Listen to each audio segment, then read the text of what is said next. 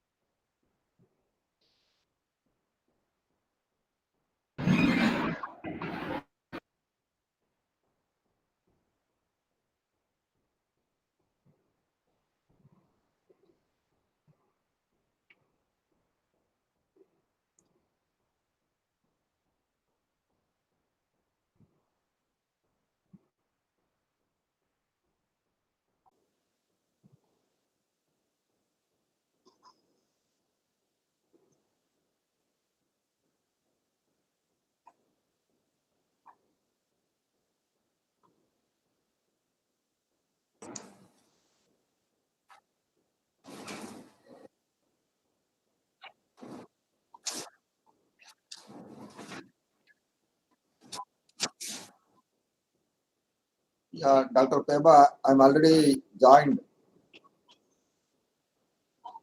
Good afternoon. Good afternoon. Yeah.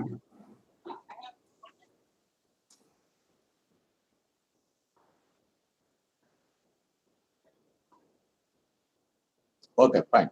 So you will be You will be informing me? Okay, yeah. Fine, yeah. Okay.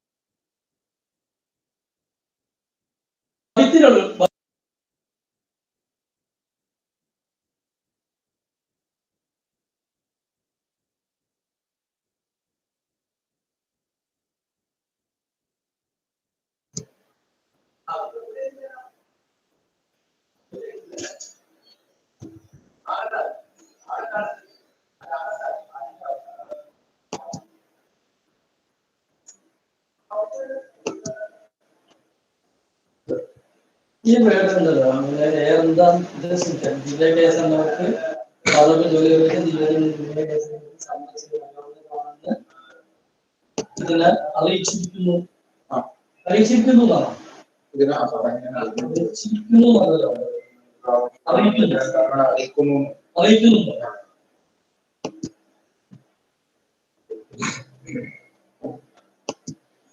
അത് മതിയല്ലോ അല്ലേ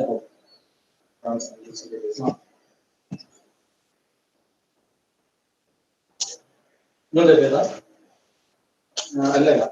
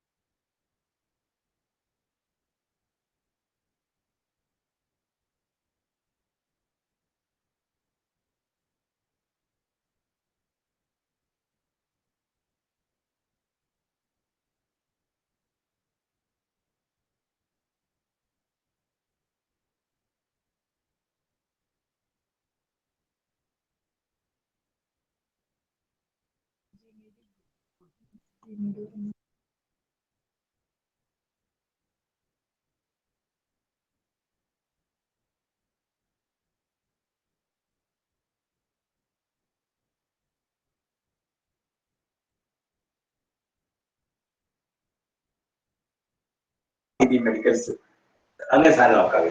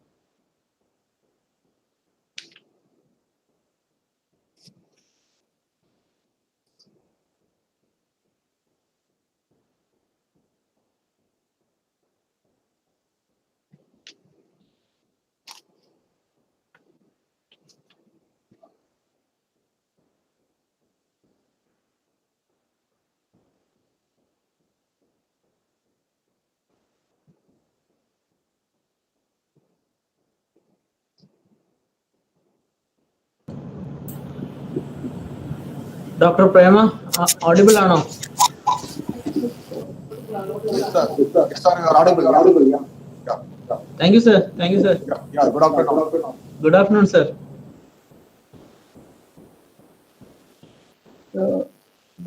Welcome all. We are just waiting for our honorable minister to join. He'll be joining in a few minutes. He's trying to join. That's why we are waiting for. So thank you for joining this meet.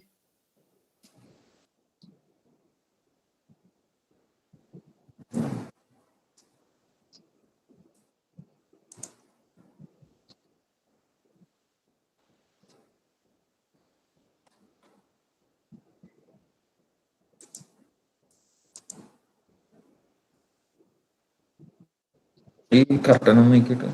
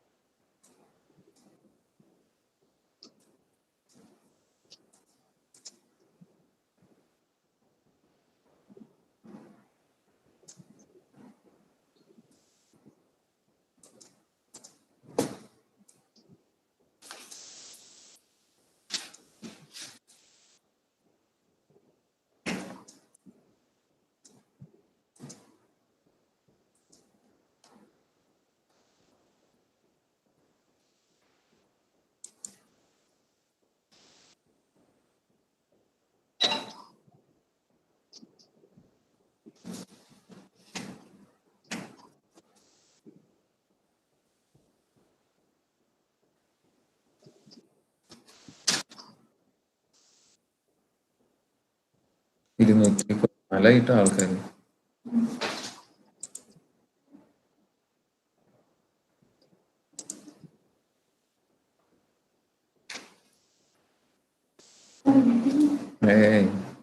മന്ത്രി join ചെയ്തിട്ടില്ല. Minister will join now.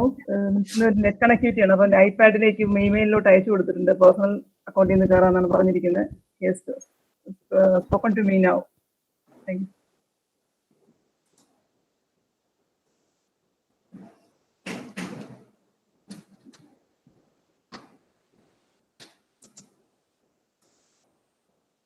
കുറെ പേര് has left the meeting എന്ന് പറഞ്ഞിട്ട് വരുന്നുണ്ട്.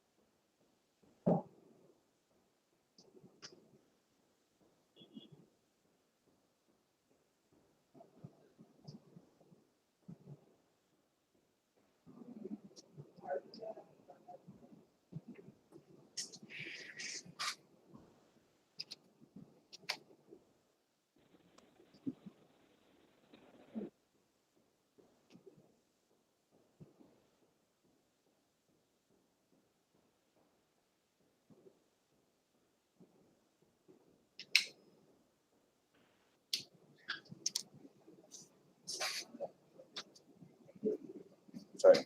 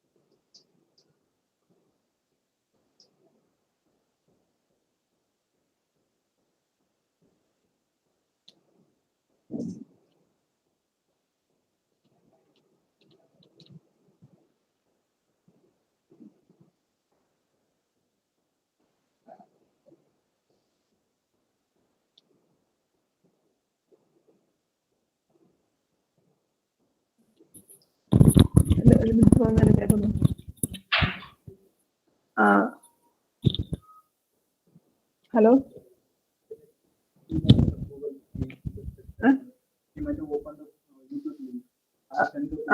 Okay, sir. Hello sir Google മീറ്റിലാണ് open ചെയ്യേണ്ടത്. മറ്റേ യൂട്യൂബ് ആയിരിക്കും സാർ ഓപ്പൺ ചെയ്തെന്ന് തോന്നുന്നു.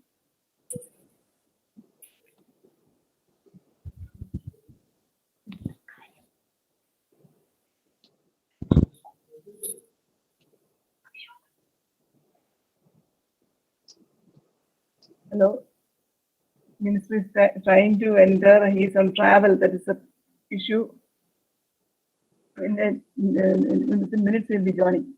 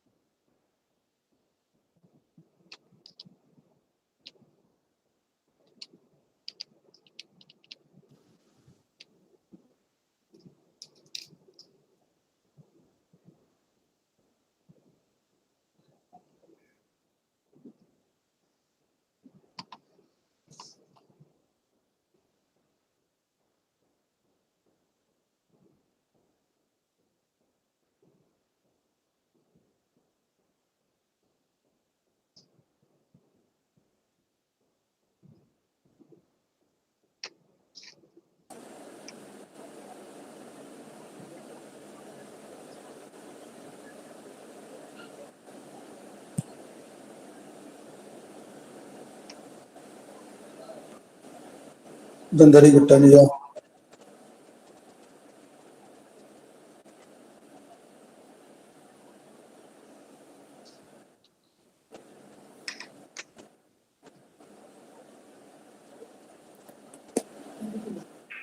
Hello, sir. Hello. Minister, sir, join ചെയ്തിട്ടുണ്ടോ sir? അപ്പൊ ജോയിൻ ചെയ്യാൻ വേണ്ടിട്ടാണ്. ഓക്കെ സാർ, ആരുടെ പേരില സാർ? ആനിസ. അനീസ. ഓക്കെ, വന്നിട്ട് മിനിസ്റ്റർ ആണ്. Okay, hello. അനീസ എന്ന പേരിലല്ലേ? അനിസ അനീസ എന്ന പേരിലല്ലേ? അതുകൊണ്ടാണ് കേക്കാം സാർ. ഓക്കെ, ഞാൻ മ്യൂട്ട് ചെയ്യാണ്. Okay, sir. So we can start the seminar. Is he, sir? Yes, we can start here. Okay. Miss Anisa. സർവകലാശാലയുടെ സാമ്പത്തിക ശാസ്ത്ര വിഭാഗത്തിൽ പ്രവർത്തിക്കുന്ന പത്മശ്രീ പോൾ പോത്തൻ ഇഫ്കോ ചെയർ സംഘടിപ്പിക്കുന്ന വെബിനാറിലേക്ക് സ്വാഗതം. വെബിനാർ പരമ്പരയിലെ ആദ്യ ദിനത്തിലെ വിഷയം ഭക്ഷ്യസുരക്ഷയും സഹകരണ പ്രസ്ഥാനങ്ങളും എന്നതാണ്. വെബിനാറിൽ വിശിഷ്ട അതിഥികളെ സ്വാഗതം ആശംസിക്കുവാനായി ഹോർട്ടിക്കൾച്ചർ കോളേജിലെ അസോസിയേറ്റ് ഡീൻ ഡോക്ടർ നാരായൺകുട്ടി സാറിനെ ആദരപൂർവ്വം ക്ഷണിക്കുന്നു. Narayankutty sir. Hello, I am audible. Yes, sir. Okay. Covid മഹാമാരി സൃഷ്ടിച്ച വലിയൊരു പ്രതിസന്ധിയിലൂടെ നമ്മളെല്ലാവരും കടന്നുപോയിക്കൊണ്ടിരിക്കുകയാണ്. മറ്റെല്ലാ മേഖലകളും പുറകോട്ടടിച്ചപ്പോഴും ഇന്ത്യയുടെ കാർഷിക മേഖല ഒരു ഉണർവിന്റെ പാതയിലാണെന്നുള്ളത് നമുക്ക് എല്ലാവർക്കും പ്രത്യാശ നൽകുന്ന ഒരു കാര്യമാണ്. 2 ദിവസം മുമ്പ് വന്ന കണക്ക് അനുസരിച്ച് കഴിഞ്ഞ ജൂൺ വരെ ഏകദേശം 23% വളർച്ച കൈവരിച്ച് 25,000 കോടി എത്തി നിൽക്കുകയാണ് നമ്മുടെ കാർഷിക മേഖലയിൽ നിന്നുള്ള കയറ്റുമതി. കേരളത്തില് പ്രത്യേകിച്ച് സംസ്ഥാന സർക്കാരിന്റെ സുഭിക്ഷ കേരളം പദ്ധതി ആരംഭിച്ചതിന് ശേഷം കാർഷിക മേഖല ഒരു പുത്തൻ ഉണർവ് കൈവരിച്ചിരിക്കുകയാണ്.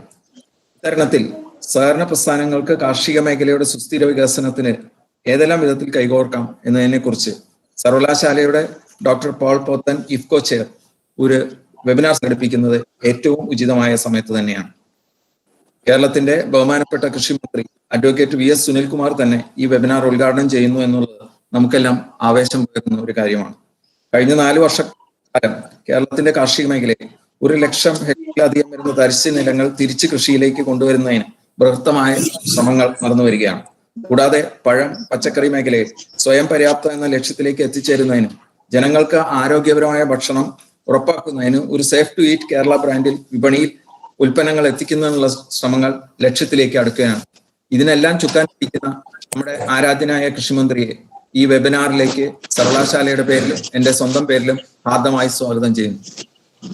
ഈ വെബിനാറിൽ പേട്രൺസ് അഡ്രസ് നടത്തുന്നത് കാർഷിക സർവകലാശാലയുടെ ബഹുമാനപ്പെട്ട vice chancellor doctor R Chandrababu ആണ്. അദ്ദേഹത്തെ ഈ വെബിനാറിലേക്ക് ഹാർദമായി സ്വാഗതം ചെയ്യുന്നു. ഇന്ന് ഈ വെബിനാറിൽ പ്രഭാഷണം നടത്തുന്നത് 3 വ്യക്തികളാണ്. മുംബൈയിലെ ടാറ്റ ഇൻസ്റ്റിറ്റ്യൂട്ട് ഓഫ് സോഷ്യൽ സയൻസിലെ നബാർഡ് ചെയർ പ്രൊഫസർ, സംസ്ഥാന പ്ലാനിംഗ് ബോർഡ് അംഗമായ ഡോക്ടർ R രാംകുമാർ, സംസ്ഥാന planning board agri chief Shri Nagesh SS, സംസ്ഥാന പ്ലാനിംഗ് ബോർഡ് സംസ്ഥാന കൃഷി വകുപ്പിന്റെ WTO സെല്ലിനെ നയിക്കുന്ന ശ്രീമതി ആരതി LR.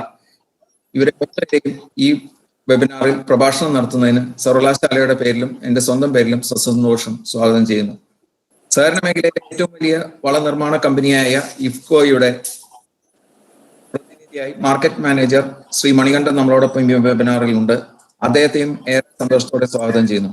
മണ്ണിൽ രാസവളങ്ങളുടെ ഉപയോഗം പരമാവധി കുറച്ചു കൊണ്ടുവരുന്നതിന് നാനോവളങ്ങൾ ഉപയോഗിച്ചുള്ള പരീക്ഷണങ്ങൾ കാർഷിക സർവകലാശാലയിൽ ഇഫ്കോയുടെ സാമ്പത്തിക സഹായത്താൽ ഇപ്പോൾ നടന്നു വരുന്നുണ്ട് എന്ന വിവരം കൂടി ഞാൻ എല്ലാവരെയും അറിയിക്കാൻ ഈ അവസരം ഉപയോഗിക്കുന്നു. ഇന്നത്തെ വെബിനാറിന്റെ കോർഡിനേറ്ററും ഇഫ്കോ പോൾ പോത്തൻ ചെയർ പ്രൊഫസറുമായ ഡോക്ടർ A പ്രേമയെയും ഈ വെബിനാറിലേക്ക് സ്വാഗതം ചെയ്തുകൊണ്ട് നിർത്തുന്നു. നന്ദി, നമസ്കാരം. Thank you, Dr. Narayankutti sir. The minister is was on our connectivity. Now again he lost it. So he's trying to enter into our network. I think, Vice Chancellor, sir, what we have to do? Yeah, I think he'll please, no. Yeah, let our He'll be Honorable joining. Minister join. Okay, he'll be joining. And are you, first of all, are you delivering the Veterans address, sir? Yeah, I don't want to cut in the offer. Let our minister join first. Okay, okay, sir.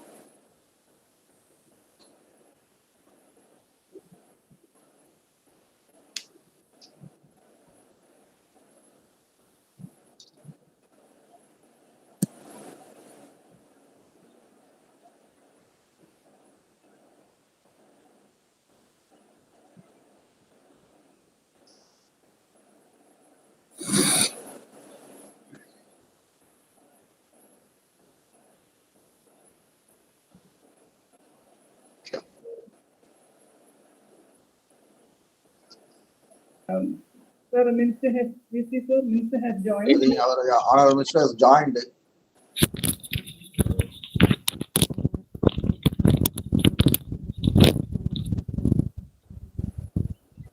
Okay, welcome. Welcome to the Honorable Minister. And I invite our beloved Vice Chancellor to deliver the Veterans address. Dr. Prema, it is our Honorable Minister who has to speak first. And that I have to ask, sir. Yeah, I think he's already joined. Why don't we give that first Okay, to sir. Honorable Minister? That's up to Minister, sir. Yeah, sir, Minister, Honorable Minister, sir, you can actually give the inaugural address, sir. Your mic is, you need to unmute the mic, sir. Please unmute the mic, sir. Unmute the നമുക്ക് ചെയ്യാൻ പറ്റുന്നു.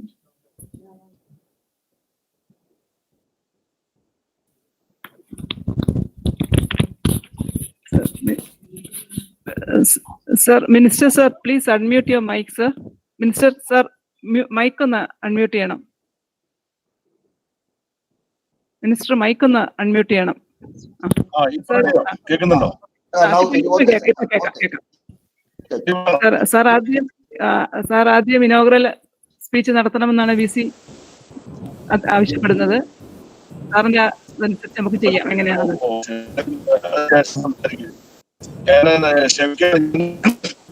ഞാൻ 2 മണിക്ക് മുമ്പ് ആരോഗ്യനാണ് പ്രതീക്ഷിച്ചിരുന്നത്. പക്ഷേ എന്റെ ഒരു meeting നീണ്ടുപോയത് കൊണ്ട് എനിക്ക് ഓൺ ദ വേലായി പോയത് കൊണ്ടാണ് ഞാൻ ഇങ്ങനെ സംസാരിക്കേണ്ടി വന്നത്. അതെല്ലാവരും ക്ഷമിക്കണമെന്ന് ഞാൻ അഭ്യർത്ഥിക്കുകയാണ്.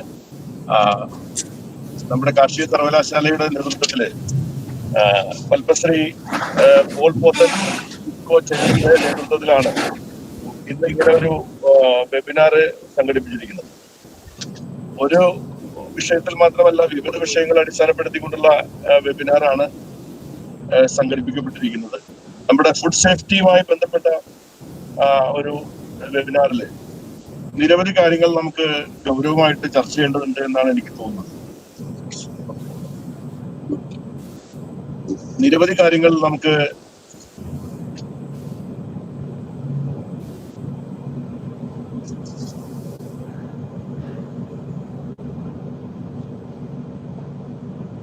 സാറ് മ്യൂട്ട് ആയിട്ടുണ്ട്. സാറ് മ്യൂട്ടായി പോയി. അത് അൺമ്യൂട്ട് ചെയ്യണം.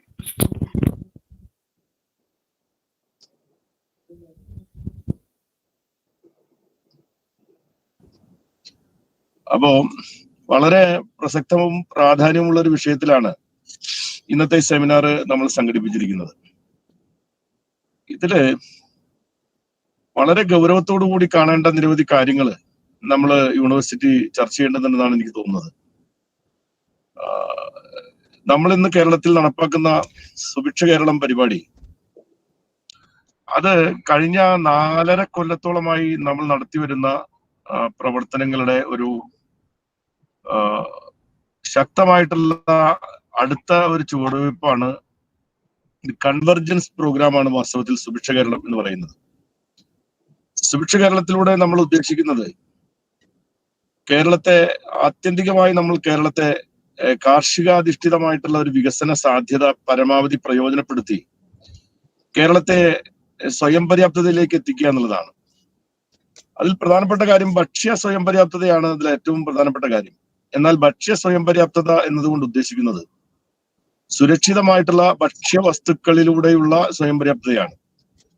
അപ്പൊ അത് വളരെ പ്രധാനപ്പെട്ട ഒരു പിന്നെ കൺവെർജൻസ് ആണ് അവിടെ നടക്കുന്നത്. സുരക്ഷിതമായ ഭക്ഷണവും ഭക്ഷ്യ സുരക്ഷയും ഒരുപോലെ പോവുക എന്ന് പറയുന്നത് വളരെ പ്രധാനപ്പെട്ട ഒരു കാര്യമാണ്.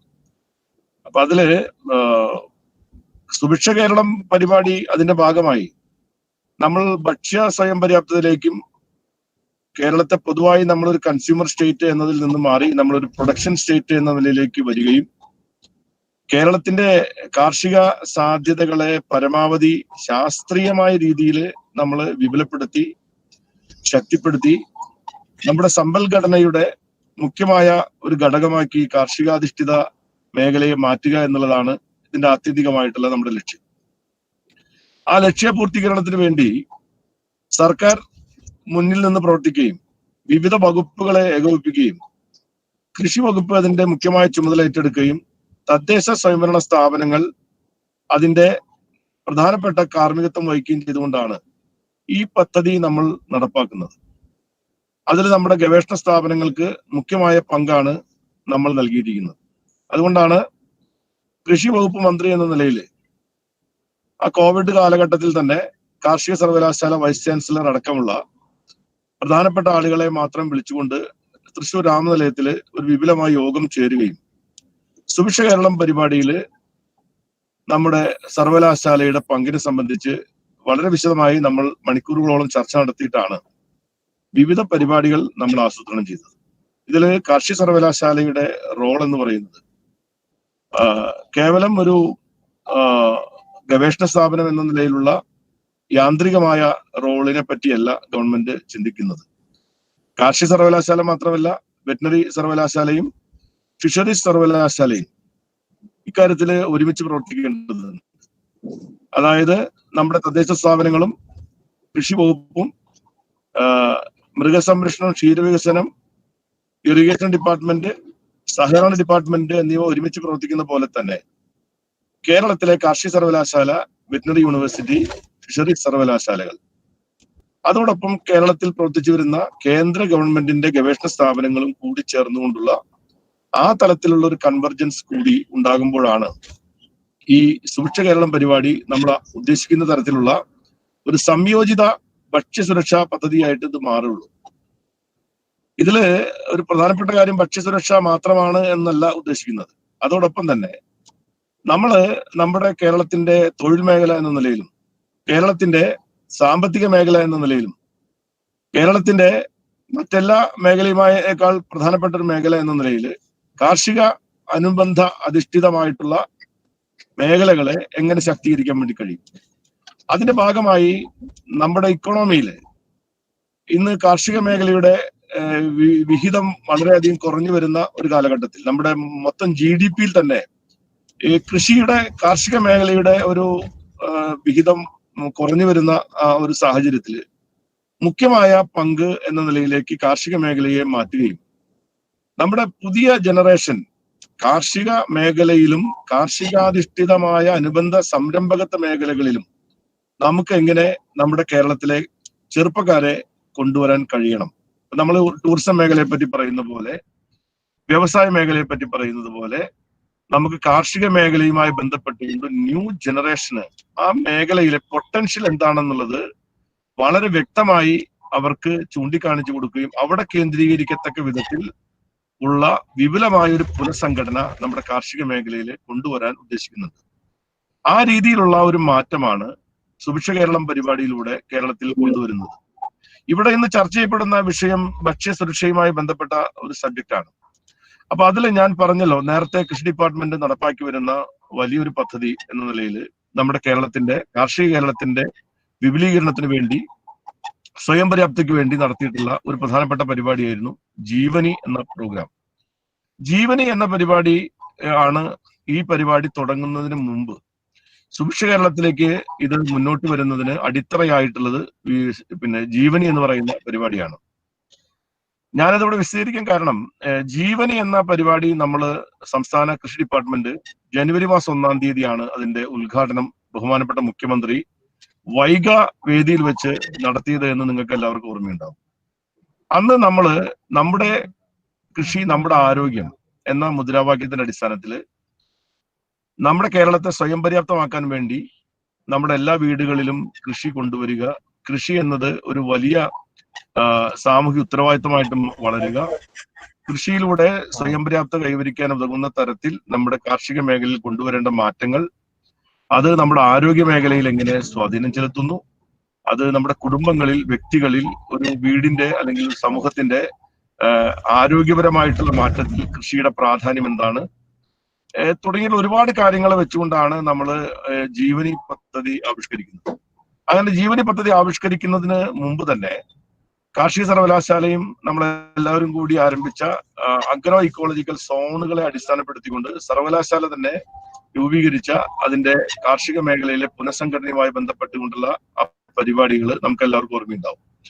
അപ്പൊ അതില് നമ്മുടെ കേരളത്തിന്റെ അഗ്രോ ഇക്കോളജിക്കൽ സോണുകളും അഗ്രോ ഇക്കോളജിക്കൽ യൂണിറ്റുകളെയും അടിസ്ഥാനപ്പെടുത്തിക്കൊണ്ട് നമ്മുടെ പ്ലാനിങ്ങിൽ തന്നെ അതിന്റെ അടിസ്ഥാനത്തിലുള്ള മാറ്റങ്ങൾ വരുത്തിക്കൊണ്ടുള്ള പ്രവർത്തനം ആരംഭിക്കുന്നത് 2020-21 അപ്പൊ അതിന്റെ അടിസ്ഥാനത്തിൽ നമ്മുടെ കാർഷിക മേഖലയുടെ വളർച്ചയിൽ ഈ ഒരു വിഭജനം അടിസ്ഥാനപരമായി പ്രധാനപ്പെട്ട കാര്യമാണ്. അതിനെ അടിസ്ഥാനപ്പെടുത്തിക്കൊണ്ട് നമ്മൾ ഒരു ന്യൂട്രീഷ്യസ് അല്ലെങ്കിൽ ഒരു പോഷക തളിക നമ്മൾ കൃഷി ഡിപ്പാർട്ട്മെന്റും ആരോഗ്യവകുപ്പും കൂടി ഡിസൈൻ ചെയ്യുന്നുണ്ടായി. അതിൽ പ്രധാനമായിട്ടും നമ്മൾ കണ്ടത് ഓരോ അഗ്രോ ഇക്കോളജിക്കൽ സോണുകളിലും നമുക്ക് ആവശ്യമായിട്ടുള്ള ഭക്ഷ്യവസ്തുക്കൾ ഉൽപ്പാദിപ്പിക്കാൻ ഇങ്ങനെ കഴിയും, അതെന്താണ് അതിന്റെ ഡിസൈൻ എന്തായിരിക്കണം തുടങ്ങിയ വിപുലമായ ഒരു പരിപാടിയാണ്. അതിന്റെ അടിസ്ഥാനത്തിലാണ് നമ്മൾ അങ്ങനെ ഒരു പോഷക തളിക എന്ന നിലയിൽ 5 മേഖലകളെ അടിസ്ഥാനപ്പെടുത്തിക്കൊണ്ടുള്ള പോഷക തളിക നമ്മൾ ഡിസൈൻ ചെയ്തു. ആ തളിക എന്ന് പറയുന്നത് ഓരോ പ്രദേശത്തും ലഭ്യമാകുന്ന നമ്മുടെ ഭക്ഷ്യവസ്തുക്കൾ, നമുക്ക് വേണ്ട പച്ചക്കറികൾ, ഇലവർഗ്ഗങ്ങൾ, കിഴങ്ങ് വർഗ്ഗങ്ങൾ, പാല്, മുട്ട, ഇറച്ചി, അങ്ങനെയുള്ള വസ്തുക്കൾ നമുക്ക് നമ്മുടെ പ്രദേശത്ത് തന്നെ ഉൽപ്പാദിപ്പിക്കാനുള്ള സാധ്യത എത്രമാത്രം ഉണ്ട് എന്നുള്ളതാണ്. അപ്പൊ സ്വാഭാവികമായിട്ട് നമുക്കറിയാം, ഇപ്പോ നമ്മളിപ്പോ പിന്നെ ഒരു ഗൾഫ് കൺട്രീസിലാണെങ്കിൽ അവിടുത്തെ ഒരു ഇക്കോളജിക്കൽ സോൺ അനുസരിച്ച് അവർക്കൊരിക്കലും ആ ഒരു പോഷക തളിക ഡിസൈൻ ചെയ്താൽ അവിടെ തന്നെ ഉൽപ്പാദിപ്പിക്കാൻ കഴിയും എന്ന നിലയിലേക്ക് അവർക്ക് ചിന്തിക്കാൻ കഴിയില്ല. പക്ഷെ കേരളത്തെ പറ്റി അങ്ങനെയല്ല. കേരളത്തെ പറ്റിയിട്ടുള്ള പോലെയുള്ള ഒരു ബയോഡൈവേഴ്സിറ്റിയുടെ ശക്തിയുള്ള ഒരു സ്റ്റേറ്റിനെ സംബന്ധിച്ചിടത്തോളം നമുക്ക് ഏത് കാലാവസ്ഥയിലും അല്ലെങ്കിൽ നമ്മുടെ ഏത് ഋതുഭേദങ്ങളിലും നമുക്ക് നമ്മുടേതായ രീതിയിലുള്ള ഭക്ഷ്യവസ്തുക്കൾ ഉൽപ്പാദിപ്പിക്കാനുള്ള ഭൂമിശാസ്ത്രപരവും അല്ലെങ്കിൽ പാരിസ്ഥിതികവുമായിട്ടുള്ള തരത്തിലുള്ള എല്ലാ തരത്തിലുമുള്ള സാധ്യതകളുള്ള ഒരു സ്റ്റേറ്റ് എന്ന നിലയിൽ നമ്മുടെ 5 അഗ്രോ ഇക്കോളജിക്കൽ സോണുകളിൽ നിന്നും നമുക്ക് ആവശ്യമായിട്ടുള്ള സുരക്ഷിതമായ ആരോഗ്യകരമായ ഭക്ഷ്യവസ്തുക്കൾ ഇവിടെ തന്നെ ഉൽപ്പാദിപ്പിക്കാൻ കഴിയും എന്നുള്ളതാണ് ആ ഭക്ഷണ തളികയുടെ ഡിസൈൻ ചെയ്യുമ്പോൾ നമ്മുടെ മനസ്സിലുള്ള പ്രധാനപ്പെട്ട കാര്യം. അതുവഴി 2 കാര്യങ്ങൾ, ഭക്ഷ്യസുരക്ഷ ഉറപ്പാക്കണമെങ്കിൽ നമുക്ക് ആവശ്യമായ ഭക്ഷ്യവസ്തുക്കൾ ഇവിടെ തന്നെ ഉണ്ടോ എന്നുള്ളതാണ് പ്രധാനമായിട്ട് നമ്മൾ ഉറപ്പുവരുത്തേണ്ട ഒരു കാര്യം. അതിൽ നമ്മൾ വളരെ വ്യക്തമായി ഉറപ്പ് വന്ന ഒരു കാര്യം, നമുക്ക് ആവശ്യമായ ഭക്ഷ്യവസ്തുക്കൾ നമുക്ക് ഇവിടെ തന്നെ ഉൽപ്പാദിപ്പിക്കാൻ കഴിയുമെന്നുള്ള കോൺഫിഡൻസ് ആണ്. കാരണം മറ്റ് സ്റ്റേറ്റുകളെ ആശ്രയിക്കാതെ നമ്മുടെ മണ്ണിലും നമ്മുടെ പ്രകൃതിയിൽ നിന്ന് തന്നെ ഉൽപ്പാദിപ്പിക്കാനുള്ള സാധ്യത ഇവിടെ ഉണ്ടെങ്കിൽ പിന്നെ നമ്മൾ എന്തിനാണ് മറ്റുള്ളവരെ ആശ്രയിക്കേണ്ടത് എന്നുള്ള, മറ്റുള്ളവരെ ആശ്രയിക്കാതിരിക്കണമെങ്കിൽ ഞാൻ നേരത്തെ വീണ്ടും ആ ഉദാഹരണത്തിലേക്ക് പോവാണ്. ഒരു അറേബ്യൻ രാജ്യത്തെ സംബന്ധിച്ചത്, ഒരു മരുഭൂമി ഉള്ള ഒരു പ്രദേശത്തെ സംബന്ധിച്ചിടത്തോളം അവരെങ്ങനെ വിചാരിച്ചാലും ആവശ്യമായ ഭക്ഷ്യവസ്തുക്കൾ അവരുടെ ചുറ്റുപാടിൽ നിന്ന് ഉൽപ്പാദിപ്പിക്കുക എന്ന് പറയുന്നത് അസാധ്യമായ കാര്യമാണ്. കേരളത്തെ സംബന്ധിച്ചിടത്തോളം അടിസ്ഥാനപരമായി നമ്മുടെ ഭൂമിശാസ്ത്രപരമായ പ്രത്യേകത കൊണ്ടും കാലാവസ്ഥയുടെ അനുഗ്രഹം കൊണ്ടും കേരളത്തിന്റെ ആവാസ വ്യവസ്ഥയിൽ നമ്മുടെ ഭൂമിയിൽ നമുക്ക് ആവശ്യമായിട്ടുള്ള ഭക്ഷ്യവസ്തുക്കൾ നമുക്ക് ഉൽപ്പാദിപ്പിക്കാൻ കഴിയുമോ ഇല്ലയോ? കഴിയും എന്നുള്ളതാണ് ആദ്യമായി നമ്മൾ മനസ്സിലാക്കുന്ന അല്ലെങ്കിൽ നമ്മൾ മനസ്സിലാക്കേണ്ട ഒരു കാര്യം. അങ്ങനെ കഴിയുമെങ്കിൽ ആ ഉൽപ്പന്നങ്ങൾ എന്തൊക്കെയാണ്, ആ ഉൽപ്പന്നങ്ങൾ ഇന്നൊക്കെ അതിവിടെ ഉൽപ്പാദിപ്പിക്കാൻ കഴിയുന്നതാണ്. അങ്ങനെ നമുക്ക് എങ്ങനെ അതിന് പരിപാടികൾ പ്ലാൻ ചെയ്യാൻ വേണ്ടി പറ്റും? അപ്പൊ നമുക്ക് നിലവിലുള്ള സാഹചര്യത്തിൽ നിന്ന് മാറി നമുക്ക് ഒരു കൺസ്യൂമർ സ്റ്റേറ്റ് എന്ന പദവിയിൽ നിന്ന് മാറി നമ്മൾ ഉൽപാദകർ മാറണമെങ്കിൽ ഏത് രീതിയിലായിരിക്കണം നമ്മുടെ ഉൽപാദന പ്രക്രിയയിൽ അല്ലെങ്കിൽ നമ്മുടെ ഉത്പാദന രീതികളിൽ എന്തൊക്കെ മാറ്റങ്ങൾ നമ്മൾ കൊണ്ടുവരണം എന്നതിനെ പറ്റി എല്ലാം ആലോചിച്ചും പിന്നെ തീരുമാനിച്ചതിന്റെ അടിസ്ഥാനത്തിലാണ് ജീവനി എന്ന് പറയുന്ന പരിപാടി നമ്മൾ ആരംഭിക്കുന്നത്. അത് കേവലം കാർഷിക മേഖല എന്ന് പറയുമ്പോൾ നമ്മൾ പച്ചക്കറികൾ, പഴവർഗ്ഗങ്ങൾ, കൃഷി വകുപ്പുമായി ബന്ധപ്പെട്ട കാര്യത്തിൽ മാത്രം കേന്ദ്രീകരിച്ചുകൊണ്ടാണ് ആ പദ്ധതി നമ്മൾ ആവിഷ്കരിക്കുന്നത്. എന്നാൽ അതേ സമയത്ത് തന്നെ ആ കാലഘട്ടത്തിൽ തന്നെ റീബിൽഡ് കേരളയുമായി ബന്ധപ്പെട്ടുകൊണ്ട് നമ്മൾ ആവിഷ്കരിച്ച ഇന്റഗ്രേറ്റഡ് ഫാമിംഗ് യൂണിറ്റുകളുമായി ബന്ധപ്പെട്ടുകൊണ്ടുള്ള നമ്മുടെ പിന്നെ പ്രോജക്റ്റിൽ അല്ലെങ്കിൽ നമ്മുടെ പിന്നെ പരിപാടിയിൽ വിവിധ പിന്നെ മത്സ്യ വളർത്തലും പിന്നെ ക്ഷീരവികസനവും ഒക്കെ ആയിട്ട് ഇന്റഗ്രേറ്റഡ് ആയിട്ടുള്ള ഒരു ഇന്റഗ്രേറ്റഡ് ഫാമിംഗ് സിസ്റ്റത്തിന്റെ ഒരു പ്രാധാന്യം ഉൾക്കൊണ്ടുകൊണ്ടുള്ള ഒരു പരിപാടി നമ്മുടെ കൃഷി വകുപ്പിന്റെ തന്നെ ഭാഗമായിട്ട് നമ്മൾ ജീവനിയുടെ ഭാഗമായി ഉൾപ്പെടുത്തിയിരുന്നു. എന്നാൽ കോവിഡിന്റെ പശ്ചാത്തലം നമ്മൾ അപ്രതീക്ഷിതമായിട്ട് വന്നപ്പോൾ ആ പ്രതിസന്ധി വാസ്തവത്തിൽ നമുക്കൊരു അവസരമായിട്ട് മാറുന്നുണ്ടായത്. അപ്പോഴാണ് നമ്മൾ മറ്റ് വകുപ്പുകളെയും കൂടി ഉൾപ്പെടുത്തിക്കൊണ്ട് എന്തുകൊണ്ട് നമുക്ക് ഒരു പുതിയ പരിപാടിയാക്കി ഇത് മുന്നോട്ട് പോകാൻ ആലോചിച്ചുകൂടാ. അങ്ങനെ ഈ ആശയം ബഹുമാനപ്പെട്ട മുഖ്യമന്ത്രിയുമായിട്ട് ചർച്ച നടത്തുകയും ബഹുമാനപ്പെട്ട മുഖ്യമന്ത്രി വളരെ താല്പര്യപൂർവ്വം അതിൽ മുൻകൈ എടുക്കുകയും ഞങ്ങൾ കൂടിയാലോചനയെ തുടർന്നാണ് സുഭിക്ഷ കേരളം എന്ന പരിപാടി ബഹുമാനപ്പെട്ട തദ്ദേശ സ്വയംഭരണ വകുപ്പ് മന്ത്രിയും അതുപോലെ തന്നെ മൃഗസംരക്ഷണ വകുപ്പ് മന്ത്രിയും അതുപോലെ തന്നെ സഹകരണ വകുപ്പ് മന്ത്രിയും ഉൾപ്പെടെയുള്ള ആളുകളുമായി ചർച്ച ചെയ്തുകൊണ്ട് കേരളത്തിൽ സുഭിക്ഷ കേരളം എന്നൊരു കൺവർജൻസ് പ്രോഗ്രാം നമ്മൾ ആവിഷ്കരിക്കാൻ നമ്മൾ തീരുമാനമെടുക്കുന്നത്. ആ പരിപാടി വളരെ വലിയ ആവേശകരമായിട്ടുള്ള ഒരു മുന്നേറ്റമായി കേരളത്തിൽ നിന്ന് മാറിക്കഴിഞ്ഞിരിക്കുകയാണ്. നമ്മളത് ഒരു ടാർഗറ്റ് അടിസ്ഥാനത്തിൽ നമ്മൾ ഏതൊക്കെ മേഖലയിൽ എങ്ങനെ ഒക്കെ ഇടപെടണം എന്നതിനെ പറ്റി കൃത്യമായിട്ടുള്ള ആസൂത്രണം നമ്മൾ നടത്തുകയുണ്ടായി. അതിന്റെ അടിസ്ഥാനത്തിലാണ് വിവിധ തരത്തിലുള്ള റിസോഴ്സുകളെല്ലാം ഏകോപിപ്പിച്ചുകൊണ്ട് തദ്ദേശ സ്വയംഭരണ സ്ഥാപനങ്ങളുടെ തന്നെ അവരുടെ പദ്ധതി പ്രവർത്തനങ്ങളിൽ മാറ്റം വരുത്തി, ഡിപ്പാർട്ട്മെന്റുകളുടെ പദ്ധതികൾ മാറ്റം വരുത്തി, ഏകോപനത്തിനുള്ള പരിപാടികൾ തയ്യാറാക്കി കൃഷി വകുപ്പ് മന്ത്രി കൺവീനറും ബഹുമാനപ്പെട്ട മുഖ്യമന്ത്രി ചെയർമാനുമായിട്ടുള്ള സംസ്ഥാനതല കമ്മിറ്റികൾ സമിതിയും ജില്ലാ കളക്ടർ ചെയർമാനും ജില്ലാ കൃഷി ഓഫീസർ കൺവീനറുമായിട്ട് ജില്ലാതല കമ്മിറ്റികളും പിന്നെ കൃഷി ഓഫീസർ കൺവീനറും പിന്നെ പഞ്ചായത്ത് പ്രസിഡന്റ് ചെയർമാനുമായിട്ടുള്ള പഞ്ചായത്ത് തല കമ്മിറ്റികൾ, വാർഡ് മെമ്പർ ചെയർമാനും കൃഷി വകുപ്പിലെയോ അല്ലെങ്കിൽ പഞ്ചായത്തിന്റെയോ ഉദ്യോഗസ്ഥൻ കൺവീനറായിട്ടുള്ള പിന്നെ വാർഡ് തല സമിതികൾ അടക്കമുള്ള ഒരു സംഘടനാ സംവിധാനത്തിന്റെ നേതൃത്വത്തിൽ നമ്മുടെ കേരളത്തിൽ ഇപ്പോ വളരെ വിപുലമായിട്ടുള്ള ഒരുപക്ഷെ കേരളത്തിന്റെ കാർഷിക ചരിത്രത്തിലെ ഹ്രസ്വ കാലയളവിൽ നമ്മൾ ഏറ്റവും ശക്തമായിട്ടുള്ള മുന്നേറ്റം നടത്തുന്ന ഒരു കാലഘട്ടം കൂടിയാണ് ഇപ്പോൾ എന്ന് പറയാൻ കഴിയും. നമ്മൾ 25,000 ഹെക്ടർ എങ്കിലും പുതിയതായിട്ട് തരിശ് ഭൂമി പിന്നെ കൃഷി ചെയ്യുന്നതിന് വേണ്ടി നമ്മൾ ടാർഗറ്റ് ചെയ്തുകൊണ്ട് മുന്നോട്ട് വന്നു.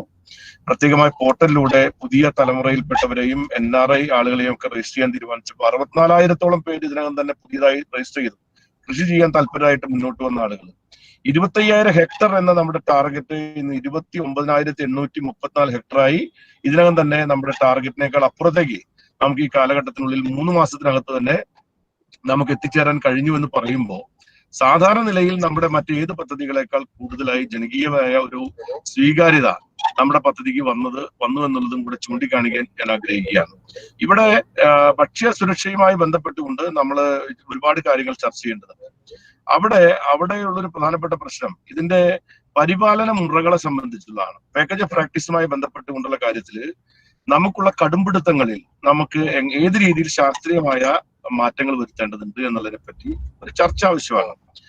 അതിന്റെ അർത്ഥം നമ്മള് ഇപ്പോ ഏറ്റവും പ്രധാനപ്പെട്ട കാര്യം എന്താണ്, ഇപ്പൊ നമ്മുടെ പല മേഖല ഇപ്പോ കാർഷിക സർവേ നമ്മുടെ കേന്ദ്ര ഗവൺമെന്റ് 27 പെസ്റ്റിസൈഡ്സ് നിരോധിച്ചുകൊണ്ടുള്ള തീരുമാനം അവര് സ്റ്റേറ്റുകൾ അറിയിച്ചു. അപ്പോ സംസ്ഥാന ഗവൺമെന്റ് ഇതുമായി ബന്ധപ്പെട്ടുകൊണ്ട് ഒരു നിലപാട് സ്വീകരിക്കുന്നതിന് വേണ്ടി കാർഷിക സർവകലാശാലയുമായിട്ട് ഞങ്ങൾ ചർച്ച നടത്തി, അവർക്കുമായി നിർദ്ദേശം കൊടുത്തിരുന്നു.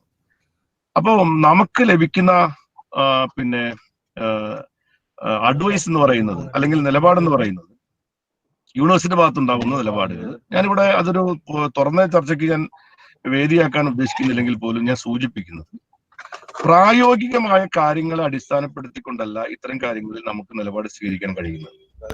മാനവരാശിയുടെ നിലനിൽപ്പും നമ്മുടെ ഭൂമിയുടെ ശാശ്വതമായ നിലനിൽപ്പുമായി ബന്ധപ്പെട്ടുകൊണ്ടുള്ള ശാസ്ത്രീയമായ നിലപാടിലേക്ക് നമുക്ക് പോയാൽ മതി. ലോകം മുഴുവനും ഇപ്പം മാറ്റം വന്നുകൊണ്ടിരിക്കുകയാണ്. നമ്മൾ ഇവിടെ നിന്ന് കയറ്റുമതി ചെയ്യുന്ന കേരളത്തിൽ നിന്ന് കയറ്റുമതി ചെയ്യുന്ന പിന്നെ ഏലം ഒരു ഉദാഹരണം പറഞ്ഞാൽ കഴിഞ്ഞ 3 കൊല്ലമായി കേരളത്തിന്റെ ഏലം ഏറ്റവും വലിയ മാർക്കറ്റ് ആയിരിക്കുന്ന സൗദി അറേബ്യക്കാര് എടുക്കുന്നില്ല. അവര് പറയുന്നത് 12 തരം മാരക കീടനാശിനികളുടെ അംശം കണ്ടെത്തുന്നു എന്നുള്ളതാണ്. യൂറോപ്യൻ രാജ്യങ്ങളും നമ്മുടെ സ്പൈസസിനെ സംബന്ധിച്ച് റിജക്ഷൻ വന്നുകൊണ്ടിരിക്കുകയാണ്. ലോകത്തെ എല്ലാ രാജ്യങ്ങളും അവരുടെ രാജ്യത്തേക്ക് വരുന്ന ഭക്ഷ്യവസ്തുക്കളിൽ പെസ്റ്റിസൈഡ്സ് സംബന്ധിച്ച് ശക്തമായ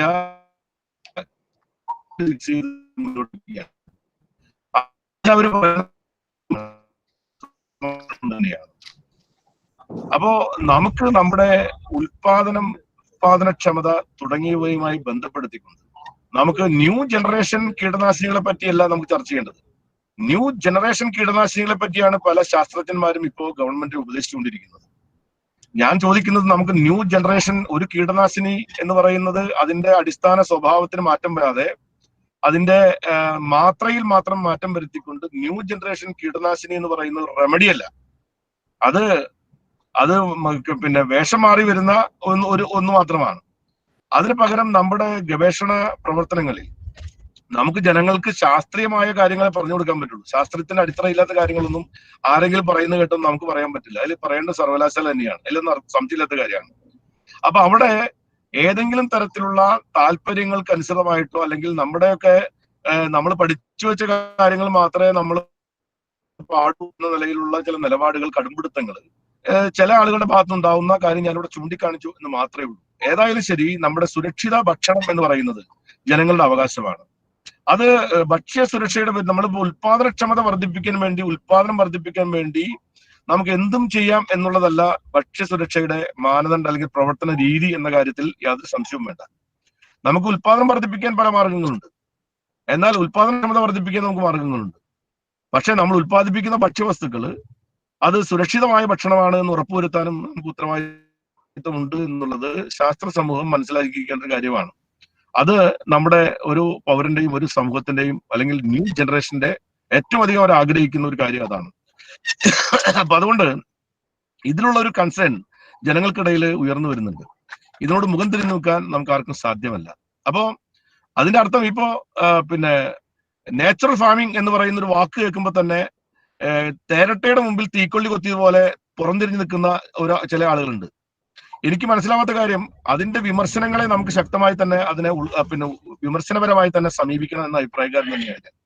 പക്ഷേ നമ്മൾ ഇതുവരെ അനുവർത്തിച്ചു വരുന്നതിൽ നിന്ന് ഒരു തരത്തിലും മാറാൻ നമ്മൾ തയ്യാറല്ല എന്ന നിലയിലേക്ക് നമ്മളും കടുംപിടുത്തം എടുത്തു കഴിഞ്ഞാൽ 2 കടുംപിടുത്തങ്ങൾ നമ്മുടെ സമൂഹത്തെ നശിപ്പിക്കും എന്നുള്ളതാണ് നമുക്ക് മനസ്സിലാക്കേണ്ട ഒരു കാര്യം. അതുകൊണ്ട് നമുക്ക് തീർച്ചയായിട്ടും കാർഷിക സർവകലാശാലയുടെ ഭാഗത്തു നിന്നും നമ്മുടെ ഭക്ഷ്യസുരക്ഷയും സുരക്ഷിത ഭക്ഷണവും എങ്ങനെ സംയോജിപ്പിച്ച് മുന്നോട്ട് കൊണ്ടുപോകാൻ കഴിയും, നമ്മുടെ ഫുഡ് സെക്യൂരിറ്റി എന്ന് പറയുന്ന നമ്മുടെ ഇക്കോണമിയുമായി ബന്ധപ്പെട്ടുകൊണ്ട് നമുക്കൊരിക്കലും ഇനി നമുക്ക് പിന്നെ ഉൽപാദനക്ഷമത കുറഞ്ഞുകൊണ്ടുള്ള ഒരു പരിപാടിയെ പറ്റി നമുക്ക് ചിന്തിക്കാൻ കഴിയില്ല. ഉൽപാദനം കുറച്ചു കൊണ്ടുവരാൻ കഴിയില്ല. എന്നാൽ ഇപ്പോ നമ്മൾ ഉൽപാദനത്തെ പറ്റി മാത്രം പിന്നെ നമ്മള് ഉൽപാദനക്ഷമത വർദ്ധിപ്പിക്കുന്നതിന് വേണ്ടി മാത്രമല്ല ലോകം ചിന്തിച്ചുകൊണ്ടിരിക്കുന്നത്. ലോകം ഇപ്പൊ പല രീതിയിൽ മാറ്റം വരികയാണല്ലോ. നമുക്കിപ്പോ ഒരു ഉദാഹരണം പറഞ്ഞാൽ, ഇപ്പോ പിന്നെ A1 ഗ്രേഡ് മിൽക്കും A2 ഗ്രേഡ് മിൽക്കിനെ പറ്റിയും ചർച്ച ചെയ്യുന്ന കാലമാണിത്. ലോകത്ത് A2 ഗ്രേഡ് മിൽക്കാണ് വേണ്ടതെന്ന് യൂറോപ്യൻ രാജ്യങ്ങൾ ലോകം മുഴുവൻ പറഞ്ഞുകൊണ്ടിരിക്കുകയാണ്. A1 ഗ്രേഡ് മിൽക്ക് വേണ്ട എന്ന് പറയുന്നു. അപ്പൊ അതിനവർ പറയുന്ന കാര്യം എന്താണ്? A1 ഗ്രേഡ് മിൽക്കിനെ പറ്റി പറയുന്നത് അത് മനുഷ്യന്റെ ആരോഗ്യത്തിന് ദോഷമാണെന്ന് പറഞ്ഞുകൊണ്ട് ശാസ്ത്ര സമൂഹം തന്നെ നമ്മളോട് പറഞ്ഞുകൊണ്ടിരിക്കുകയാണ്. ഇത് വളരെ തെറ്റാണെന്ന് പറഞ്ഞുകൊണ്ടിരിക്കുന്നു. ലോകരാഷ്ട്രങ്ങൾ മുഴുവനും നിങ്ങൾ രാസ കീടനാശിനികൾ പ്രയോഗിക്കുന്ന ഭക്ഷ്യവസ്തുക്കൾ നിങ്ങൾക്ക് പിന്നെ ഭക്ഷ്യവസ്തുക്കൾ ഉപയോഗിക്കാൻ പാടില്ല എന്ന് ജനങ്ങളോട് പറഞ്ഞുകൊണ്ടിരിക്കുകയാണ്. കേന്ദ്ര ഗവൺമെന്റ് തന്നെ ലോകത്തിന്റെ വിവിധ രാഷ്ട്രങ്ങളിൽ കീടനാശിനികൾ നിരോധിച്ചുകൊണ്ടിരിക്കുന്നു. നമ്മുടെ സംസ്ഥാന രാജ്യവും കീടനാശിനി നിരോധിക്കുകയാണ്. അപ്പൊ ഈ പെട്ടെന്ന് കീടനാശിനി നിരോധിച്ചു കഴിഞ്ഞാൽ കൃഷിക്കാരെല്ലാവരും വെള്ളത്തിലാവും. എന്ത് ചെയ്യാൻ പറ്റും കൃഷിക്കാര്? അപ്പൊ അതിന് റെമഡി നമുക്ക് കണ്ടെത്താൻ നമുക്ക് കഴിയണം. അപ്പോ ഇത് വളരെ ഗുരുതരമായിട്ടുള്ള ഒരു സ്ഥിതിവിശേഷത്തിലേക്ക് നമ്മുടെ കാർഷിക മേഖല പോകുന്നുണ്ട് എന്നുള്ളത് നമ്മൾ കാണേണ്ട ഒരു കാര്യമാണ്. അതുകൊണ്ട് ഇത് ശാസ്ത്ര സമൂഹത്തിന്റെ ഹൃദയം കൈവെള്ളയിൽ വെച്ച് സംസാരിക്കുക എന്ന് പറയുന്നത് പോലെ നമ്മുടെ ചിന്തകളെ നമ്മുടെ കൈവെള്ളയിൽ വെച്ച് സംസാരിക്കേണ്ട സന്ദർഭമാണ്. ഇത് നമ്മൾ ഗൗരവത്തോടു കൂടി കണ്ടില്ലെങ്കിൽ നമുക്ക് പലപ്പോഴും നമ്മൾ ഇരുട്ടിൽ തപ്പേണ്ട സാഹചര്യം ഭരണ സംവിധാനത്തിനുണ്ടാവും. അപ്പൊ നമ്മുടെ ആസൂത്രണ പിന്നെ ചെയ്യുന്ന ആൾക്കാരെ സംബന്ധിച്ചിടത്തോളം അവരെപ്പോഴും അവരെടുക്കുന്ന നിലപാടുകൾ വ്യത്യസ്തമായിരിക്കും. അപ്പൊ നമുക്ക് വളരെ ബുദ്ധിമുട്ടുണ്ടാക്കുന്ന കാര്യങ്ങളാണ്. അപ്പൊ ഇവിടെ ഇത്തരമൊരു സന്ദർഭത്തിൽ നമ്മുടെ കേരളത്തിന്റെ കാർഷിക മേഖലയുടെ പുനഃസംഘടന, അപ്പൊ നമ്മളിപ്പോ അഗ്രോ ഇക്കോളജിക്കൽ സോണുകളായി നമ്മൾ പിന്നെ കാർഷിക മേഖലയെ തരംതിരിച്ചിരിക്കുന്ന കാരണം എന്താണ്? നമ്മുടെ ഭൂമിയുടെ മണ്ണിന്റെ ആരോഗ്യം, അതിന്റെ വെള്ളത്തെ സംശീകരിക്കാനുള്ള അതിന്റെ പ്രത്യേകതകൾ, അതിന്റെ സ്വഭാവ സവിശേഷതകൾ, അതിന്റെ പിന്നെ സൂക്ഷ്മ മൂലകങ്ങളെയും സൂക്ഷ്മ ജീവികളെയും പിന്നെ നിലനിർത്താനുള്ള ആരോഗ്യകരമായ മണ്ണിന്റെ പ്രശ്നം, ഇത് പരിഹരിക്കാനും അല്ലെങ്കിൽ അതിനെ നിലനിർത്താനും ഉതകുന്ന തരത്തിലുള്ള പരിപാലന മുറകൾ ഉണ്ടാകണം എന്നുള്ളത് കൊണ്ട് തന്നെയാണ് നമ്മൾ അഗ്രോ ഇക്കോളജിക്കൽ സോണുകളെ പറ്റിയും അഗ്രോ ഇക്കോളജിക്കൽ യൂണിറ്റുകളെ പറ്റിയെല്ലാം സംസാരിക്കുന്നതും തീരുമാനമെടുക്കുകയും ചെയ്യുന്നു. അപ്പൊ അതിന് ഉതകുന്ന തരത്തിലുള്ള വളരെ ശാസ്ത്രീയ അടിത്തറയുള്ള പുതിയ കാലഘട്ടത്തിനനുസരിച്ച് അല്ലെങ്കിൽ പുതിയ കാലഘട്ടം ആവശ്യപ്പെടുന്നതിനനുസൃതമായിട്ടുള്ള മാറ്റങ്ങളിലേക്ക് നമ്മൾ പോയാൽ മതിയാകൂ. നമ്മുടെ മണ്ണ് മലീമസമായിരിക്കുന്നു, നമ്മുടെ വെള്ളം മലീമസമായിരിക്കുന്നു. ഇപ്പൊ വെള്ളത്തിന്റെ ഇപ്പോ ഒരു 50 നമ്മുടെ കേരളത്തിൽ ഉണ്ടായിരുന്ന മഴയെക്കാളും കുറവൊന്നുമല്ല എപ്പോഴും കിട്ടുന്ന മഴ. നമ്മുടെ 50 കൊല്ലം മുമ്പ് കേരളത്തിൽ കിട്ടിയ അതേ മഴ എപ്പോഴും കിട്ടുന്നുണ്ട്. വെള്ളത്തിന് കുറവുണ്ടായിട്ടില്ല, പക്ഷെ വെള്ളത്തിന്റെ ക്വാളിറ്റി കുറഞ്ഞു പോയിരിക്കുന്നു. ഇതൊരു പ്രധാനപ്പെട്ട ഘടകമാണ്. നമ്മൾ 50 കൊല്ലം മുമ്പ് നമ്മൾ കുടിക്കുന്ന വെള്ളം, 50 കൊല്ലം മുമ്പ് ഒരു കിണറ്റിൽ നിന്നും വെള്ളം കോരി കുടിക്കാമായിരുന്നു. നമുക്ക് ഇപ്പൊ വെള്ളം കോരി കുടിക്കാൻ പറ്റില്ല, നമുക്ക് കുടിക്കാൻ ധൈര്യമില്ല. നമ്മുടെ ജലാശയങ്ങളിൽ ശുദ്ധമായ വെള്ളം വെള്ളത്തിന് ജലത്തിന്റെ ശുദ്ധത നഷ്ടപ്പെട്ടു പോയിരിക്കുന്നു. ക്വാണ്ടിറ്റി കുറഞ്ഞു പോകുന്നതിനേക്കാൾ ഉപരിയായി നമ്മുടെ വെള്ളത്തിന്റെ ശുദ്ധത നഷ്ടപ്പെട്ടിരിക്കുന്നു. എന്നാൽ മഴ അന്ന് പെയ്തിരുന്ന 3000 മില്ലിമീറ്റർ മഴ പെയ്യുമ്പോൾ നമ്മുടെ ഭൂഗർഭ ജലവിധാനം വളരെ മുകളിലായിരുന്നു. ഇപ്പൊ ഭൂഗർഭ ജലവിധാനം താഴേക്ക് പോയിരിക്കുന്നു. നമ്മുടെ മേൽമണ്ണാണ് ഭൂഗർഭ ജലവിധാനത്തെ നിർണ്ണയിക്കുന്നതിൽ പ്രധാനപ്പെട്ട കാര്യം. മണ്ണിന്റെ ആരോഗ്യം എന്ന് പറയുന്നത് മണ്ണിന്റെ ജലത്തെ സംശീകരിക്കാനുള്ള പിന്നെ അതിന്റെ കപ്പാസിറ്റിയും കൂടിയാണ്. അത് നഷ്ടപ്പെട്ടിരിക്കുന്നു. അപ്പൊ നമ്മുടെ പിന്നെ മണ്ണിൽ എന്ത് ചെയ്യണം, എന്ത് ചെയ്യാൻ പാടില്ല എന്നതിനെ പറ്റിയിട്ടുള്ള വളരെ വിദഗ്ധമായ, ശാസ്ത്രീയമായ, സസ്റ്റൈനബിൾ ആയിട്ടുള്ള അടുത്ത ജനറേഷനെ കൂടി പ്രൊട്ടക്ട് ചെയ്യാൻ കഴിയാവുന്ന തരത്തിലുള്ള പിന്നെ നിലപാടുകളിലേക്കും അതിന്റെ പരിപാലന മുറകളിലേക്കും നമുക്ക് പോയേ മതിയാകൂ. അപ്പോ അതുകൊണ്ട് നമുക്ക് നമ്മളിപ്പോ പ്ലാസ്റ്റിക് എന്ന് പറയുന്നത് നമ്മുടെ ശാസ്ത്രത്തിന്റെ പുതിയ കണ്ടുപിടുത്തമാണ്. നമ്മുടെ ശാസ്ത്രത്തിന്റെ കണ്ടുപിടുത്തമായിരുന്നു പ്ലാസ്റ്റിക് എന്ന് പറയുന്നത്. അതേ ശാസ്ത്രം തന്നെയാണ് നമ്മളിപ്പോ പറയുന്നത് പ്ലാസ്റ്റിക്കിന് ഇറാഡിക്കേറ്റ് ചെയ്യാൻ വേണ്ടിയിട്ടാണ് കഴിഞ്ഞ വേൾഡ് ഹെൽത്ത് പിന്നെ നമ്മുടെ UN കഴിഞ്ഞ പരിസ്ഥിതിത്തിൽ നമ്മളൊരു പിന്നെ ഈ പ്ലാസ്റ്റിക് എന്ന രാക്ഷസനെ തുരത്താൻ വേണ്ടിയാണ് ഇപ്പൊ നമ്മളെല്ലാവരും പരിശോധിച്ചുകൊണ്ടിരിക്കുന്നത്. പ്ലാസ്റ്റിക്കിനെ എങ്ങനെ ഒഴിവാക്കാം? അതിന്റെ അർത്ഥം പ്ലാസ്റ്റിക് പൂർണ്ണമായിട്ട് നിരോധിക്കുക എന്നുള്ളതല്ല. നമ്മൾ ഇപ്പൊ ലോകം ഇപ്പോൾ അങ്ങോട്ട് എത്തിയിട്ടില്ല. പക്ഷെ പ്ലാസ്റ്റിക് വേണ്ട എന്ന നിലയിലേക്ക് നമ്മൾ എത്തിയിരിക്കുന്നു. അപ്പൊ ഒരു ശാസ്ത്രം തന്നെ ഒരു കാലഘട്ടത്തിൽ നമ്മളോട് പറയുന്നു പ്ലാസ്റ്റിക്കിനെ പറ്റിയുള്ള കണ്ടുപിടുത്തം നമ്മുടെ രാജ്യത്തിന്റെ വികസനത്തിൽ വലിയ പങ്ക് വഹിക്കുമ്പോൾ തന്നെ പിന്നീട് അത് നമുക്ക് ഉണ്ടാക്കുന്ന പ്രതിസന്ധി എവിടെ എത്തി എന്നുള്ളതാണ്. അതോടൊപ്പം തന്നെ കാർഷിക രംഗത്തുണ്ടാകുന്ന ഒരു കാര്യം, നമ്മുടെ ഡൈവേഴ്സിറ്റി നമുക്ക് നഷ്ടപ്പെട്ടു പോകുന്നുണ്ടോ? ഏറ്റവും പ്രധാനപ്പെട്ട കാര്യം നമ്മുടെ ഡൈവേഴ്സിറ്റി ഒരു പ്രധാനപ്പെട്ട ഘടകമാണ്. നമ്മള് ഒരു നെല്ലിക്ക എന്ന് പറയുമ്പോൾ ഇന്ന് നമുക്ക് വലിയ നെല്ലിക്ക കിട്ടുന്നുണ്ട്, വലിയ നെല്ലിക്ക നമുക്ക് ലഭ്യമാണ്, വലിയ അളവിൽ നമുക്ക് നെല്ലിക്ക ഉൽപ്പാദിപ്പിക്കാൻ കഴിയുന്നുണ്ട്. പക്ഷെ നേരത്തെ നമ്മുടെ നാട്ടിലുള്ള ഒരു നെല്ലിക്കയിൽ ഉണ്ടാകുന്ന വൈറ്റമിൻ സി ഈ ഒരു വലിയ നെല്ലിക്കയിൽ ഉണ്ടോ? ഒരു നെല്ലിക്ക എന്ന് പറയുന്നതിന്റെ പ്രധാനപ്പെട്ട കാര്യം അതിന് അടങ്ങിയിരിക്കുന്ന ന്യൂട്രിയൻസ് എല്ലാം കൂടുമ്പോൾ നെല്ലിക്ക ഉണ്ടാവും. ആ നെല്ലിക്കയുടെ അളവ് കൂടുന്നുണ്ടെങ്കിൽ അതിന്റെ ക്വാണ്ടിറ്റി വർദ്ധിച്ചെങ്കിലും നെല്ലിക്കയിലുള്ള അതിന്റെ ക്വാളിറ്റി കുറയുന്നുണ്ടോ? അപ്പോ നമുക്ക് വളരെ ന്യൂട്രീഷ്യസ് ആയ നിലയിലുള്ള നമ്മുടെ ഭക്ഷ്യവസ്തുക്കളെ പറ്റി നമ്മൾ ചിന്തിക്കുമ്പോൾ നമുക്ക് ചിന്തിക്കേണ്ടതായിട്ടുള്ള ഒരുപാട് കാര്യങ്ങൾ നമ്മുടെ മുമ്പിലുണ്ട്.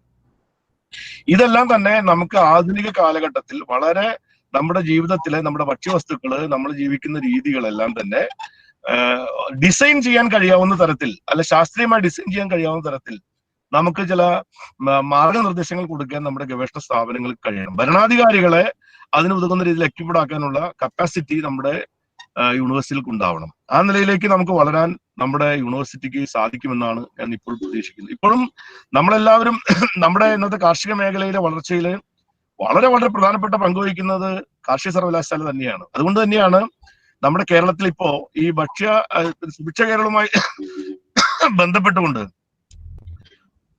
നമ്മൾ രാമലയത്തിൽ വെച്ച യോഗത്തിന്റെ തീരുമാനമാണ്, നിങ്ങൾക്ക് ഓർമ്മയുണ്ടാവും, നമ്മുടെ കേരളത്തില് ബ്ലോക്ക് ലെവൽ നോളജ് സെന്ററുകൾ സ്ഥാപിക്കുക എന്നുള്ളത്. ഈ ബ്ലോക്ക് ലെവൽ നോളജ് സെന്ററുകൾ സ്ഥാപിക്കണം എന്ന് പറയുന്നതിന് കാരണം കാർഷിക രംഗത്തുള്ള അറിവുകൾ, അത് നമ്മുടെ ഗവേഷണത്തിൽ ഉണ്ടാകുന്ന അറിവുകൾ നമുക്ക് താഴേക്ക് വരുന്നില്ല എന്നുള്ളതാണ്.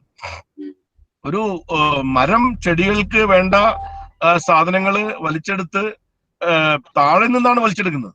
താഴെ മണ്ണിൽ നിന്നാണ് പലതരത്തിലുള്ള മൈക്രോ ന്യൂട്രിയൻസിനെ വലിച്ചെടുത്തുകൊണ്ടാണ് അത് പഴങ്ങളായിട്ടും പിന്നെ ഫലങ്ങളായിട്ടും നമ്മുടെ സമൂഹത്തിൽ നൽകുന്ന പോലെ തന്നെ ഒരു സർവകലാശാലയാണെങ്കിൽ ഗവേഷണ സ്ഥാപനമാണെങ്കിൽ ഏതാണെങ്കിലും ആ താഴെ തട്ടിൽ വേരുണ്ടെങ്കിൽ മാത്രമേ അത് മുകളിൽ നല്ല രീതിയിൽ പ്രവർത്തിക്കാൻ കഴിയുള്ളൂ. അപ്പൊ അതുണ്ടാവണമെങ്കിൽ അതിനാവശ്യമായിട്ടുള്ളൊരു താഴെ മുതൽ മുകൾ വരെയുള്ള ഒരു ശൃംഖല അവിടെ ഉണ്ടാവണം.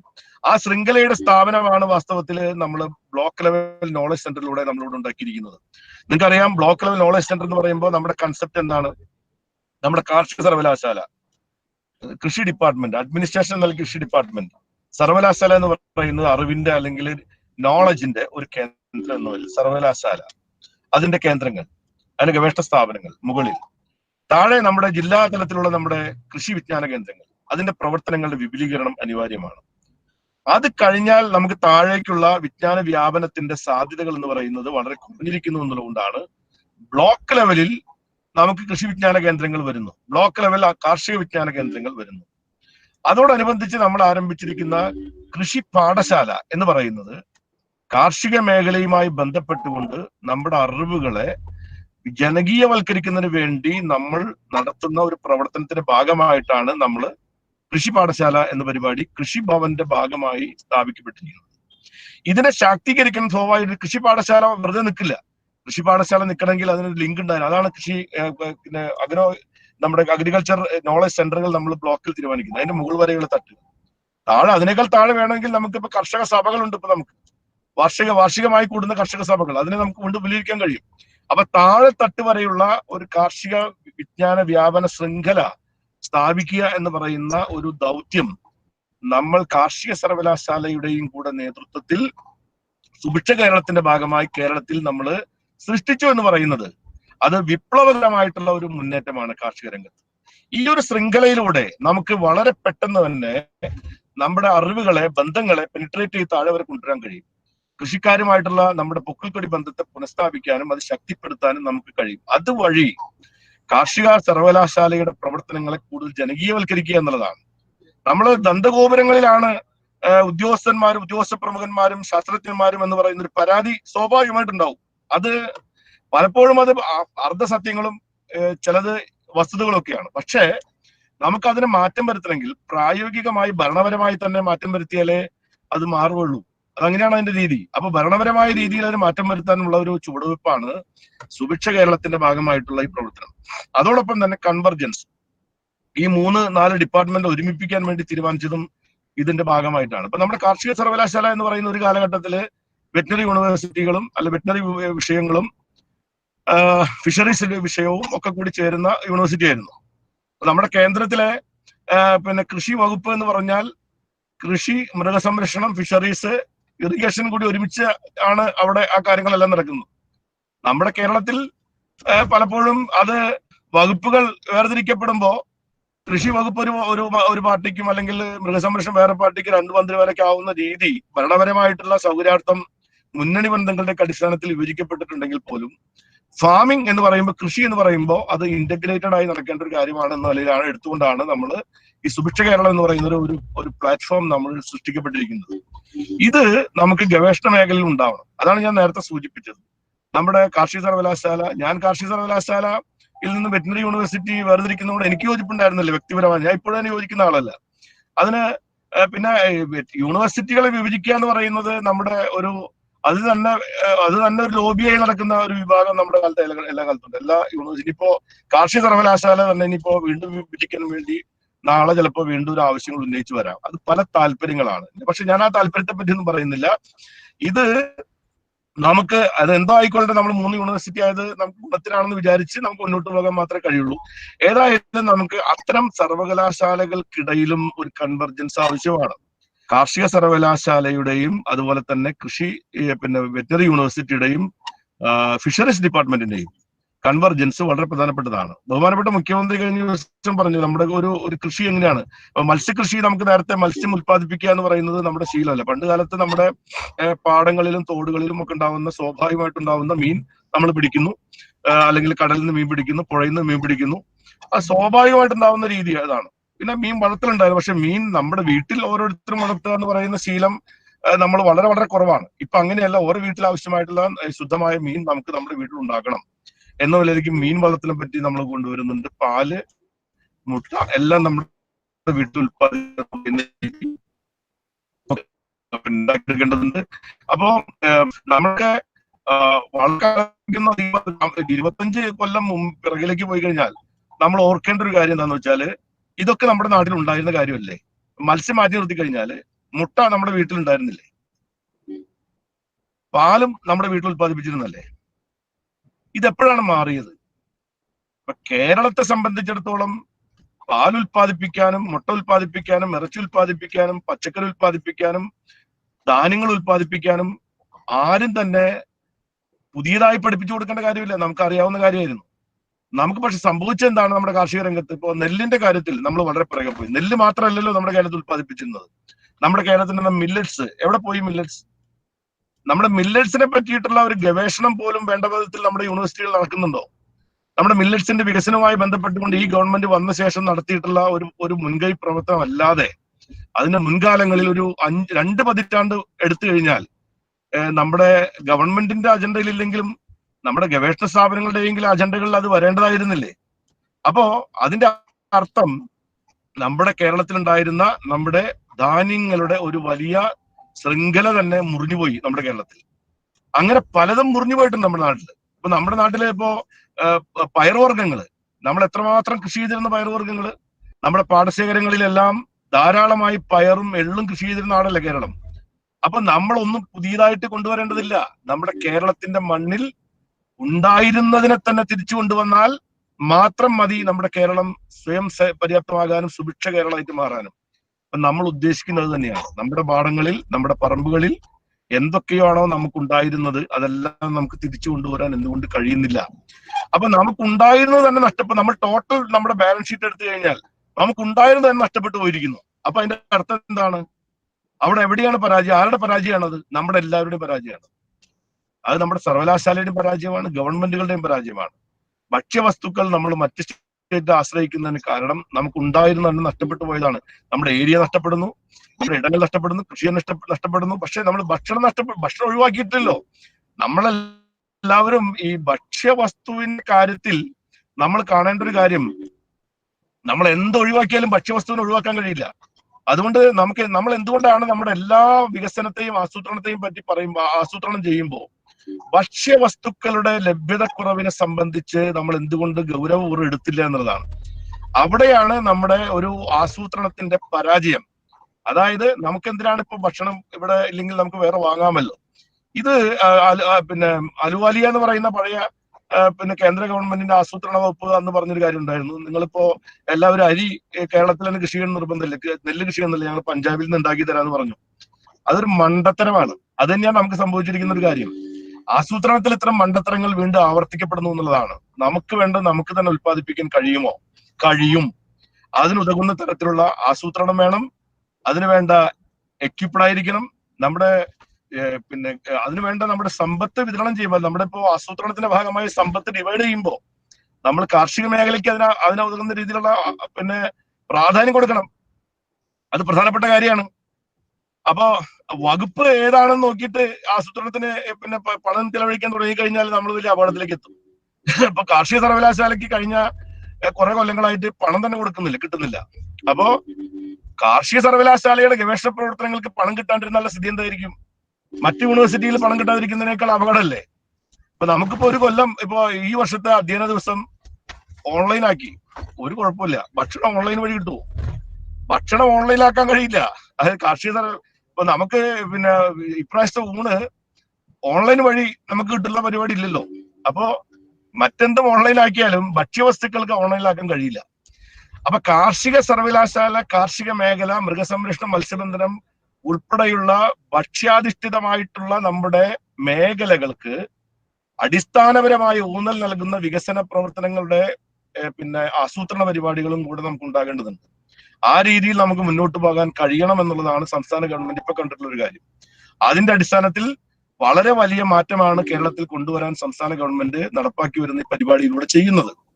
ഇതിൽ കാർഷിക സർവകലാശാല അതിൻ്റെതായ ഉത്തരവാദിത്വം ഉയർന്ന് ഏറ്റെടുക്കാൻ ഇപ്പൊ തയ്യാറായി വന്നു എന്നുള്ളത് വളരെ വളരെ ആഹ്ലാദകരമായ കാര്യമാണ്.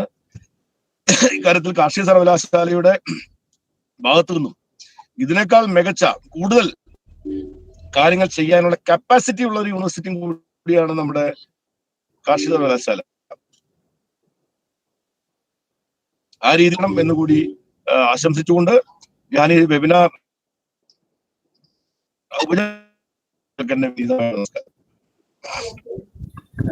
നന്ദി ബഹുമാനപ്പെട്ട minister.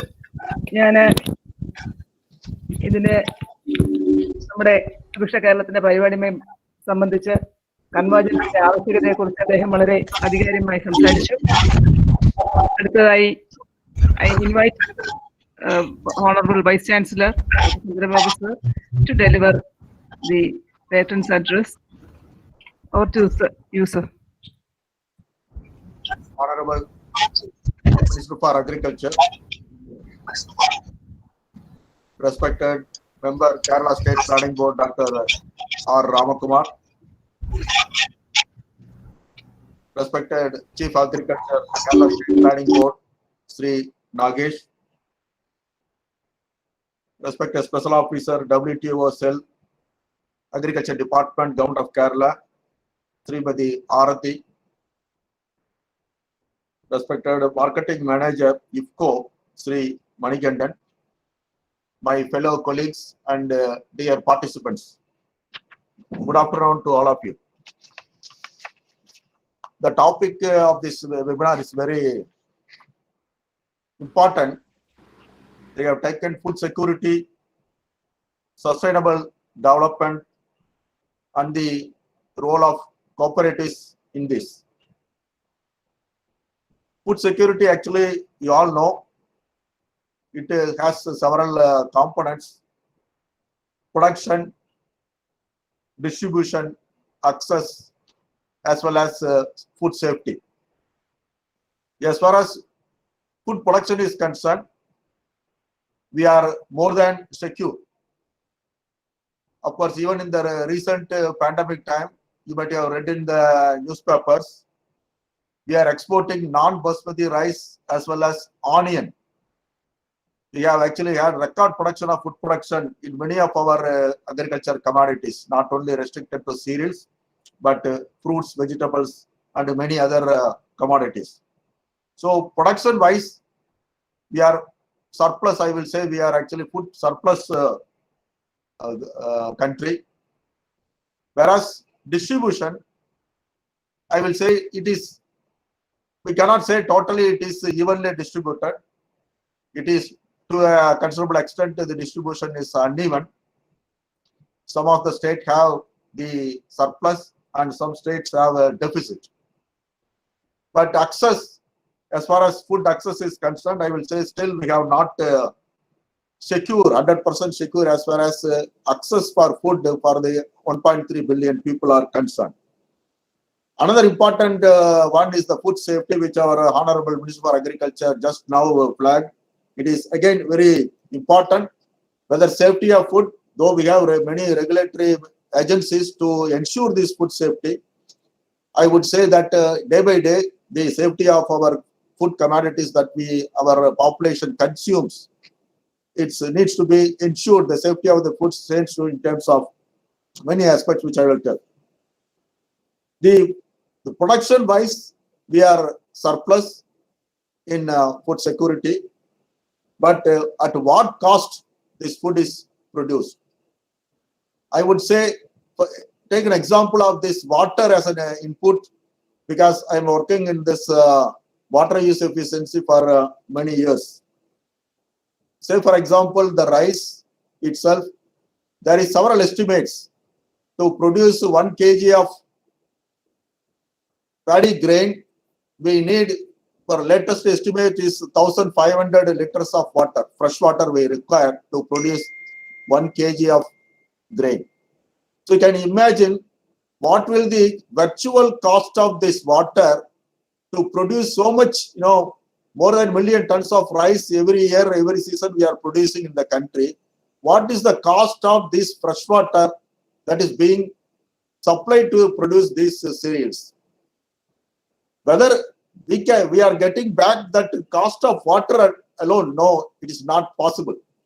In addition to that, we are providing many inputs, fertilizers, pesticides, other agrochemicals, growth hormones, etc. And even with regard to providing this water, a major input or important input, we are spending several amounts of energy in terms of electricity.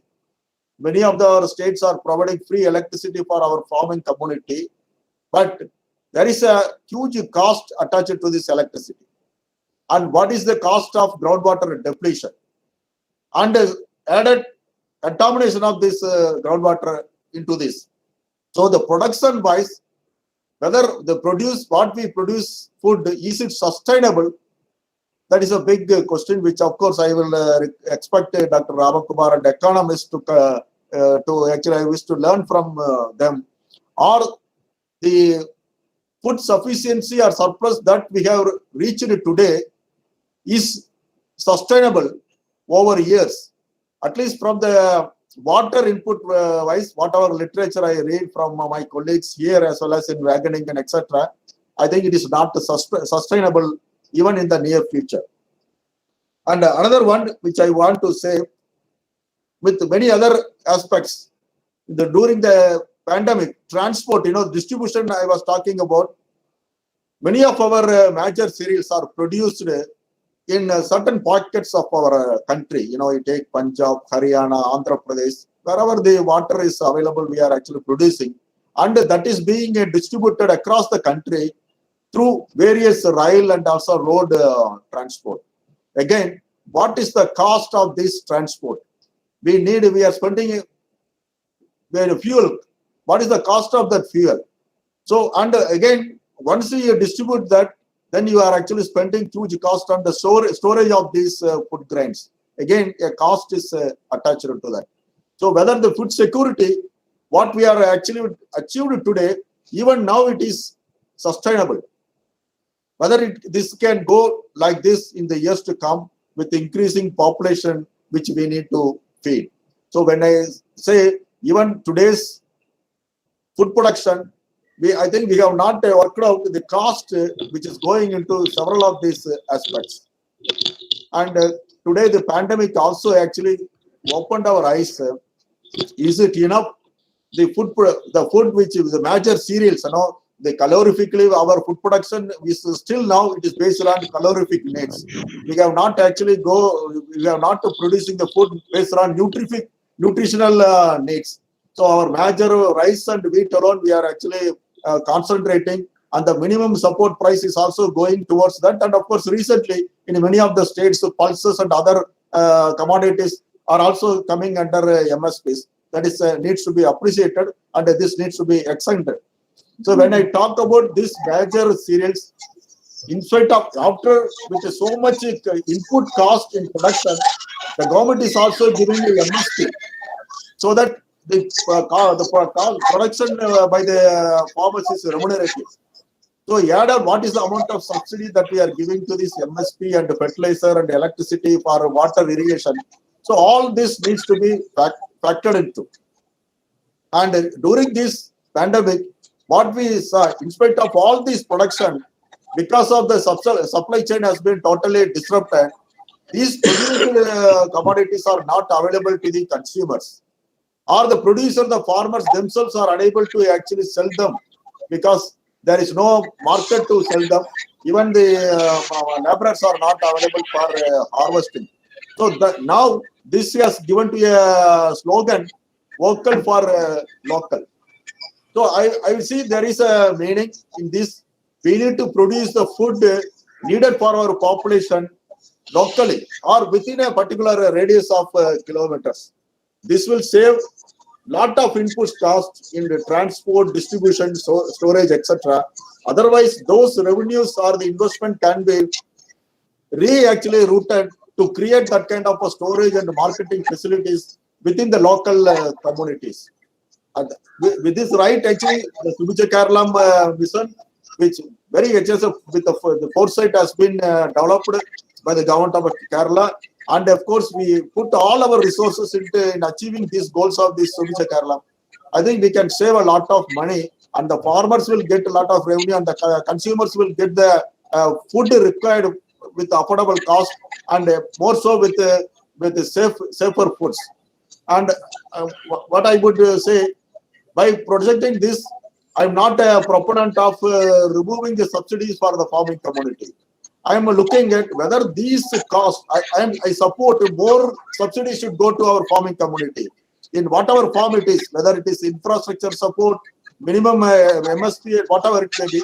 But we need to wholly relook in what way we can provide this subsidy directly to the farmers or through their collectives, so that the investment of the government is meaningfully spent by the farming community in creating assets, so that their produces, what they are producing is remunerately they can be sell in the market, and the common people also get an affordable things. Of course, I would look from Dr. Ramakumar and Mr. Nagesh whether there is whether any study have been made in this. What is the cost of food production in spite of all these things? How much crores we are spending? Whether there is any other way that we can channel these investments more productively and purposefully and sustainably. And in this way, I think cooperative movement, I think it will get in a long way, they can actually help in making our food production more sustainable way, with improving the use efficiency of all our resources, not only the money we are talking about, all our resources efficiency, water and other inputs, by aggregating the market and making them to available locally. I think cooperatives can play a major role, like what we are seeing in Milma or IFCO and Shupco, many other examples. And Kerala is a model for a successful cooperative movement, and we can actually be the role model for rest of our country. I see the cooperative now, the NABARD and recent the promotion of FPOs, all this actually encourages the cooperatives, and I see the cooperatives have a bigger role, not only in food production and how to make it sustainable. As I told in water, one example I want to share, we are using surface irrigation. Say for example, in rice crop, whatever study what done, and also my colleagues internationally, when we dug up the rice crop and see how long the root has gone, in majority of the study, more than 40 centimeters from the surface of the soil, we could not actually locate the roots of the rice crop. And what is the use of this surface irrigation? Why can't we go shift to micro irrigation, where actually we can increase the efficiency, use water is efficiency, and the water that's saved can be used for one more crop or other crops which require water. And now we are in Subicha Kerala, we want to increase the productivity. That can be by unit area wise, we can increase the crop productivity, and unit input wise also we can increase the crop productivity. And the water input, by increasing water use efficiency, like that other inputs also. I think we have great scope. As our Honorable Minister told, Subicha Kerala objectives, it can be easily achievable. Kerala, we can produce the food needed for our own state, entire state, and also for export to other states as well as abroad. Of course, we need to look all these things, how we need to implement. And as Honorable Minister told, Kerala Agriculture University, it's a science community. We always look at the government takes and the planning board comes up with. And I think as a team, we can actually succeed in achieving these objectives of Subicha Kerala as well as in the future. I think cooperation is the answer, I would say. Thank you for this time. Minister, VC, ഒരു minute ഒരു കാര്യം പറഞ്ഞോട്ടെ. VC, ഞാൻ ഒരു കാര്യം ഇതിനകത്ത് വിട്ടുപോയ ഒരു കാര്യം കൂടെ സൂചിപ്പിക്കണമെന്നുണ്ട്, കാരണം അതൊരു പ്രധാനപ്പെട്ട വെബിനാർ ആയതുകൊണ്ടാണ്. ഇന്ന് നമ്മൾ ഭക്ഷ്യസുരക്ഷയെ പറ്റിയും സഹകരണ മേഖലയുമായി കൂടി ബന്ധപ്പെട്ട ഒരു വിഷയം ആയതുകൊണ്ട് സംസ്ഥാന ഗവൺമെന്റിന്റെ ഭാഗത്തു നിന്നുകൊണ്ടും പ്രത്യേകിച്ച് കൃഷി ഡിപ്പാർട്ട്മെന്റുമായി ബന്ധപ്പെട്ടുകൊണ്ടും ഒരു കാര്യം കൂടെ സൂചിപ്പിക്കാറുണ്ട്. ഒന്ന്, കേന്ദ്ര ഗവൺമെന്റ് ഇപ്പോൾ കൊണ്ടുവന്നിരിക്കുന്ന 3 ഓർഡിനൻസുകൾ. ഒന്ന്, എസെൻഷ്യൽ കമ്മോഡിറ്റീസ് ആക്ടിൽ കൊണ്ടുവന്നിരിക്കുന്ന ഭേദഗതി. ഒന്ന്, മാർക്കറ്റിംഗുമായി ബന്ധപ്പെട്ട നിയമത്തിൽ വന്നിരിക്കുന്ന ഒരു ഓർഡിനൻസ്. മറ്റൊന്ന്, കോൺട്രാക്ട് ഫാമിംഗുമായി ബന്ധപ്പെട്ടുകൊണ്ടുള്ള വളരെ പ്രതിരോധകരമായിട്ടുള്ള മറ്റൊരു ഓർഡിനൻസും കൂടെ കൊണ്ടുവന്നിരിക്കുകയാണ്. ഈ സാഹചര്യത്തിൽ നമ്മുടെ രാജ്യത്തിന്റെ ഭക്ഷ്യസുരക്ഷ വളരെ ഗുരുതരമായ അപകടത്തിലേക്ക് വരികയാണ്. ഒരു രാജ്യത്തിന്റെ ഉൽപാദനം വർദ്ധിക്കുന്നത് അനുബന്ധിച്ചും അല്ലെങ്കിൽ ഉൽപാദനക്ഷമത വർദ്ധിക്കുന്ന അനുസരിച്ച് ആ രാജ്യത്തിന്റെ ഭക്ഷ്യസുരക്ഷ ഉറപ്പാകുമെങ്കിൽ ഈ കോൺട്രാക്ട് ഫാമിംഗ് വരികയും കോർപ്പറേറ്റുകൾക്ക്, രാജ്യത്തെ ലോകത്തിലെ വലിയ വമ്പൻ കോർപ്പറേറ്റുകൾക്ക് കാർഷിക ഉൽപാദന മേഖലയിലും അതിന്റെ സംഭരണ മേഖലയിലും അതിന്റെ വാല്യൂ അഡീഷൻ മേഖലയിലും മാർക്കറ്റിംഗ് മേഖലയിലും സമ്പൂർണമായ ആധിപത്യം ഉണ്ടാക്കിയെടുക്കാൻ ഉതകുന്ന തരത്തിലുള്ള കോൺട്രാക്ട് ഫാമിംഗ് നിയമമാണ് കേന്ദ്ര ഗവൺമെന്റ് ഇപ്പോൾ കൊണ്ടുവന്നിരിക്കുന്നത്. ഇത് അതീവ ഗുരുതരമായിട്ടുള്ള ഭക്ഷ്യസുരക്ഷാ പ്രശ്നം രാജ്യത്തുണ്ടാക്കാൻ പോവാണ്. ഭക്ഷ്യസുരക്ഷാ പ്രശ്നം മാത്രമല്ല, ഇത് വലിയ അപകടത്തിലേക്ക് നമ്മുടെ രാജ്യത്തെ കൊണ്ടുപോകാൻ പോകുമെന്നുള്ളതാണ് ഗൗരവമായിട്ട് നമ്മൾ കാണുന്നത്. ഈ പശ്ചാത്തലത്തിൽ കേരളം തുടർന്ന് വരുന്ന നമ്മൾ ഭൂപരിഷ്കരണ നിയമം മുതൽ നമ്മൾ നടത്തുന്ന ചില പരിഷ്കാരങ്ങളും അതിന്റെ ഭാഗമായി 1987 കൊണ്ടുവന്ന കൂട്ടുകൃഷി സമ്പ്രദായത്തിന് ശേഷം നമുക്ക് നമ്മുടെ കേരളത്തിൽ കോർപ്പറേറ്റുകളുടെ നിലപാടിനെതിരായി അല്ലെങ്കിൽ കോർപ്പറേറ്റുകളുടെ കാർഷിക രംഗത്തെ ഇടപെടലിന് ബദലായി സഹകരണ സ്ഥാപനങ്ങൾ, സഹകരണ മേഖലയിലെ ഇടപെടലിലൂടെ ഇതിന് ബദലുണ്ടാക്കിയെടുക്കാൻ കഴിയുക എന്നുള്ളതാണ് നമ്മൾ ഇതിനകത്ത് അടിവരയിട്ട് പറയേണ്ട ഒരു കാര്യം.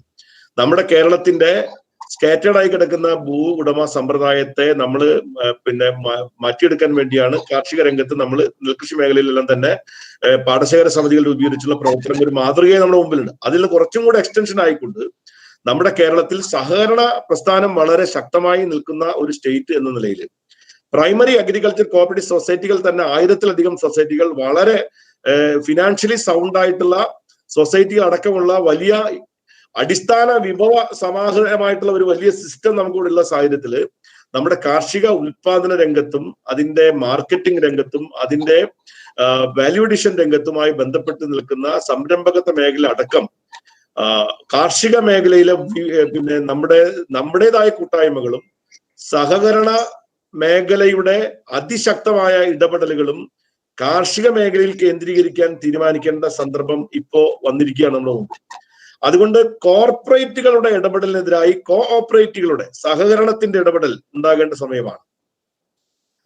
കോർപ്പറേറ്റ് കൃഷിക്ക് ബദലായി സഹകരണ കൃഷി വ്യാപിപ്പിക്കുക എന്നുള്ളതാണ്. കൃഷി മാത്രമല്ല, അതിന്റെ പ്രൈമറി ഘട്ടം മുതൽ എല്ലാ മേഖലയിലും ഇപ്പോ ഈ കോൺട്രാക്ട് ഫാമിങ്ങിലൂടെ കൊണ്ടുവരാൻ പോകുന്ന വലിയ ഇടപെടൽ, അതിന് വലിയ തോതിലുള്ള സ്വീകാര്യത കൊണ്ടുവരാൻ ശ്രമിക്കുന്നുണ്ട്. പല ആളുകളും അതിനെ അനുകൂലിക്കുകയും ചെയ്യുന്ന ആളുകളുണ്ട്, പരോക്ഷമായും പ്രത്യക്ഷമായിട്ട് അനുകൂലിക്കുന്ന ആൾക്കാരുണ്ട്. പക്ഷെ അതിന്റെ ദൂരവ്യാപകമായ പ്രത്യാഘാതത്തെ പറ്റി നമ്മൾ ഗൗരവമായി കാണേണ്ടതുണ്ട്. കാരണം ഇതിപ്പോ നമ്മൾ ഈ ഒരു വെബിനാർ അത്തരം വിഷയം കൂടി ചർച്ച ചെയ്യുന്നതുകൊണ്ട് ഞാൻ പറയാണ്. അതുകൊണ്ട് നമ്മുടെ കേരളത്തിന്റെ ഇന്നത്തെ സാഹചര്യത്തിൽ സുസ്ഥിരമായിട്ടുള്ള കാർഷിക വികസനം, അതുവഴി ഭക്ഷ്യസുരക്ഷ എന്നുള്ളത് ജനങ്ങൾക്കും കൂടെ ഉറപ്പാക്കണമെങ്കിൽ കോർപ്പറേറ്റുകളെ മുൻനിർത്തിക്കൊണ്ടുള്ള കാർഷിക വികസനമല്ല വേണ്ടത്, സഹകരണ മേഖലയുടെയും കൂടി പിന്തുണയോടും നേതൃത്വത്തോടും കൂടിയിട്ടുള്ള കാർഷിക വികസന പ്രവർത്തനങ്ങളിലേക്ക് നമ്മുടെ കേരളം കൂടുതൽ കരുത്തോടുകൂടി മുന്നോട്ട് പോകേണ്ടതുണ്ട് എന്ന കാര്യം കൂടിയാണ് ഞാൻ ഈ സന്ദർഭത്തിൽ വിട്ടുപോയൊരു കാര്യമാണ്.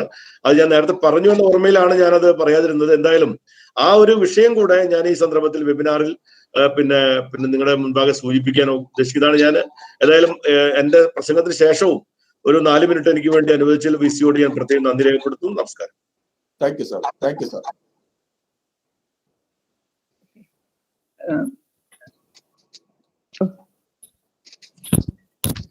Respected Agriculture Minister and Vice Chancellor. So we are running much short of time, and I now invite Dr. Ram Kumar, the member State Planning Board, and the faculty at Tata Institute of Social Sciences and also NABARD chair to deliver a keynote address on food security and the role of cooperatives. And over to Dr. Ram Kumar.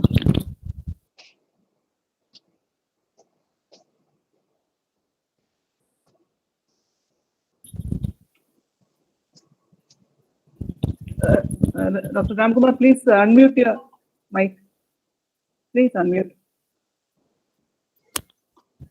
I'm very sorry. Respected Minister Dr. Mr. Sunil Kumar, respected Vice Chancellor Dr. Chandrababu, colleagues from Planning Board, Agriculture Department, and all those of you who are listening to this webinar. I thank you very much for this opportunity. Can you please request people to mute their mics? Yeah, Doctor, I think Dr. Pema ask all others to mute their mic, or if he can, host can do that better. Yes, we are doing it, sir. Let Dr. Ramakumar's mic alone be unmuted. Others you can actually regulate.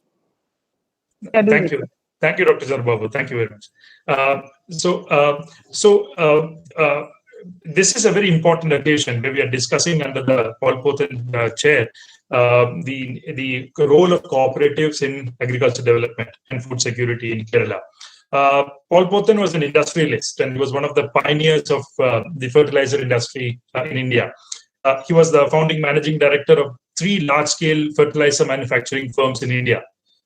He started his career by joining the FACT in a senior management position in 1944, where he stayed till about 1965, when he was made the founder managing director of the FACT Engineering and Design Organization in 1965.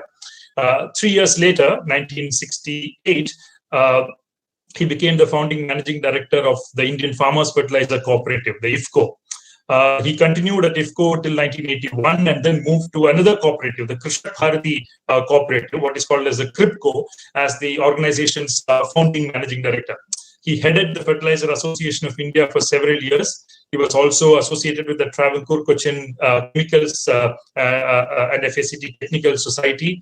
He was awarded the 4th highest Indian civilian honor of Padma Shri in 1977. So it is just appropriate and apt that we are celebrating his memory with this kind of a seminar on an important topic. The importance of cooperatives is a topic that has been under discussion for long. Cooperatives have typically emerged under capitalist economies. The first cooperatives that arose were consumer cooperatives, followed by producer cooperatives, credit cooperatives, housing cooperatives, and so on. In the early 19th century, these cooperatives were also initiated by those who were very much part of capitalist economies, working within these capitalist systems, those who wanted a better capitalist system. Prominent names include Robert Owen in England, French utopian socialists, French right-wing socialists, all these. So by the 17th and 18th centuries itself, the role of cooperatives and their importance have been a very important matter of discussion in public domain, in social sciences, and so on. To begin with, cooperatives, as we all know, are forms of collective action. In many sectors facing crises due to intense capitalist exploitation, workers and farmers have organized themselves into cooperative farms or factories across the world. This is why Marx, in his lifetime, posited the emergence of cooperatives as a positive aspect in the historical development of society. They demonstrate the possibilities of association, mutual assistance, solidarity, collective management, and so on. They demonstrate to the workers or the farmers the possibility that large-scale production using modern technologies can be undertaken without a class of masters subordinating a class of hands.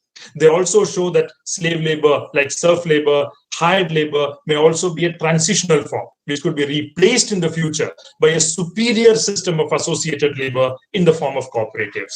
So in short, people like Marx saw possibilities in the cooperative sector, cooperatives as a mass organization, a site of collective production, a new as a harbinger of a new socio-economic system. Right? If all sectors of the economy in the spheres of production and circulation were dominated by cooperatives, their transformational capabilities would be immense. There is no doubt about it. But at the same time, with the failure of many socialist economies across the world, including particularly the Soviet Union, there is a lot of learnings that people have had from this experience of having cooperatives, both in production and circulation. In many cases, these were implemented on a coercive basis, without adequate consent received from people. That was one important problem that cooperatives have had. The second important problems that cooperatives have had historically is that we never got around to resolving the problem of free riding in any substantive, significant, or effective ways. Free riding has always remained the bane of cooperative action. How do you incentivize people? And that comes the third problem: coercion, free riding, economic incentives. How do you design the cooperatives in such a way that economic economic incentives to the participants, motivate them, inspire them to actually participate in the cooperative activity rather than sitting back and harvesting the benefits of others' work. So design of cooperatives becomes important. That's another important learning that we have had. Fourthly, cooperatives and entrepreneurship.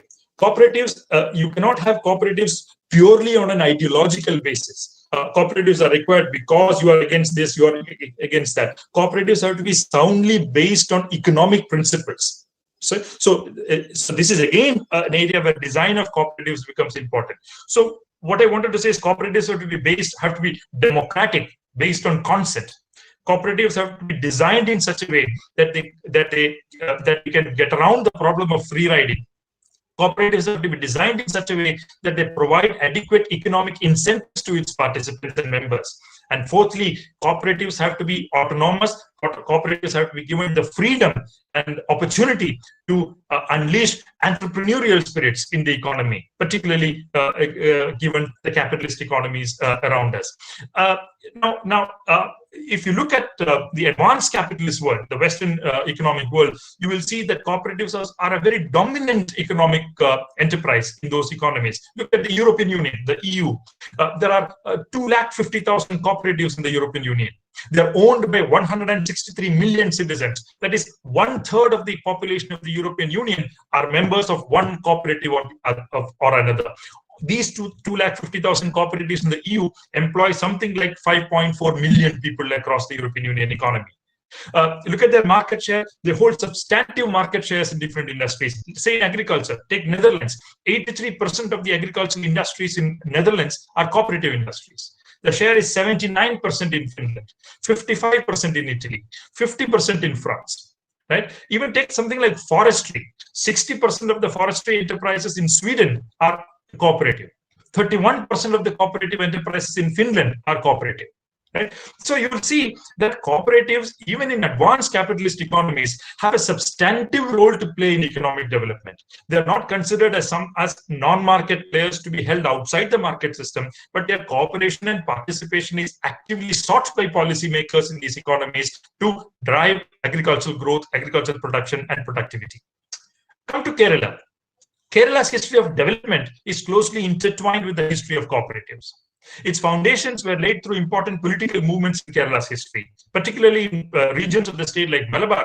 The cooperative movement was a direct offshoot of the struggle for land reform undertaken by the peasant movement in the 1940s and 1950s. During the Second World War, at a time when acute food shortage was experienced in Malabar, the peasant movement launched an agitation to prevent the hoarding of food grains by landlords and traders. This movement aimed at forcibly collecting food grains from the granaries of landlords and traders and selling them to the general public through what were at that point of time called as PCCs, or Producers or Consumers Cooperative Societies. 1940s. After the World War, most of the PCCs, Producers and Consumers Cooperative Societies, were converted into credit societies that began to advance credit to cultivators at low interest rates. These societies at that point of time were called Aikya Nanaya Sangams, cooperative money societies. These Aikya Nanaya Sangams were later converted into service cooperative banks, the form in which they remain in Kerala today, that dominate the Kerala's financial sector today. That's the strength that you see of cooperatives when you look at the history of Kerala's development and economic development in particular.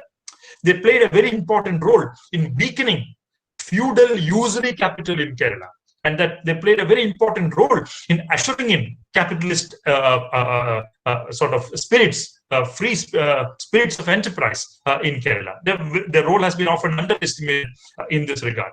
So they're important in credit in Kerala, but they're also important in traditional industries in Kerala. You have the Dinesh BD Cooperative Society.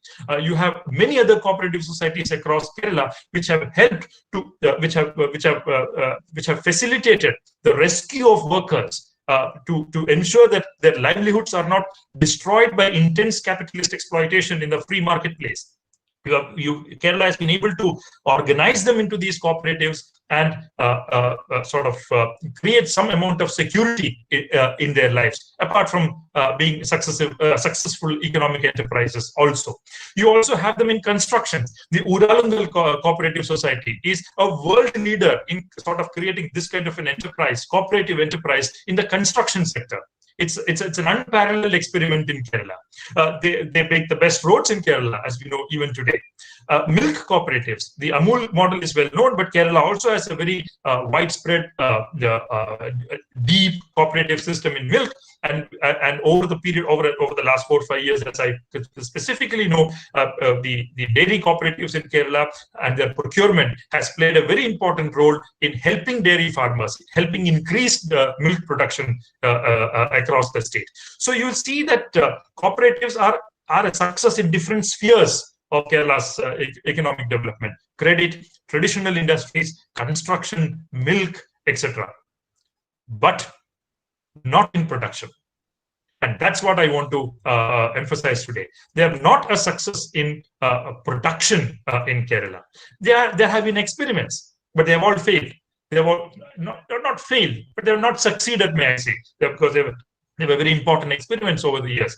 Now, the answer to that has to be sought in the way our agricultural production is structured in terms of institutions on the one hand and technology on the other hand. Organic development of cooperatives implies that the society reaches a certain stage of development of forces of production or technology. That's what we know from, for example, the advanced capitalist economies of the world. Of course, we can organize cooperatives at lower levels of technology also. Dinesh Bidi, it was one example, one that preserves the livelihoods and employment of workers in industries that are in crisis. Very much possible. But as we grow, these cooperatives have to move up the technology ladder, move up the modernization ladder. They cannot continue to remain using primitive methods of production. They have to move up the technology ladder, embrace new methods of science and technology, and move into a different level of production organization. So that is very important. For example, can cooperatives be a sustainable method of organizing people when our productivity levels are so low? You in the university are well know more than me about the problem of yield gap.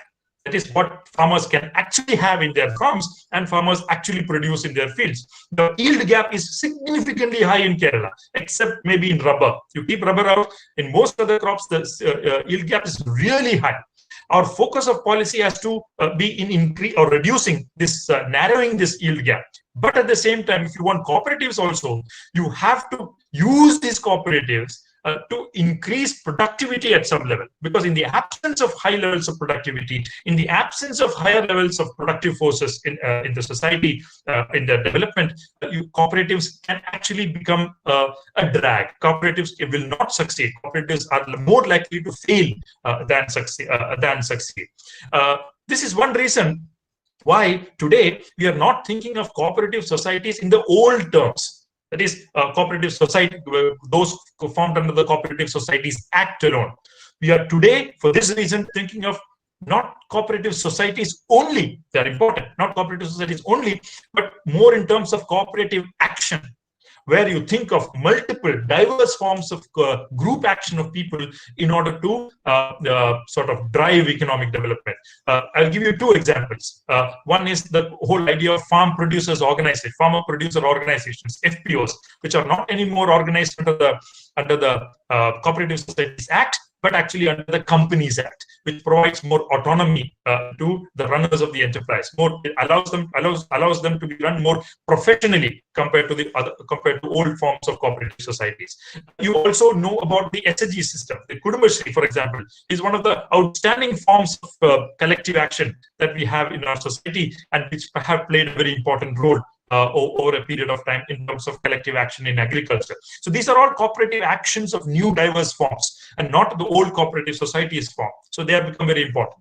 Secondly, my first point was cooperatives have to be seen as something that go hand in hand with higher levels of development of technology and productive forces in general.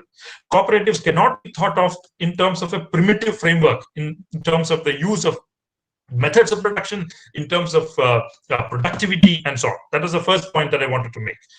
The second point that I wanted to make was Kerala's farms are largely small farms. As a result, I'm not going into the details here, but you need two types of agrarian institutions that need to be promoted in our specific, unique post-land reform context. One is we need cooperative institutions among farmers for joint undertaking of certain agricultural operations and water management. I'll come to that in a while. Second is we need cooperative institutions of labor supply and management, such as, for example, labor bank, labor army, or Karma Sena, as we call it in the current parlance, or that kind of institutions. But again, challenges remain here. And I shall spend a minute on it now. The group farming program introduced by the Kerala government in the late 1980s under the leadership of the then Agriculture Minister V.V. Raghavan attempted to introduce collective undertaking of selected agricultural operations, including the purchase of inputs and marketing of products. It proved to be effective in reducing costs in paddy cultivation. Later, the group approach was taken forward and consciously linked to more scientific cultural practices and adoption of technology in experiments, such as the one led by Kerala Agriculture University, which was called as GALASA. Right? There have also been interesting attempts to extend the concept of group farming into non-paddy crops like coconut, vegetables, and so on. Now, the question that we have to ask is, what have we learned from these?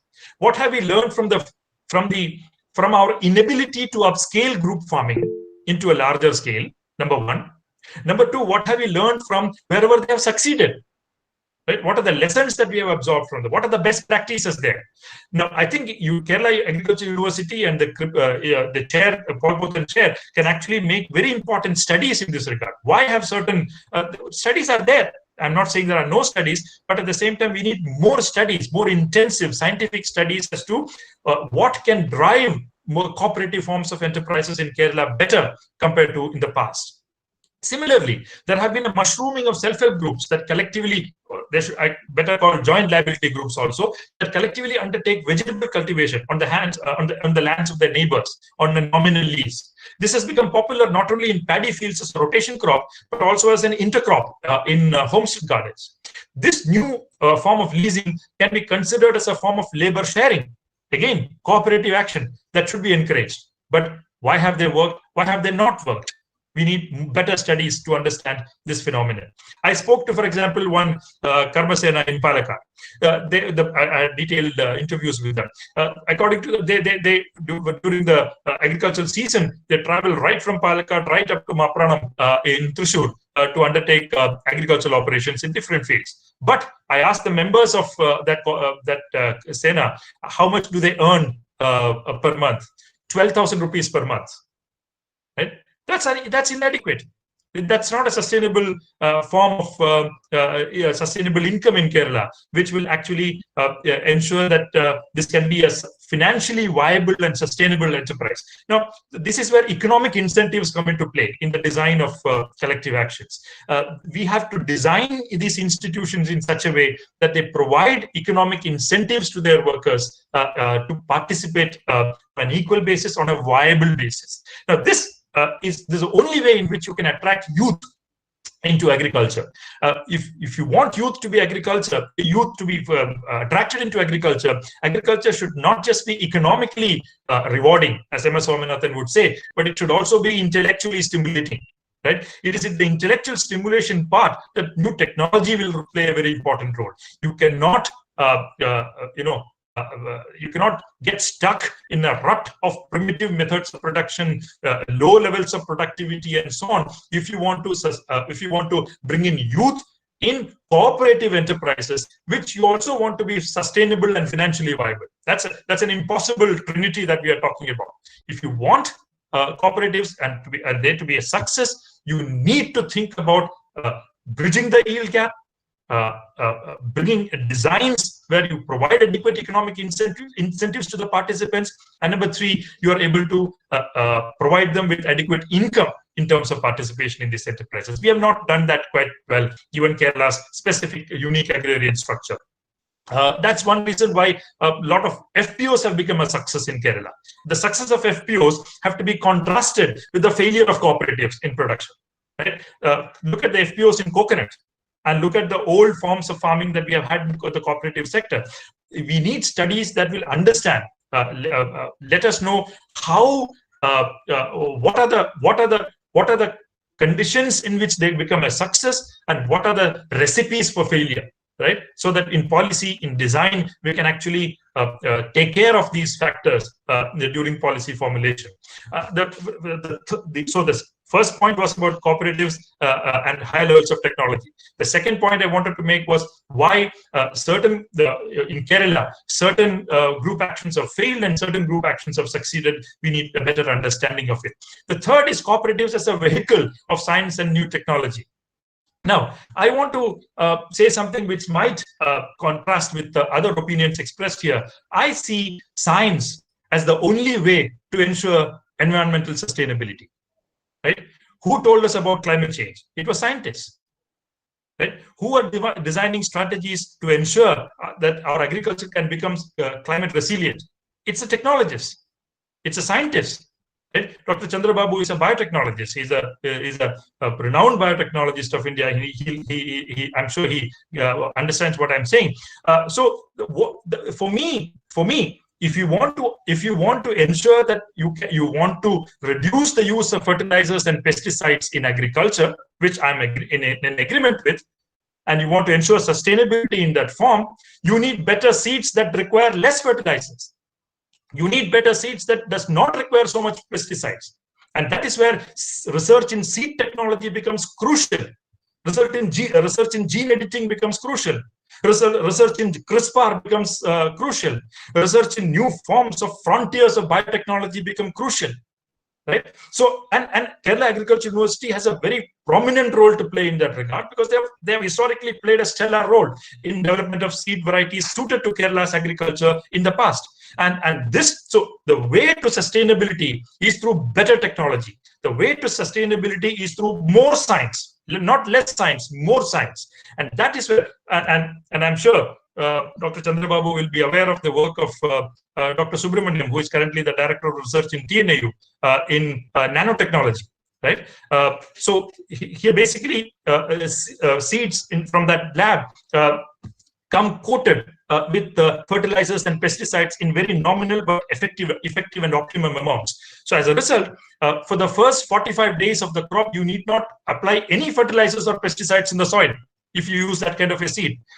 Now, they are being upscaled. Research is in the early stage, but that's the way to go ahead if you want to ensure sustainability. Not to go back to cow dung, not to go back to cow urine, but you need to go back to science, go back to the laboratory, prepare better seeds, new technologies, new methods of cultivation that do not force the farmer to go into pesticides and fertilizers, and thus create environmental sustainability. And that is the way I see the future of sustainable agriculture. And this is also where we need to reject different ideas of pseudoscience that are masquerading as environmentally sustainable. Remember, and I will spend the last 5 minutes of my presentation on this particular point, because I have promised Dr. Prema that I won't speak for more than 30 minutes. Look at this way. Most criticisms of modern agricultural practices are criticisms of post-Liebig developments in agricultural science. Anton von Liebig, Justus von Liebig, his work on organic chemistry in the 19th century. That's when the idea of chemical fertilizers came to be used in agriculture. In the 20th century, criticisms leveled against Green Revolution technologies were also criticisms of increasing chemicalization of agriculture. Claims were made that alternative, non-chemical agricultures were possible. Organic farming became an umbrella term that represented a variety of non-chemical and less chemical-oriented methods of farming. Rudolf Steiner's biodynamics, Masanobu Fukuoka's one-straw revolution, Madagascar's system of rice intensification, SRI, were all examples of specific alternatives proposed. In India, such alternatives and their variants included homeo farming, Vedic farming, Agnihotra farming, Amritapani farming, etc. And the latest entry into that august, distinguished list of agricultural technologies is something called zero-budget natural farming, right? Popularized by Subhash Palekar. According to Palekar, all knowledge created by agricultural universities is false knowledge. Okay, he rejects all that knowledge. Those knowledges have to go out of the window. He calls Justus von Liebig, he calls Liebig as Mr. Lie Big. Lie big. right? He labels chemicals, fertilizers, and pesticides as demonic substances, crossbred cows as demonic species, biotechnology and tractors as demonic technologies. At the same time, more than he is a critique of chemical farming, Palekar is a critique of organic farming. Palekar hates organic farming more than chemical farming, right? For him, organic farming is more dangerous than chemical farming, and he says it is worse than an atom bomb. Organic farming is worse than an atom bomb. He calls vermicomposting a scandal. He calls Icenia foetida, the red worm used to make vermicompost, as a destructor beast. He calls Rudolf Steiner's biodynamic farming as biodynamite farming, an explosive. His own alternative of ZBNF, zero budget natural farming, is thus posed both against inorganic farming and organic farming. Palekar's premise is that soil has all the nutrients plants need. Right? Soil does not need any new nutrients. Soil already has all the nutrients that plants require. To make these nutrients available to plants, we need an intermediation of microorganisms. For this, Palekar represents 4 wheels of ZBNF. That is Bijamrit, Jivamrit, mulching, and Vakasa.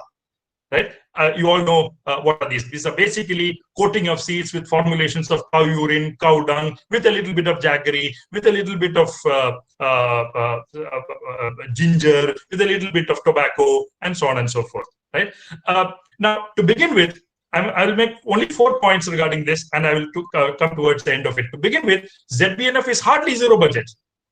It's not zero budget. Many ingredients of Palekar's formulations have to be purchased. These apart, wages of hired labor, imputed value of family labor, imputed rent over owned land, cost of maintaining cows, payload cost on electricity, and pump sets are all costs that ZBNF proponents conveniently ignore and yet call it zero budget. Number one. Number two, there are no studies. There are no studies to validate the claims that ZBNF plots yield higher than non-ZBNF plots. The government of Andhra Pradesh has a report, but it is more like a self-appraisal by the implementing agency. In Malayalam, we say, "Andi vali adikar nadana andi parnja madhiyo," and we ask in Malayalam, right? This is exactly what happened. You implement it, and you put out a report saying, "I am a great man. I have proved all science wrong." That will not work. There is a report from Karnataka for La Via Campesina, but it is based on accounts of practitioners and not scientific field trials. One field trial is going on in the GB Pant University of Agriculture and Technology, but its full results will be available only after 5 years. But NAS has put out National Academy of Agricultural Sciences has put out an initial report on this, where it is pointed out that productivity in ZBNF plots is at least 30% lower compared to productivity in non-ZBNF plots, right? And you're going to tell the farmer to adopt it? That's not going to work. Third point I want to make is most claims of Palekar stand agricultural science on its head. What do we know from agricultural science, soil science? My father was a professor of soil science, so I know a little bit from my childhood. About 59%, Indian soils are poor in organic matter content in general, right? About 59% of soils are low in available nitrogen. About 49% are low in available phosphorus. About 48% are low or medium in available potassium. Indian soils are also varyingly deficient in micronutrients such as zinc, iron, manganese, copper, molybdenum, boron, etc. Micronutrient deficiencies are not just yield limiting in themselves. They also disallow the full expression of other nutrients in the soil, leading to an overall decline of fertility. These are all basic 101 in agricultural science. In some regions in India, soils are saline. In other regions, soils are acidic due to nutrient deficiencies, such as of aluminium, manganese, or iron toxicities. In certain other regions, soils are toxic due to heavy metal pollution from industrial and municipal waste, or excessive application of fertilizers and pesticides. On their part, agricultural scientists, like most of you here, do identify the improper or imbalanced application of fertilizers, that too with zero focus on micronutrients, as a great matter of concern. Our package of practices underline this again and again.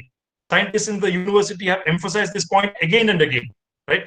So they recommend location-specific solutions to nurture soil health and sustain increases in soil fertility. They suggest soil test-based balanced fertilization and integrated nutrient management methods, which combine organic manures like farmyard manure, compost, crop residue, biofertilizer, green manure, etc., in conjunction with chemical fertilizers. Right? to say that agricultural scientists never suggested organic matter to be applied into soil is actually a false claim. They never said that. They always say that organic matter should be applied along with chemical fertilizers in the form of an integrated nutrient management plan or balanced fertilization. That's what science tells you. The others who say that science only talks about putting more fertilizers and pesticides are basically trying to create a straw man, right? An argument which doesn't exist at all, and then keep whipping it. Okay, that's not an appropriate method of debating. Now, but ZBNF practitioners, on the other hand, appear to insist on one blanket solution for all the problems of Indian soils. One of the favorite remarks of Subhash Palekar is that soil testing is a conspiracy. He actually says soil testing is a conspiracy. Why? Because he doesn't believe that soil is deficient in micronutrients. He thinks soil is already there. It is like a whole treasure of nutrients and micronutrients. You just need a few microorganisms to put in, or you just need to put some cow urine and cow dung there to actually generate the nutrients in an available form to the plant. That's bogus science. That's pseudoscience. That's bunkum science. We need to reject it lock, stock, and barrel in our policy programs. Fourthly, Palekar has a totally irrational position on nutrient requirements of plants. According to him, 98.5% of the nutrients that plants need is obtained from air, water, and sunlight, and only 1.5% of their nutrient requirements is obtained from soil. Is that true? Not at all. He says all nutrients are present in adequate quantities in all types of soils. However, just that they are not in usable form. So Palekar brings his magical concoction, Jivamrit, which makes these nutrients available to the plants by increasing the population of soil microorganisms. What is this? Let us look at Jivamrit. What is Jivamrit? It's a prescription of essentially the application of 10 kilogram of cow dung and 10 liters of cow urine per acre per month. That is for a 5-month season. This means 50 kg of cow dung and 50 liters of cow urine in an acre. Given the nitrogen contents of 0.5% in cow dung and 1% in cow urine, you know this, right? Cow dung has only 0.5% nitrogen in it. Cow urine has got just 1% nitrogen in it. So this translates to only 750 grams of nitrogen per acre per season in Palekar's formulation. 750 grams of nitrogen per acre per season.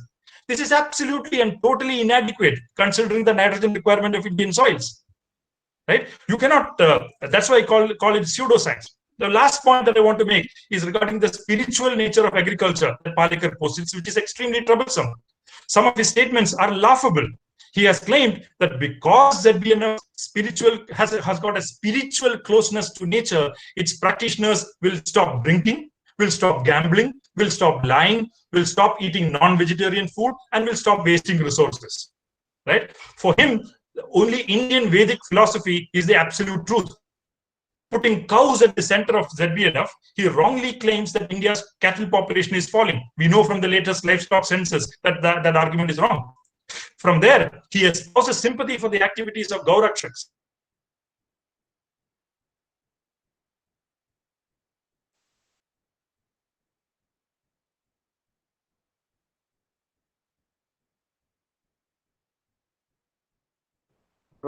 Dr. Ramakumar, your voice is breaking.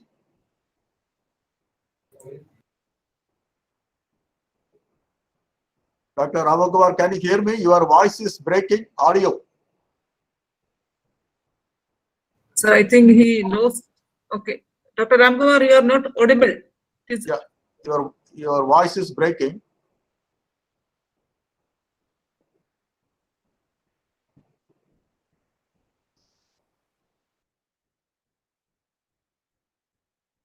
I think he has just left and I will be re-entering, I think.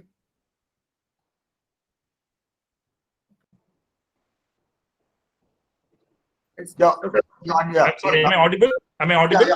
Now audible. Audible. I'm very sorry. I'm very sorry. I lost my connection. I'm back now. I'll continue with my point. Yeah. So undoubtedly, improvement of soil health should be a priority agenda in our agricultural policy. We need steps to check wind and water erosion of soils. We need innovative technologies to minimize physical degradation of soils due to waterlogging, flooding, crusting, etc. We need to improve the fertility of saline soils, acidic soils, alkaline soils, and toxic soils by reclaiming them. We need location-specific interventions towards balanced fertilization and integrated nutrient management.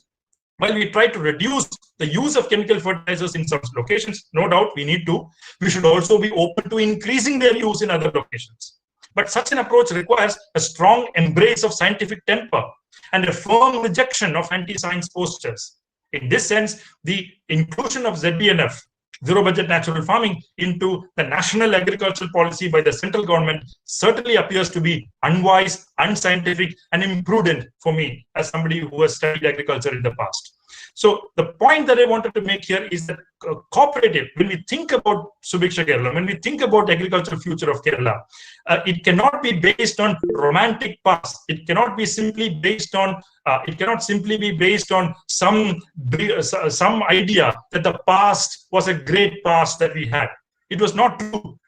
It is only in the 20th century, with great advances being made in science and technology in agriculture, with the coming in of agricultural research institutions, with the coming in of universities like the KU, that we have had a decisive increase in the income of the farmer, in the productivity on the farm, and may I say, overall sustainability in agriculture.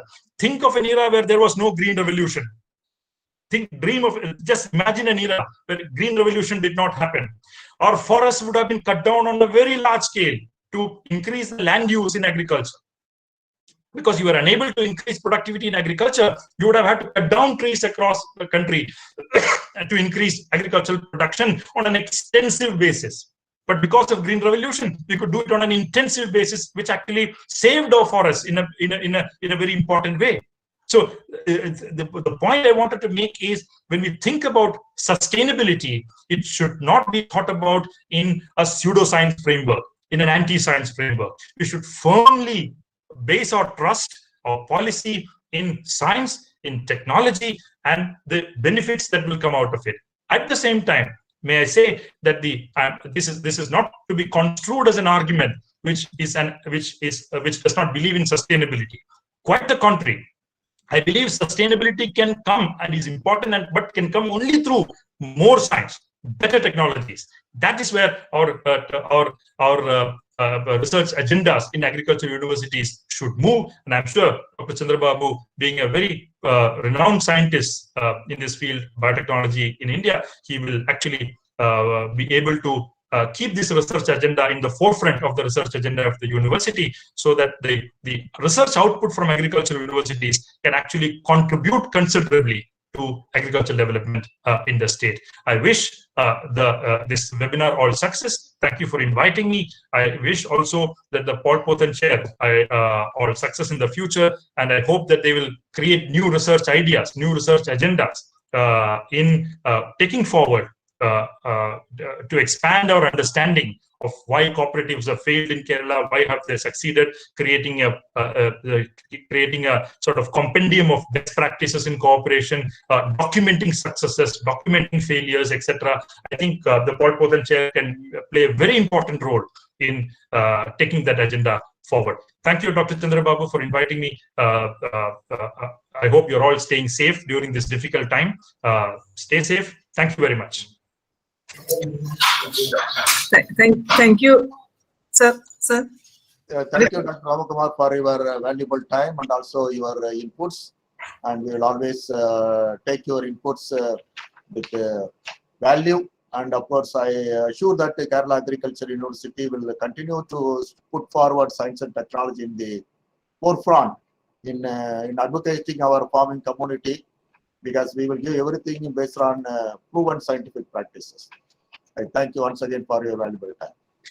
Okay, thank you, sir, and thank you, Professor Ramkumar, for enlightening us on the enhanced role of cooperatives to meet the food security and distribution, as well as for pointing out the significance of science in farming. So, on behalf of all of us here, I thank Professor Ramkumar. And now, so our next speaker to be was Sri Nagesh, but he informed that he is having a meeting at 4 o'clock, and he has taken our permission and the patron's permission. And he also said that if possible, he will join on our webinar series on Monday. So with your permission, sir, I am inviting our next speaker, and she's the Special Officer of WTO Cell, Ms. Arati, and she is also IES, Indian Economic Service. And both Dr. Ramkumar and Arati, they are alumni of Kerala Agriculture University. So on behalf of all of us here, I welcome Ms. Arati to speak on cooperatives and supply chain. So Arati, you can. Am I audible? Yes. Yes. Respected Minister Shri V.S. Sunilkumar sir, Vice Chancellor Kerala Agriculture University Dr. Chandrababu, Member Kerala State Planning Board Dr. Ramkumar sir, Prema Madam, IFCO Marketing Manager Shri Manikandan, scientist from Kerala Agriculture University, representatives of various cooperatives. First of all, I would like to thank Kerala Agriculture University for giving me an opportunity to present my views on cooperatives, the importance of cooperatives in the agriculture supply chain. Dr. Prema has specifically asked me to talk in Malayalam, so I would like to, I'm switching over to the native language. കാർഷിക വിപണന ശൃംഖലയിൽ അതായത് agriculture supply ചെയിനിൽ സഹകരണ സംഘങ്ങൾക്ക് എന്തൊക്കെ ചെയ്യാൻ പറ്റുമെന്നതിനെ കുറിച്ചാണ് ഞാൻ ഇന്ന് സംസാരിക്കാൻ ഉദ്ദേശിക്കുന്നത്.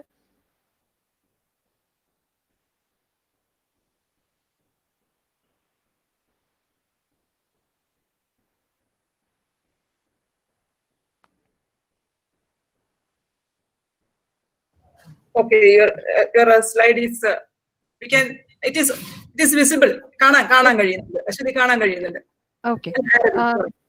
ലോകത്തുള്ള കാർഷിക സഹകരണ സംഘങ്ങളെ നമുക്ക് പ്രധാനമായും രണ്ടായി തിരിക്കാം: farm input cooperatives and farm marketing cooperatives.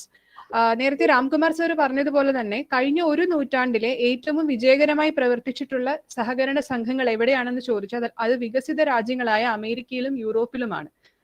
1950-കൾക്ക് ശേഷം ന്യൂ ജനറേഷൻ കോപ്പറേറ്റീവ്സ് എന്ന് പറയുന്ന വാല്യൂ അഡീഷനിലും മാർക്കറ്റിംഗിലും പ്രോസസ്സിംഗിലും സ്പെഷ്യലൈസ് ചെയ്യുന്ന മാർക്കറ്റിംഗ് കോപ്പറേറ്റീവ്സിനെ ധാരാളമായി ഈ രാജ്യങ്ങളിലെല്ലാം തന്നെ നമുക്ക് കാണാൻ സാധിക്കും. അതേസമയം വികസ്വര രാജ്യങ്ങളിലേക്ക് വരുമ്പോൾ വളരെ കുറച്ച് പ്രശംസനീയമായ മാർക്കറ്റിംഗ് കോപ്പറേറ്റീവ്സ് മാത്രമേ നമുക്ക് കാണാൻ സാധിക്കുന്നുള്ളൂ. അതിൽ പ്രധാനം ലാറ്റിൻ അമേരിക്കയിലുള്ള ഫുഡ് പ്രോസസ്സിംഗ് കോപ്പറേറ്റീവ്സും നമ്മുടെ ഇന്ത്യയിൽ അന്തർദേശീയ തലത്തിൽ തന്നെ പ്രശംസ പിടിച്ചുപറ്റി ഇവിടെ അദ്ദേഹം മെൻഷൻ ചെയ്ത അമൂൽ അല്ലെങ്കിൽ ഡയറി കോപ്പറേറ്റീവ്സുമാണ്. എന്നിരുന്നാലും ഇന്ത്യയിൽ സഹകരണ സംഘങ്ങൾ കൂടുതലും കാണുന്നത് ഇൻപുട്ട് കോപ്പറേറ്റീവ്സിലാണ്. വിപണനത്തിൽ കോപ്പറേറ്റീവ്സ് നന്നേ കുറവാണ്. അഗ്രികൾച്ചർ സപ്ലൈ ചെയിൻ, ഒരു ഉൽപ്പന്നം കർഷകനിൽ നിന്നും കൺസ്യൂമറിലേക്ക് എത്തുന്നത് വരെയുള്ള ചെയിൻ. ഇതിൽ ഒരുപാട് കണ്ണികൾ ഉണ്ടാകാം. ഫാർമർ ഒരു ചെറുകിട വ്യാപാരിക്ക് കൊടുത്ത്, അയാൾ ഒരു ഹോൾസെയിലർക്ക് കൊടുത്ത്, റീറ്റെയിലർ, സൂപ്പർ മാർക്കറ്റ്, പ്രോസസർ, അങ്ങനെ ഒരുപാട് കൈ മാറിയാണ് ഉപഭോക്താവിലേക്ക് എത്തുന്നത്. ഒരു കർഷകന് ഏതൊക്കെ റോളുകളിൽ ഈ ശൃംഖലയിൽ കടന്ന് പ്രവർത്തിക്കാമെന്ന് ചിന്തിച്ചപ്പോൾ പെട്ടെന്ന് എന്റെ മനസ്സിൽ വന്നത് 3 റോൾസ് ആണ്. Farmer can be a direct marketeer, അതായത് നേരിട്ട് കൺസ്യൂമറിലേക്ക് വിപണനം ചെയ്യുന്ന, അല്ലെങ്കിൽ ഈ അഗ്രികൾച്ചർ സപ്ലൈ ചെയിനിൽ കണ്ണികൾ കുറച്ചുകൊണ്ട് കൂടുതൽ ശൃംഖലയിലേക്ക് കടക്കുന്ന ഒരു മാർക്കറ്റിയർ ആകാം, അല്ലെങ്കിൽ ഒരു എക്സ്പോർട്ടർ ആകാം, അല്ലെങ്കിൽ പ്രോസസർ ആകാം. പക്ഷേ ഈ 3 റോളുകളും വളരെ ഭംഗിയായി അല്ലെങ്കിൽ എഫിഷ്യന്റ് ആയി ഒരു കർഷകന് ചെയ്യാൻ സാധിക്കുന്നത് അവരൊരു കോപ്പറേറ്റീവ് അല്ലെങ്കിൽ ഒരു കർഷക സഹകരണ സംഘത്തിലോ അല്ലെങ്കിൽ ഒരു ഫാമർ പ്രൊഡ്യൂസർ ഓർഗനൈസേഷനിലോ അല്ലെങ്കിൽ ഒരു കൂട്ടായ്മയിലോ ആണെങ്കിലായിരിക്കും. ഈ മേൽപ്പറഞ്ഞ 3 റോളുകളിലും നന്നായി പ്രവർത്തിക്കുന്ന ഇന്ത്യയിലെയും അല്ലെങ്കിൽ വിദേശ രാജ്യങ്ങളിലെയും കോപ്പറേറ്റീവ്സിനെ കുറിച്ചൊന്ന് ചുരുക്കി പറയാനാണ് ഞാൻ ഉദ്ദേശിക്കുന്നത്. ആദ്യത്തേത് കോപ്പറേറ്റീവ്സ് ആസ് മാർക്കറ്റിയേഴ്സ്. ഞാൻ പ്രസന്റ് ചെയ്യാൻ ഉദ്ദേശിക്കുന്നത് സഫൽ മോഡലാണ്. സഫൽ മോഡൽ ഡൽഹിയിലെ കൺസ്യൂമേഴ്സിന് ഗുണനിലവാരമുള്ള പഴങ്ങളും പച്ചക്കറികളും എത്തിച്ചു നൽകുന്നതിനായി വികസിപ്പിച്ചെടുത്ത മോഡലാണിത്. എല്ലാവർക്കും അറിയാം, കാർഷികോൽപ്പന്നങ്ങളിൽ ഏറ്റവും പെരിഷബിൾ ആയിട്ടുള്ള കമ്മോഡിറ്റീസ് ആണ് ഫ്രൂട്ട്സ് ആൻഡ് വെജിറ്റബിൾസ്. കർഷകന് വളരെ കുറഞ്ഞ വിലയ്ക്ക് അവന്റെ ഉൽപ്പന്നം വിൽക്കേണ്ടി വരുന്നു. കൺസ്യൂമേഴ്സ് ഉയർന്ന വിലയ്ക്ക് ഉൽപ്പന്നം വാങ്ങിക്കുന്നു. നമ്മുടെ ഇവിടെ ആ സിറ്റുവേഷൻ ഇപ്പോഴും അങ്ങനെ തന്നെയുണ്ട്, ഡൽഹിയിലും അങ്ങനെ ആയിരുന്നു.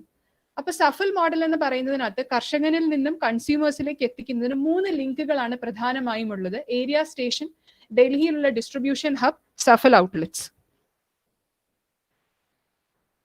ഡൽഹിക്ക് ചുറ്റുമുള്ള 16 സംസ്ഥാനങ്ങളിലെ ഏകദേശം 8000 കർഷകർ 180 ഫാർമർ കോപ്പറേറ്റീവ്സിന്റെ സഹായത്തോടു കൂടിയാണ് ഈ സഫൽ മോഡലിൽ പ്രവർത്തിക്കുന്നത്. ഓരോ കർഷകനും അവന്റെ ഗ്രാമത്തിലുള്ള ഏരിയ സ്റ്റേഷൻസിലോട്ട് എന്നും പഴങ്ങളും പച്ചക്കറികളും കൊണ്ടുവരുന്നു. ഈ ഏരിയ സ്റ്റേഷൻ എന്ന് പറയുന്നത് റൺ ചെയ്യുന്നത് കോപ്പറേറ്റീവ്സ് ആണ്, കോപ്പറേറ്റീവ് അസോസിയേഷൻസ് ആണ്. കർഷകനെ സംബന്ധിച്ചിടത്തോളം അവന്റെ പ്രൊഡ്യൂസിന്റെ അഗ്രിഗേഷൻ അല്ലെങ്കിൽ കളക്ഷൻ പോയിന്റ് ആണ് ഈ ഏരിയ സ്റ്റേഷൻ. ഏരിയ സ്റ്റേഷനിലെത്തി അവന്റെ ഉൽപ്പന്നം കൃത്യമായ അളവെടുത്ത് ആ ഉൽപ്പന്നത്തിന്റെ വില കർഷകന് ലഭിക്കുന്നു. വില എന്ന് പറയുന്നത് ഏഷ്യയിലെ തന്നെ ഏറ്റവും വലിയ ഹോൾസെയിൽ മാർക്കറ്റായ ഡൽഹിയിലെ ആസാദ്പൂർ മണ്ടിയിലെ വിലയാണ് കർഷകന് ലഭിക്കുന്നത്. ഈ ഏരിയ സ്റ്റേഷൻസിൽ എത്തുമ്പോൾ കർഷകന് ഒരു ബെനിഫിറ്റ് കൂടെയുണ്ട്. അതെന്താണെന്ന് ചോദിച്ചാൽ ഉത്തമ കൃഷി പരിപാലന മുറകൾ, നേരത്തെ എല്ലാവരും സയന്റിഫിക് കൾട്ടിവേഷനെ കുറിച്ച് പറഞ്ഞു.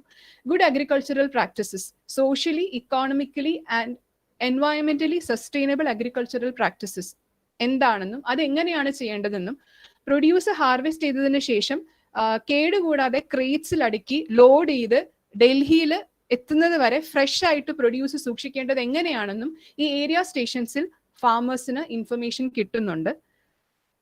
ഈ ഏരിയ സ്റ്റേഷനുകളിൽ നിന്നും ട്രക്ക് വഴി ഡൽഹിയിലുള്ള ഡിസ്ട്രിബ്യൂഷൻ ഹബിലോട്ട് പ്രൊഡ്യൂസ് കൊണ്ടുചെല്ലുന്നു.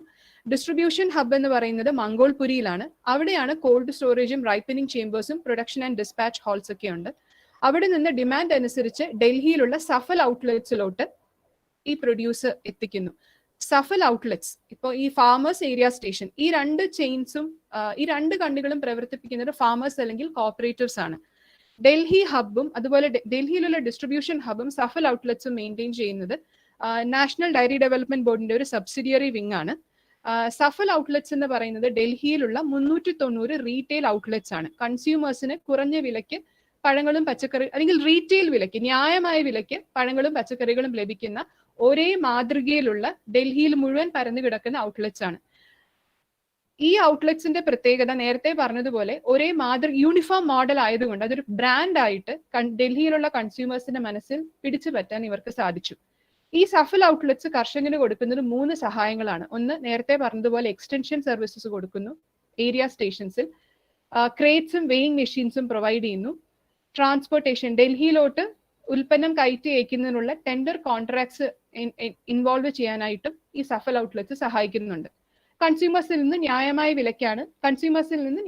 ന്യായമായ വിലയ്ക്കാണ് ഉൽപ്പന്നങ്ങൾ വിൽക്കുന്നത്. വളരെ പ്രധാനപ്പെട്ട മറ്റൊരു കാര്യം, ഫാമറിൽ നിന്നും കൺസ്യൂമറിലേക്ക് ഫ്രഷ് ആയിട്ട് പ്രൊഡ്യൂസ് എത്തുന്നു എന്നത് ഈ സഫൽ ഔട്ട്ലെറ്റ്സിൽ നിന്ന് ആൾക്കാർ സാധനം വാങ്ങിക്കുന്നതിന്റെ തെളിവാണ്. പക്ഷേ ഈ entire cycle farm to consumption അവർ കംപ്ലീറ്റ് ചെയ്യുന്നത് വെറും 48 മണിക്കൂറിലാണ്. അതുകൊണ്ട് തന്നെ കോപ്പറേറ്റീവ്സിനോ അല്ലെങ്കിൽ ഈ സഹകരണ സംഘങ്ങൾക്കോ അവരുടെ ഏരിയ സ്റ്റേഷൻസിൽ ഒരു കൂളിംഗ് ചേംബേഴ്സോ കോൾഡ് സ്റ്റോറേജിന്റെ ആവശ്യം വരുന്നില്ല. ഇനി കേരളത്തിലോട്ട് ഈ വിപണനത്തിനെ കുറിച്ച് പറയുകയാണെങ്കിൽ, കേരളം ഒരു ഉപഭോക്തൃ സംസ്ഥാനമാണ്. നമുക്ക് ഒരുപാട് പഴങ്ങളിലും പച്ചക്കറികളിലും ഒരുപാട് ഡെഫിസിറ്റ് ഉണ്ട്. സുഭിക്ഷ കേരളം പദ്ധതിയുടെ ഭാഗമായിട്ടും ജീവനി പദ്ധതിയുടെ ഭാഗമായിട്ടും ഫ്രൂട്ട് ആൻഡ് വെജിറ്റബിൾ പ്രൊഡക്ഷൻ നമ്മുടെ കേരളത്തിൽ ഒരുപാട് കൂടിയിട്ടുണ്ട്. പക്ഷേ ഒരു കൺസ്യൂമറിനെ സംബന്ധിച്ചിടത്തോളം നാടൻ ഉൽപ്പന്നങ്ങൾ, ലോക്കലി ഗ്രോൺ ക്വാളിറ്റി പ്രൊഡ്യൂസ്, അവന് ഏറ്റവും അടുത്ത് വാങ്ങിക്കാൻ പറ്റുന്ന സ്ഥലത്ത് ലഭിക്കുക എന്നുള്ളത് വളരെ പ്രധാനപ്പെട്ട കാര്യമാണ്. ലോക്കലി ഗ്രോൺ പ്രൊഡ്യൂസ്, നാടൻ പച്ചക്കറി, നമ്മുടെ നാട്ടിൽ ഉൽപ്പാദിപ്പിച്ച പച്ചക്കറി എങ്ങനെയാണ് മറ്റ് സംസ്ഥാനങ്ങളിൽ നിന്ന് വരുന്ന പച്ചക്കറികളിൽ നിന്നും ഒരു കൺസ്യൂമറിന് ഐഡന്റിഫൈ ചെയ്യാൻ പറ്റുന്നത്? ടാഗിങ് ഇതിന് നമ്മളെ സഹായിക്കും. ഫോർ എക്സാമ്പിൾ, തിരുവനന്തപുരം ജില്ലയിലെ ഇന്ന ബ്ലോക്കിലുള്ള ഇന്ന സഹകരണ സംഘത്തിൽ ഉണ്ടാക്കിയെടുത്ത കുമ്പളമാണ് ഇന്ന് ഞാൻ വാങ്ങിക്കാൻ പോകുന്നതെന്ന് എനിക്ക് ആ ടാഗ് നോക്കി മനസ്സിലാക്കാൻ കഴിഞ്ഞാൽ ആ ലോക്കൽ പ്രൊഡ്യൂസ് ആണെന്ന് നമുക്ക് കൺസ്യൂമറിന് മനസ്സിലാകുന്നു. രണ്ടാമത്തേത് ഗുഡ് അഗ്രികൾച്ചറൽ പ്രാക്ടീസസ്. ഈ പറയുന്നത് പോലെ post harvest handling practice, freshness of the produce എങ്ങനെ നമുക്ക് മെയിൻറ്റെയിൻ ചെയ്യാൻ പറ്റും എന്നുള്ളത് മനസ്സിലാക്കാനും അതിനുള്ള ഇൻഫർമേഷൻ കൊടുക്കാനും ഈ സഹകരണ സംഘങ്ങളുടെ അല്ലെങ്കിൽ കോപ്പറേറ്റീവ് നെറ്റ്വർക്കിന്റെ സ്ട്രോങ് ലിങ്കേജ് നമുക്ക് എപ്പോഴും യൂസ് ചെയ്യാൻ പറ്റുന്നതാണ്. ഗുണനിലവാരമുള്ള നാടൻ ഉൽപ്പന്നങ്ങൾ ഒരു പ്രീമിയം പ്രൈസ്, ഒരു വില അധികം കൊടുത്ത് വാങ്ങിക്കാനുള്ള ഒരു വലിയൊരു ജനവിഭാഗം കേരളത്തിൽ നിന്ന് രൂപപ്പെട്ടു വരുന്നുണ്ട്. കാരണം ഇന്ന് മലയാളികൾ എല്ലാവരും തന്നെ ക്വാളിറ്റി കോൺഷ്യസ് ആണ്. ഒരു ജില്ലയിലുള്ള ഉൽപ്പന്നങ്ങൾ, ഒരു ജില്ലയിൽ ഉൽപ്പാദിപ്പിക്കുന്ന അഗ്രികൾച്ചർ പ്രൊഡ്യൂസ് ആ ജില്ലയിൽ തന്നെ ഡിസ്ട്രിബ്യൂട്ട് ചെയ്യാൻ ശ്രമിച്ചാൽ ഈ ഫ്രഷ്നെസ് നമുക്ക് ഒരു പരിധി വരെ മെയിൻറ്റെയിൻ ചെയ്യാൻ സാധിക്കും. ഇതുപോലെ വലിയ വലിയ കളക്ഷൻ സെന്റേഴ്സോ അല്ലെങ്കിൽ പാക്ക് ഹൗസസോ ഒന്നും നമുക്ക് ഇതിനകത്ത് ആവശ്യം വരുന്നില്ല. ഈ കോപ്പറേറ്റീവ്സിന് അവരുടെ ഉൽപ്പന്നം വിൽക്കാനായിട്ട് റീറ്റെയിൽ ഔട്ട്ലെറ്റ്സ് തുടങ്ങാം. കോപ്പറേറ്റീവ്സിന്റെ അപ്പെക്സ് സൊസൈറ്റീസിന് നേരിട്ട് വിൽപ്പന നടത്താം, അല്ലെങ്കിൽ സൂപ്പർ മാർക്കറ്റ്സിന് സോഴ്സ് ചെയ്യാൻ പറ്റും, അല്ലെങ്കിൽ അവർക്ക് തന്നെ ഫാർമർ മാർക്കറ്റ്സ്, കർഷക ചന്തകൾ ഓർഗനൈസ് ചെയ്യാം. പക്ഷെ കേരളത്തിന്റെ കർഷകരുടെ കൂട്ടായ്മ ഉൽപ്പാദിപ്പിക്കുന്ന എല്ലാ കർഷക പ്രൊഡ്യൂസിനും ഒരു കോമൺ ബ്രാൻഡ് ഉണ്ടാകുന്നത് ഒരു ബ്രാൻഡിങ് എന്ന രീതിയിൽ നമുക്ക് ഒരുപാട് ഗുണം ചെയ്യും. കാരണം നേരത്തെ ഇപ്പോൾ പറഞ്ഞ എല്ലാ കോപ്പറേറ്റീവ്സും ഫ്ലോറിഡ നാച്ചുറൽ, ബ്ലൂ ഡയമണ്ട്, അതിനെക്കുറിച്ചൊക്കെ ഞാൻ സംസാരിക്കുന്നുണ്ട്. അതൊക്കെ ലോകത്തിലെ ഏറ്റവും പ്രശസ്തമായ ഫാർമ കോപ്പറേറ്റീവ്സ് ആണ്. അവർക്ക് എല്ലാവർക്കും ഒരു ബ്രാൻഡിങ് അല്ലെങ്കിൽ മാർക്കറ്റിംഗിൽ വളരെയധികം ഫോക്കസ് ഉണ്ടായിരുന്നു. പ്രധാനപ്പെട്ട മറ്റൊരു കാര്യം, ഒരു സഹകരണ സംഘത്തിലെ ഫാർമർ കൺസിസ്റ്റന്റ് ആയിട്ട് പ്രൊഡ്യൂസ് ചെയ്യുന്ന ഒരു ഫാർമർ ആയിരിക്കണം. ഫാർമേഴ്സിനെ ആയിരിക്കണം നമ്മളൊരു കോപ്പറേറ്റീവ്സിൽ, ഈ ഫാർമർ കോപ്പറേറ്റീവ്സിൽ മെമ്പേഴ്സ് ആക്കേണ്ടത്. പെരിഷബിൾസിന്റെ കാര്യമാണ് ഇപ്പൊ ഞാൻ സംസാരിച്ചത്. നോൺ പെരിഷബിൾസ്, സ്പൈസസ് അല്ലെങ്കിൽ കൊപ്ര, നമുക്ക് ഒരുപാട് സാധ്യതകളുള്ള ക്രോപ്സ് ആണ്. ഇതിലെല്ലാത്തിലും ഇലക്ട്രോണിക് നാഷണൽ അഗ്രികൾച്ചർ മാർക്കറ്റിന്റെ സഹായം സഹകരണ സംഘങ്ങൾക്കും അതുപോലെ തന്നെ കൃഷിക്കാർക്കും ഉപയോഗിക്കാം. കേരളത്തിലെ 6 ഹോൾസെയിൽ മാർക്കറ്റ്സുകളിൽ ഇന്ന് ഈനാം ഫെസിലിറ്റി അവൈലബിൾ ആണ്. ആ ഈനാം ഫെസിലിറ്റിയിൽ കർഷകൻ അവന്റെ ഉൽപ്പന്നം ചന്തകളിൽ, ഈ ഹോൾസെയിൽ മാർക്കറ്റ്സിൽ കൊണ്ട് ചെന്ന് കഴിഞ്ഞാൽ ഇന്ത്യയിലുള്ള പല സംസ്ഥാനങ്ങളിൽ നിന്ന് ട്രേഡേഴ്സ് ഓൺലൈൻ ബിഡ് ചെയ്ത് അവന്റെ ഉൽപ്പന്നം വാങ്ങിക്കും. ക്വാളിറ്റി കൃത്യമായി ചെക്ക് ചെയ്തതിനു ശേഷമായിരിക്കും ഉൽപ്പന്നം എടുക്കുന്നത്, പ്രോംപ്റ്റ് പേയ്മെന്റും ഉണ്ട്. ഇതൊന്നുമല്ലാതെ വലിയ രീതിയിൽ ക്യാബേജ് അല്ലെങ്കിൽ ക്യാപ്സിക്കം അങ്ങനെ കൂൾ സീസൺ വെജിറ്റബിൾസ് ഒക്കെ ഉണ്ടാക്കുന്ന പല സഹകരണ സംഘങ്ങൾ ഉണ്ടെങ്കിൽ അവർക്ക് സോർട്ടിംഗ് ഗ്രേഡിംഗ് സെന്റേഴ്സ് വേണമായിരിക്കും, അല്ലെങ്കിൽ റീഫർ ട്രക്സ് വേണമായിരിക്കും ട്രാൻസ്പോർട്ടേഷൻ. അതിനൊക്കെ പലതരം സ്കീംസ് ഇപ്പോൾ സംസ്ഥാന സർക്കാരിന്റെ നേതൃത്വത്തിലും കേന്ദ്ര സർക്കാരിന്റെ നേതൃത്വത്തിലും അവൈലബിൾ ആണ്. രണ്ടാമത്തെ റോൾ, കോപ്പറേറ്റീവ്സ് ആസ് എക്സ്പോർട്ടേഴ്സ്. മഹാഗ്രേപ്സ് എന്ന് പറയുന്ന 1991 മഹാരാഷ്ട്രയിൽ 16 ഗ്രേപ്പ് ഗ്രോവേഴ്സ് കോപ്പറേറ്റീവ്സിന്റെ അപ്പെക്സ് ബോഡിയായി ഫോം ചെയ്ത കോപ്പറേറ്റീവ് ആണ്. ഇന്ന് ഇന്ത്യയിലെ ഏറ്റവും വലിയ സീഡ്ലെസ് ഗ്രേപ്പിന്റെ എക്സ്പോർട്ടർ ആണ് മഹാഗ്രേപ്സ്. സ്ട്രിഞ്ചന്റ് ക്വാളിറ്റി സ്റ്റാൻഡേർഡ്സ് ഉണ്ടെന്ന് നമ്മൾ പറയുന്ന യൂറോപ്പിലോട്ടാണ് അവർ കൂടുതലും അവരുടെ ഉൽപ്പന്നങ്ങൾ കയറ്റി അയക്കുന്നത്. നേരത്തെ പറഞ്ഞു 16 ഗ്രേപ്പ് ഗ്രോവേഴ്സ് കോപ്പറേറ്റീവ്സ് ആണ് അതിനകത്തുള്ളത്. അതിന്റെ ഇലക്ടഡ് ഹെഡ്സ് ആണ് മഹാഗ്രേപ്സിന്റെ ബോർഡ് എന്ന് പറയുന്നത്. ഈ 16 പേരിൽ നിന്നും തിരഞ്ഞെടുത്ത 7 തലവന്മാരാണ് എക്സിക്യൂട്ടീവ് കൗൺസിൽ. 1950-കളിൽ തൊട്ട് തന്നെ മഹാരാഷ്ട്രയിൽ കോപ്പറേറ്റീവ്സ് വളരെ ശക്തമായിരുന്നു. അപ്പൊ ആ അടിത്തറ തന്നെയാണ് ഗ്രേപ്പ് ഗ്രോവേഴ്സ് സൊസൈറ്റീസ് ഫോം ചെയ്യാൻ അന്ന് അവിടെ സഹായിച്ചത്. ക്വാളിറ്റി, എക്സ്പോർട്ട് മാർക്കറ്റിലോട്ട് ഉൽപ്പന്നങ്ങൾ കയറ്റി അയക്കുമ്പോൾ ഏറ്റവും പ്രധാനം ക്വാളിറ്റി സ്റ്റാൻഡേർഡ്സ് മീറ്റ് ചെയ്യുക എന്നുള്ളതായിരുന്നു. അവർ ആദ്യം ചെയ്തത് ഏത് രാജ്യത്തേക്കാണോ അവരുടെ ഉൽപ്പന്നം കയറ്റി അയക്കാൻ പോകുന്നത് ആ രാജ്യത്തെ sanitary and phyto sanitary standards, food safety standards ഒക്കെ കൃത്യമായി മനസ്സിലാക്കി ആ വിവരം സഹകരണ സംഘങ്ങൾ വഴി താഴെ കർഷകരിലേക്ക് എത്തിച്ച് അതിനനുസരിച്ച് ഉൽപാദനം തുടങ്ങി. ഒരു കർഷകൻ ഈ ഗ്രേപ്പ് ഗ്രോവേഴ്സ് സൊസൈറ്റിയിൽ അവന്റെ ഉൽപ്പന്നം കൊണ്ടുവരുമ്പോൾ ഈ സൊസൈറ്റി നിഷ്കർഷിക്കുന്ന മാനദണ്ഡങ്ങൾ മീറ്റ് ചെയ്തില്ല എങ്കിൽ ആ പ്രോഡക്റ്റ് അവിടെ വെച്ച് തന്നെ റിജക്ട് ചെയ്യുന്നു, ആ സൊസൈറ്റി എടുക്കുന്നില്ല. ക്വാളിറ്റി ഉള്ള ഉൽപ്പന്നങ്ങൾ എടുത്ത സൊസൈറ്റി ഓരോ സൊസൈറ്റിയിലുമുള്ള പാക്ക് ഹൗസും പ്രീ കൂളിംഗ് ഫെസിലിറ്റിയും ഉപയോഗിച്ച് അതിനുശേഷം അവിടെ നിന്ന് മഹാഗ്രേപ്സിന്റെ പ്രധാന കേന്ദ്രമായ മഹാരാഷ്ട്രയിലെ മറ്റൊരു സ്ഥലത്തോട്ട് വിടുന്നു. അവിടെ cold storage and packaging infrastructure ഉണ്ട്. അവിടെ നിന്നാണ് ഇത് കയറ്റി അയക്കപ്പെടുന്നത്. ഒരുപാട് നാളിലെ കൺസിസ്റ്റന്റ് എഫേർട്സിന് ശേഷം മാത്രമാണ് മഹാഗ്രേപ്സ് ഒരു ആക്സെപ്റ്റഡ് ഇന്റർനാഷണൽ ബ്രാൻഡായി മാറിയത്. അതിനുശേഷം ഗവൺമെന്റ് ഈ മഹാഗ്രേപ്സിന്റെ ചുവട് പിടിച്ച് മറ്റു പല പ്രോഡക്ട്സിലേക്കും മഹാ മാംഗോ, മഹാ അനാർ, മഹാ ബനാന, മഹാ ഓറഞ്ച് അങ്ങനെ പല ബ്രാൻഡ്സും ഡെവലപ്പ് ചെയ്തിട്ടുണ്ട്. കേരളത്തിലും കയറ്റുമതിക്ക് സാധ്യതയുള്ള ഒരുപാട് ഫ്രൂട്ട്സ് ആൻഡ് വെജിറ്റബിൾസ് ഉണ്ട്. നമ്മുടെ സംസ്ഥാന സർക്കാർ തന്നെ പല പ്രോഡക്ട്സിനും ഐഡന്റിഫൈ ചെയ്തിട്ടുണ്ട്. ഈ പല പ്രോഡക്ട്സിലും like banana, jackfruit, pineapple അങ്ങനെ 16ഓളം പ്രോഡക്ട്സ് ഐഡന്റിഫൈ ചെയ്തിട്ടുണ്ട്. ഈ ഓരോ പ്രോഡക്റ്റിലും എക്സ്പോർട്ട് പ്രോട്ടോകോൾ ഡെവലപ്പ് ചെയ്യുന്നതിനായി പല ഗവേഷണ സ്ഥാപനങ്ങളുമായിട്ട് ചേർന്ന് ശ്രമം തുടങ്ങിയിട്ടുമുണ്ട്. മറ്റൊരു പ്രധാനപ്പെട്ട മേഖല സ്പൈസസ് ആണ്. സുഗന്ധവ്യഞ്ജനങ്ങളിൽ അധികം ഫാർമർ കോപ്പറേറ്റീവ്സ് അല്ലെങ്കിൽ സക്സസ്ഫുൾ ആയിട്ടുള്ള ഫാം മാർക്കറ്റിംഗ് കോപ്പറേറ്റീവ്സിന്റെ സാന്നിധ്യം കാണുന്നില്ല. മൂന്നാമത്തെ മോഡൽ കോപ്പറേറ്റീവ്സ് ഇസ് പ്രോസസേഴ്സ് എന്നുള്ളതാണ്. ഇവിടെ ഞാൻ പറയുന്നത് വികസിത രാജ്യങ്ങളിലെ തന്നെ പ്രധാനപ്പെട്ട 2 കോപ്പറേറ്റീവ്സ് ആണ്. ബ്ലൂ ഡയമണ്ട് ലോകത്തിലെ തന്നെ ഏറ്റവും പ്രശസ്തമായ ബദാം പ്രോസസർ ആണ്. അവർ 20-ാം നൂറ്റാണ്ടിന്റെ തുടക്കത്തിൽ അമേരിക്കയിൽ ഫോം ചെയ്തൊരു ഫാർമർ കോപ്പറേറ്റീവ് ആണ്. വളരെ നല്ല രീതിയിൽ മുന്നോട്ട് പോയിക്കൊണ്ടിരുന്ന കോപ്പറേറ്റീവ്. നല്ല കോപ്പറേറ്റീവ് ആകുമ്പോൾ അതിനകത്ത് മെമ്പേഴ്സ് കൂടുന്നു. ഒരു കാലഘട്ടത്തിൽ അവർക്ക് വിപണിക്ക് ആവശ്യമാകുന്നതിനേക്കാളും കൂടുതൽ ഉൽപ്പന്നങ്ങൾ ഉണ്ടായി. അങ്ങനെ വന്നപ്പോൾ അവർ ചെയ്തത് പോർട്ട്ഫോളിയോ ഡൈവേഴ്സിഫിക്കേഷൻ, അതായത് ബദാമിൽ നിന്നും ഉണ്ടാക്കാൻ പറ്റുന്ന ഉൽപ്പന്നങ്ങളുടെ എണ്ണം കൂട്ടി കൂടുതൽ വാല്യൂ എഡീഷനിലേക്ക് കടന്നു.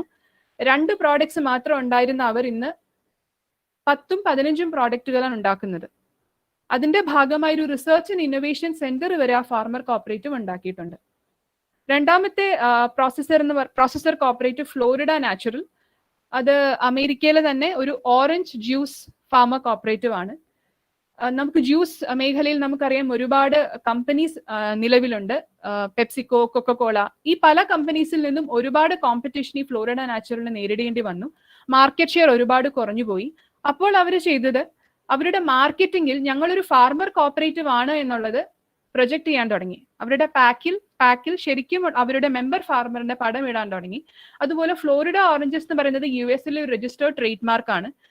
ഞങ്ങൾ ഫ്ലോറിഡ ഓറഞ്ചസ് ആണ് ഉപയോഗിക്കുന്നത് എന്നുള്ളതും അവർ പ്രൊജക്ട് ചെയ്യാൻ തുടങ്ങി. ഈ രണ്ട് കാര്യങ്ങൾ കാരണം അവർക്ക് മാർക്കറ്റ് ഷെയർ തിരിച്ചു പിടിക്കുകയും ഈ രണ്ട് കമ്പനികളെക്കാളും ഒരു പരിധിവരെ അഡ്വാൻറ്റേജ് ഉണ്ടാകുകയും ചെയ്തു. മൂന്നാമത്തേത് മെക്കി ബാത്തു കോപ്പറേറ്റീവ് യൂണിയൻ. അത് ആഫ്രിക്കയിലെ സ്മോൾ ആൻഡ് മാർജിനൽ ഫാർമേഴ്സിന്റെ ഒരു വെജിറ്റബിൾ പ്രോസസർ കോപ്പറേറ്റീവ് യൂണിയൻ ആണ്. സ്ട്രിഞ്ചന്റ് ആയിട്ടുള്ള ക്വാളിറ്റി നോംസ് അവർ കൺസിസ്റ്റന്റ് ആയി ഫോളോ ചെയ്തിരുന്നു. അത് കാരണം അവർക്ക് യൂറോ ഗ്യാപ് സർട്ടിഫിക്കേഷൻ ലഭിക്കുകയും ഇപ്പോൾ സ്ഥിരമായി എത്യോപ്യൻ എയർലൈൻസിന് പ്രോസസ്ഡ് വെജിറ്റബിൾസ് കൊടുക്കാനും സാധിക്കുന്നുണ്ട്. കേരളത്തിനെ സംബന്ധിച്ചിടത്തോളം ഞാനിപ്പോൾ 3 മോഡലുകൾ പറഞ്ഞു. പല പ്രശസ്തമായിട്ടുള്ള മോഡലുകളുണ്ട്. ഈ മോഡലുകൾക്ക് ഒരുപാട് പോസിറ്റീവ്സും ഒരുപാട് നെഗറ്റീവ്സും ഉണ്ട്. പക്ഷെ നമ്മുടെ കേരളത്തിന്റെ കാലാവസ്ഥയ്ക്കും അല്ലെങ്കിൽ കേരളത്തിന്റെ ആവശ്യത്തിനും ഈ ഓരോ മോഡലുകളിൽ നിന്നും ഒരുപാട് കാര്യങ്ങൾ നമുക്ക് എടുക്കാൻ പറ്റും. പക്ഷെ ഏറ്റവും പ്രധാനപ്പെട്ട കാര്യം കേരളത്തിലെ ശക്തമായ സഹകരണ മേഖല മാർക്കറ്റിങ്ങിലോട്ട് തിരിയണം എന്നുള്ളതാണ്. പക്ഷെ മാർക്കറ്റിങ്ങിലോട്ട് തിരിയുന്നതിന് മുന്നേ ഓരോ കോപ്പറേറ്റീവും മനസ്സിലാക്കേണ്ടത് കൃത്യമായ മാർക്കറ്റ് അനാലിസിസ് എങ്ങനെയാണ് ചെയ്യേണ്ടതെന്നുള്ളതാണ്.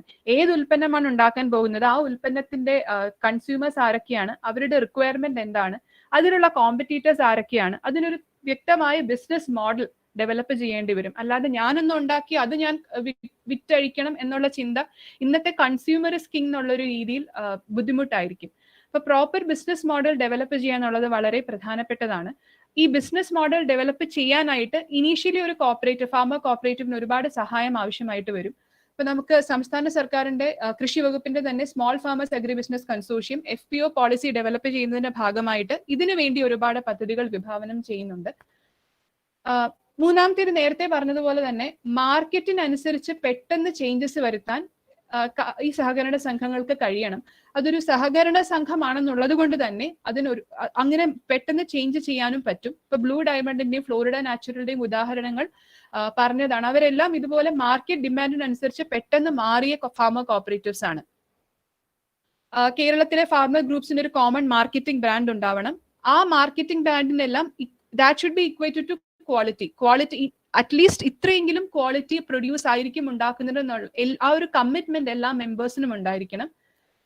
ഓഫ് ലേറ്റ് കേന്ദ്ര സർക്കാരും സംസ്ഥാന സർക്കാരുകളും ഒരുപാട് സ്കീമുകളും പ്രോജക്റ്റുകളും കോപ്പറേറ്റീവ്സിനും ഫാമർ പ്രൊഡ്യൂസർ ഓർഗനൈസേഷൻസിനുമായിട്ട് കൊണ്ടുവന്നിട്ടുണ്ട്.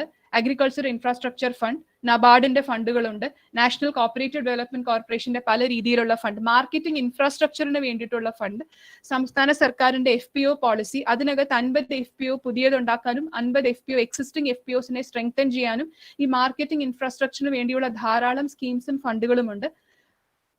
ഇത് കൂടാതെ കാർഷിക ഗവേഷണ സ്ഥാപനങ്ങളും അതുപോലെ തന്നെ ഗവൺമെന്റും കൂടുതൽ ഫോക്കസ് ചെയ്യേണ്ടത് ഗുഡ് അഗ്രികൾച്ചറൽ പ്രാക്ടീസസും ഗുഡ് മാർക്കറ്റിംഗ് പ്രാക്ടീസസും with specific reference to post harvest handling എങ്ങനെ കൂടുതൽ കൃഷിക്കാരിലേക്കും കർഷക സഹകരണ സംഘങ്ങളിലേക്കും എത്തിക്കാം എന്നുള്ളതിനെ കുറിച്ചാണ്. ഇത്രയുമാണ് എനിക്ക് പറയാനുള്ളത്. Thank you.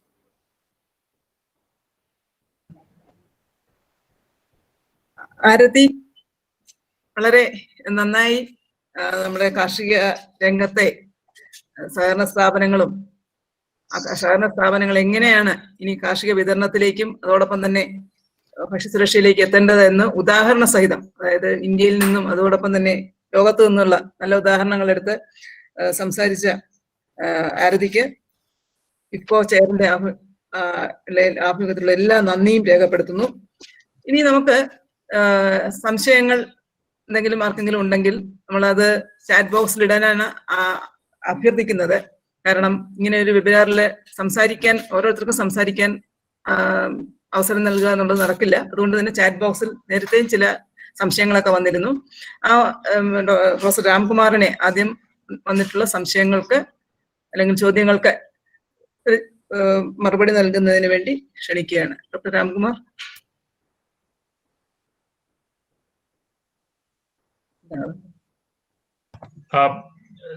ഡോക്ടർ പ്രേമ പല ഉയർന്നു വന്ന പല സംശയങ്ങൾക്കും ഞാൻ അവിടെ തന്നെ മറുപടി കൊടുക്കാൻ ശ്രമിച്ചിട്ടുണ്ട്. ഇവിടെ വന്ന ഏറ്റവും പ്രധാനപ്പെട്ട ഒരു വിഷയം ഡോക്ടർ ജയരാജ് ഉന്നയിച്ചിട്ടുള്ള മൈക്രോ ക്ലൈമറ്റ് മാനേജ്മെന്റിന്റെ ആവശ്യകത, പല ക്രോപ്പിംഗ് സിസ്റ്റത്തിലും ഉള്ള ആവശ്യകത, അതുപോലെ തന്നെ home stay ecosystem management, wetland ecosystem management, plantation management, ഇതിലൊക്കെ എനിക്ക് പൂർണ്ണമായിട്ടും യോജിപ്പുള്ള മേഖലകളാണ് ഡോക്ടർ ജയരാജ് ഇവിടെ സൂചിപ്പിച്ചിട്ടുള്ളത്. അതുകൊണ്ട് പ്രത്യേകിച്ച് ഞാൻ അതിനൊരു ഉത്തരമായിട്ട് ഞാൻ പറയുന്നില്ല. പക്ഷെ പ്രൊഫസർ രഞ്ജിത് കുമാർ ഉന്നയിച്ചിട്ടുള്ള ചില ചോദ്യങ്ങൾ, ഒരു ചോദ്യം ഞാൻ അതിന് മറുപടി അവിടെ ഇട്ടിട്ടുണ്ട് ഒരു ടെക്സ്റ്റ് ആയിട്ട്, എങ്കിലും ഞാൻ ഒരിക്കൽ കൂടി അത് ആവർത്തിക്കാം. അതായത് അദ്ദേഹം പറഞ്ഞ ഒരു വിഷയത്തോട് പൂർണ്ണമായിട്ട് എനിക്ക് യോജിപ്പുള്ള ഒരു വിഷയമാണ്, പക്ഷെ സമയക്കുറവ് മൂലം എനിക്ക് പറയാൻ സാധിച്ചില്ല ഞാൻ എന്റെ നേരത്തെ ഉള്ള പ്രസന്റേഷനിൽ. അതായത് ഹരിത വിപ്ലവം എന്ന് പറയുന്നത് ഇന്ത്യയിലെ തന്നെ വന സ്രോതസ്സുകളെ, വനങ്ങളെയും വനത്തിന്റെ വിസ്തൃതിയെയും സംരക്ഷിക്കുന്നതിൽ വലിയ പങ്ക് വഹിച്ചിട്ടുണ്ട് എന്നാണ് ഞാൻ പറഞ്ഞത്.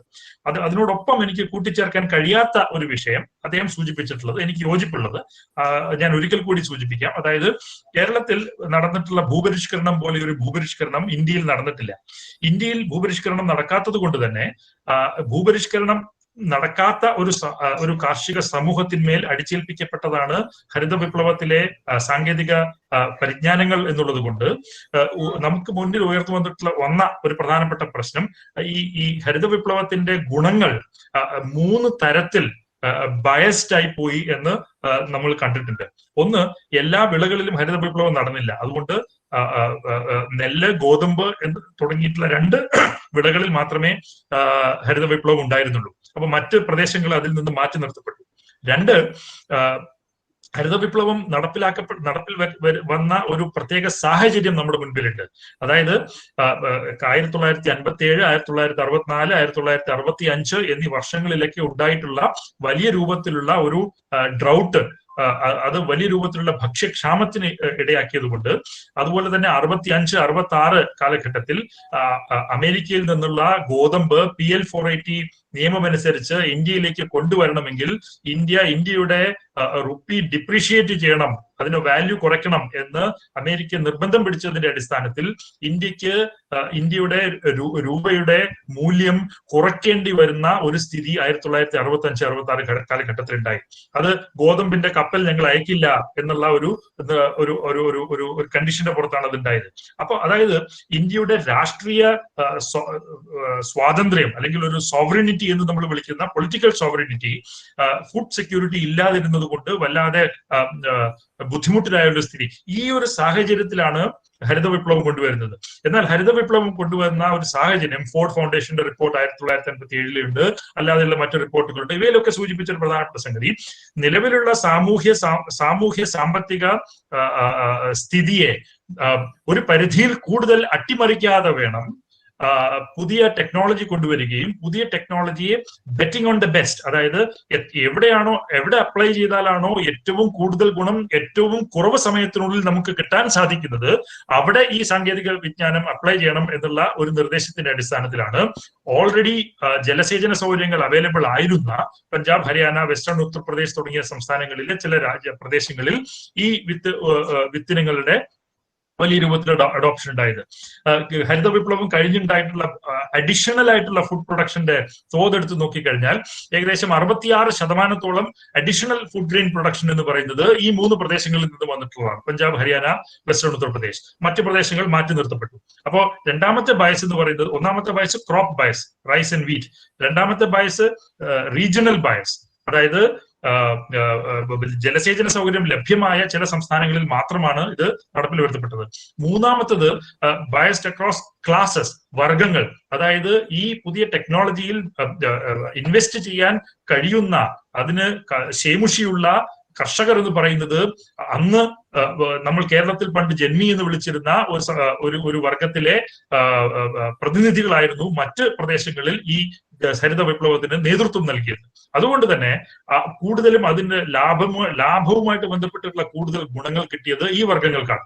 അതുകൊണ്ടാണ് ഗ്രീൻ റെവല്യൂഷൻ എന്ന് പറയുന്നത്, ഹരിത വിപ്ലവം എന്ന് പറയുന്നത് വർഗം, വിള, അതുപോലെ തന്നെ പ്രദേശം എന്നീ 3 തലങ്ങളിലായി അതിന്റെ ബയസ് അതിന്റെ ഒരു ഇംബാലൻസ് കിടക്കുന്നു എന്ന് നമ്മൾ വിലയിരുത്തിയിട്ടുള്ളത്.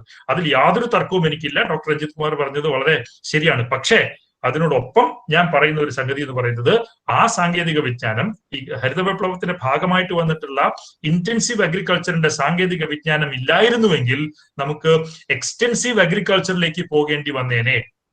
എക്സ്റ്റെൻസീവ് അഗ്രികൾച്ചറിലേക്ക് പോകുക എന്ന് പറഞ്ഞു കഴിഞ്ഞാൽ നമ്മൾ കാലാകാലങ്ങളായി തുടർന്നു വന്നിട്ടുള്ള, അതായത് ഹരിത വിപ്ലവത്തിന് മുൻപ് തുടർന്നു വന്നിട്ടുള്ള പ്രതിഭാസം, അതായത് നമുക്ക് കൂടുതൽ ധാന്യങ്ങൾ ആവശ്യമുണ്ടെങ്കിൽ കാട് വെട്ടിത്തെളിച്ചുകൊണ്ട് അവിടെ നമുക്ക് പുതിയ കൃഷി ഇറക്കാം എന്ന രീതിയിലുള്ള എക്സ്റ്റെൻസീവ് അഗ്രികൾച്ചർ രീതിയിൽ ബേസ് ചെയ്തിട്ടുള്ളതായിരുന്നു ഹരിത വിപ്ലവത്തിന് മുൻപുണ്ടായിട്ടുള്ള കാർഷിക വികസനം.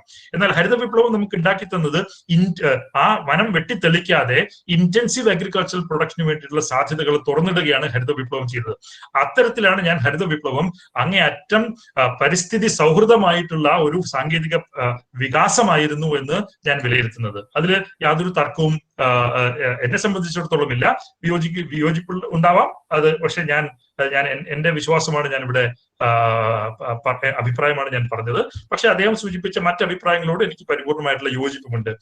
ഡോക്ടർ ജയരാജ് ഇവിടെ സൂചിപ്പിച്ചിട്ടുള്ള മറ്റൊരു സംഗതി, how PACS can be guided to explore the potential of establishing Grameen Mall with premium products under Subiksha Kerala. Yes, പ്രാഥമിക സഹകരണ സംഘങ്ങൾക്ക് കേരളത്തിന്റെ സാഹചര്യത്തിൽ സുഭിക്ഷ കേരളം പരിപാടിയിൽ ഇടപെടാനും അത് കൂടുതൽ വേഗത്തിൽ നടപ്പിൽ വരുത്താനും കൂടുതൽ ഗുണങ്ങൾ കർഷകരിൽ എത്തിക്കാനും വലിയൊരു പങ്ക് വഹിക്കാൻ കഴിയുമെന്ന് വിശ്വസിക്കുന്ന ഒരാളാണ് ഞാൻ. ഈ പാക്സ് എന്ന് പറയുന്നത് നമ്മൾ ക്രെഡിറ്റ് മേഖലയിൽ മാത്രമാണ് നമുക്ക് അതിന്റെ വളർച്ച കൈവരിക്കാൻ സാധിച്ചിട്ടുള്ളത്. അത് പോരാ, അതിൽ നിന്നും അപ്സ്കെയിൽ ചെയ്തുകൊണ്ട് പ്രൊഡക്ഷൻ മാർക്കറ്റിംഗ് മേഖലകളിലേക്ക് കൂടി ആരതി ഇവിടെ സൂചിപ്പിച്ച മനോഹരമായിട്ടുള്ള ഉദാഹരണങ്ങൾ നമ്മുടെ മുൻപിലുണ്ട്. ആ ഉദാഹരണങ്ങൾ നമ്മളോട് കാണിക്കുന്നത് ഈ പാക്സിന്റെ പൊട്ടൻഷ്യലാണ്. ആ പൊട്ടൻഷ്യൽ കേരളത്തിന്റെ പ്രത്യേക സാമൂഹ്യ രാഷ്ട്രീയ സാമ്പത്തിക സാഹചര്യത്തിൽ നമുക്ക് മറ്റ് സംസ്ഥാനങ്ങളെക്കാൾ മെച്ചപ്പെട്ട രീതിയിൽ ഉപയോഗിക്കാനും കഴിയും. അത് ഉപയോഗപ്പെടുത്താനായിട്ട് അതിനനുസൃതമായിട്ടുള്ള നയങ്ങൾ നമുക്കിവിടെ രൂപപ്പെടുത്തേണ്ടതുണ്ട് എന്നുള്ള കാര്യത്തിൽ എനിക്ക് സംശയമില്ല. Where can farmers get highest value for non-perishable products like spices? Is it available at nearest points? അത് ഞാൻ ആരതിക്ക് വിടുന്നു. ആ വിഷയങ്ങൾ ആരതിയുടെ ഏരിയയാണ്. ഇതാണ് പ്രധാനപ്പെട്ട ചോദ്യങ്ങളായിട്ട് ഉയർന്നു വന്നിട്ടുള്ളത്. ഷീബ ഇതിനിടയ്ക്ക് ഉന്നയിച്ചിട്ടുള്ള ഒരു വിഷയം എന്ന് പറയുന്നത് ഈ Punjab, Haryana, western U P പ്രദേശങ്ങളിലെ വലിയ തോതിലുള്ള കാർഷിക വളർച്ച കാരണമാണ് ആ വളർച്ച ഉണ്ടാവാത്ത, അതായത് ജോഗ്രഫിക്കലി ഇംബാലൻസ്ഡ് എന്ന് ഞാൻ പറഞ്ഞ ബീഹാർ, ഒറീസ, ജാർഖണ്ഡ് തുടങ്ങിയ മേഖലകളിൽ നിന്നും ഇന്നും വലിയ തോതിൽ കർഷക തൊഴിലാളികൾ പലായനം ചെയ്തുകൊണ്ട്, മൈഗ്രേറ്റ് ചെയ്തുകൊണ്ട് പഞ്ചാബ്, ഹരിയാന, വെസ്റ്റേൺ ഉത്തർപ്രദേശ് മേഖലകളിലെ കാർഷിക അഗ്രികൾച്ചറൽ ഓപ്പറേഷൻസ് നിർവഹിക്കുന്നതിന് വേണ്ടിയിട്ട് അവരിൽ വലിയ തോതിലുള്ള ഡിപ്പെൻഡൻസി അവിടെയുണ്ട്. ഇപ്പോ COVID-19 ലോക്ക്ഡൌൺ ഉണ്ടായപ്പോൾ അവിടുത്തെ തൊഴിലാളികൾക്ക് പഞ്ചാബിലേക്ക് കടക്കാൻ പറ്റാത്ത സ്ഥിതി ഉണ്ടായി. അങ്ങനെ പഞ്ചാബിൽ വലിയ തോതിൽ അവിടുത്തെ റബിയുടെ ഹാർവെസ്റ്റ് നടത്താൻ കഴിയാത്ത ഒരു സ്ഥിതി അവിടെ ഉണ്ടായി. അങ്ങനെ അവസാനം ഉണ്ടായതെന്ന് വെച്ച് കഴിഞ്ഞാല് പഞ്ചാബിൽ നിന്നും വലിയ കർഷകർ ബസ് എടുത്തു പോയി, വലിയ 2-3 ബസ്സൊക്കെ എടുത്ത് ബീഹാർ, ഒറീസ, ജാർഖണ്ഡ് സംസ്ഥാനങ്ങളിലേക്ക് പോയി അവിടെ കർഷക തൊഴിലാളികളുടെ ഗ്രാമങ്ങളിൽ പോയി അവരെ ബസ്സിൽ കയറ്റി കൊണ്ടുവന്ന് ഹാർവെസ്റ്റ് ചെയ്യുന്ന സ്ഥിതി നമ്മൾ കണ്ടതാണ്. അതിനർത്ഥം എന്ന് പറഞ്ഞാൽ ഇത് നമ്മുടെ ജിയോഗ്രഫിക്കൽ ആയിട്ടുള്ള ഒരു ഇംബാലൻസ് കൂടിയാണ് അത് കാണിക്കുന്നത്. അവിടെ ശിവ പറഞ്ഞതിനോട് ഞാൻ പൂർണ്ണമായിട്ടും യോജിക്കുകയാണ്. നന്ദി. നന്ദി രാംകുമാർ. ഈ ആരതിക്ക് വന്നിട്ടുള്ള സംശയങ്ങൾക്ക് ചുരുങ്ങിയ വാക്കുകളിൽ മറുപടി പറയുക. സംസാരിക്കാനുണ്ട്. സ്റ്റേറ്റ് മാർക്കറ്റിംഗ് ഇഫ്കോയുടെ സ്റ്റേറ്റ് മാർക്കറ്റിംഗ് മാനേജർ റെപ്രസെന്റ് ചെയ്ത് ശ്രീ രാകേഷ് ഉണ്ട്. അദ്ദേഹം ഇഫ്കോയെ കുറിച്ച് 2 വാക്ക് സംസാരിക്കും. ആദ്യം ആരതിയെ മറുപടി പറയാൻ ശ്രമിക്കും. ഓക്കെ, ഞാൻ 2 ചോദ്യങ്ങൾക്ക് ഉത്തരം പറയാൻ ആഗ്രഹിക്കുന്നു. ഒന്ന്, നോൺ പെരിഷബിൾ പ്രോഡക്റ്റ് ആയ സ്പൈസസിന് എവിടെയാണ് ഹയസ്റ്റ് വാല്യൂ കിട്ടുക എന്നുള്ളതാണ്. ഏറ്റവും കൂടുതൽ വാല്യൂ നമ്മുടെ സ്പൈസസിന് കിട്ടുന്നത് എക്സ്പോർട്ട് മാർക്കറ്റിൽ നിന്നാണ്. പക്ഷേ എക്സ്പോർട്ട് മാർക്കറ്റ് വരെ ഫാമേഴ്സിന് എത്താൻ പറ്റുന്നില്ല എന്നുള്ളതാണ് ഏറ്റവും വലിയ പ്രശ്നം. എക്സ്പോർട്ട് മാർക്കറ്റിൽ എത്താൻ പറ്റാത്തതിന്റെ റീസൺ നേരത്തെ ഇവിടെ എല്ലാവരും സൂചിപ്പിച്ചതുപോലെ തന്നെ ക്വാളിറ്റി സ്റ്റാൻഡേർഡ്സ് മീറ്റ് ചെയ്യുന്നില്ല എന്നുള്ളതാണ്. എക്സ്പോർട്ട് മാർക്കറ്റിന്റെ ആദ്യത്തെ കാര്യം തന്നെ ക്വാളിറ്റി സ്റ്റാൻഡേർഡ്സ് കൃത്യമായി മീറ്റ് ചെയ്യുക എന്നുള്ളതാണ്. അതിന് ഈ ഗുഡ് പല സയന്റിസ്റ്റുകളോട് പല ശാസ്ത്രജ്ഞന്മാരോട് സംസാരിക്കുമ്പോൾ എല്ലാവരും പറയുന്ന കാര്യം ശരിക്കും ഈ good marketing good agricultural practices develop ചെയ്ത് വെച്ചിട്ടുണ്ടെങ്കിലും അതൊരിക്കലും കർഷകനിലേക്ക് എത്തിക്കാൻ പറ്റുന്നില്ല. അപ്പൊ ആദ്യം ചെയ്യേണ്ടത് ഗ്യാപ്പ് പ്രാക്ടീസസിലുള്ള പ്രോഡക്ട്സ് ഉണ്ടാക്കി അത് മാർക്കറ്റ് ചെയ്യുക എന്നുള്ളതാണ്. ഫാർമർ എക്സ്പോർട്ടർ ലിങ്കേജ് ഡയറക്റ്റ് ആയിട്ട് കേരളത്തിൽ ഇല്ല. നമ്മൾ ഫ്രൂട്ട്സ് ആൻഡ് വെജിറ്റബിൾസിന്റെ കാര്യത്തിൽ VFPCക്ക് തന്നെ ഒരുപാട് വട്ടം ഡയറക്ട്ലി എക്സ്പോർട്ടറുമായിട്ട് ലിങ്ക് ചെയ്യാൻ പറ്റുമോ എന്നുള്ളത് ശ്രമിച്ചു. അപ്പൊ എക്സ്പോർട്ടേഴ്സിന്റെ ഒക്കെ പ്രശ്നം ഈ ക്വാളിറ്റി പ്രോഡക്റ്റ് കിട്ടുക എന്നുള്ളത് അവർക്ക് വളരെ പ്രധാനമാണ്. ഇപ്പൊ ഈ സ്പൈസസിൽ തന്നെ പല ഈസ്റ്റേൺ പോലുള്ള പല കമ്പനീസ് അവർക്ക് പല രീതിയിലും റിജക്ഷൻസ് വരുമ്പോൾ ഈ ക്വാളിറ്റി പ്രോഡക്റ്റ് കൊടുക്കാൻ പറ്റാത്ത ഫാമേഴ്സുമായിട്ടാണ് അവർക്ക് ലിങ്കേജ് വരുന്നത്. അപ്പൊ അതിനകത്ത് ആദ്യം ചെയ്യേണ്ടത് ഈ ഗ്യാപ്പ് പ്രാക്ടീസസ് കൃത്യമായിട്ട് ഫാമേഴ്സിന്റെ അടുത്ത് എത്തിക്കഴിഞ്ഞാൽ അവർ അതിനനുസരിച്ച് കൃഷി ചെയ്യുകയും അങ്ങനെ ചെയ്തു കഴിഞ്ഞാൽ നേരിട്ട് ഫാർമർ എക്സ്പോർട്ടർ ലിങ്കേജ് ഉണ്ടാവുന്നു. ഇത് ഒരു മെത്തഡോളജിയാണ്. അങ്ങനെ വരുമ്പോൾ നമുക്ക് നമ്പർ ഓഫ് ചെയിൻസിനെ ഇവിടെ നേരത്തെ പറഞ്ഞതുപോലെ കുറയ്ക്കാൻ പറ്റും. രണ്ടാമത്തെ കാര്യം ഈനാം ആണ്. ഈനാം ഇപ്പൊ നമുക്ക് നെയ്സൺ സ്റ്റേജിലാണ് ഉള്ളത്. കേരളത്തിലെ 6 മാർക്കറ്റ്സിൽ ഇപ്പം ഈനാം ഫെസിലിറ്റി അവൈലബിൾ ആണ്.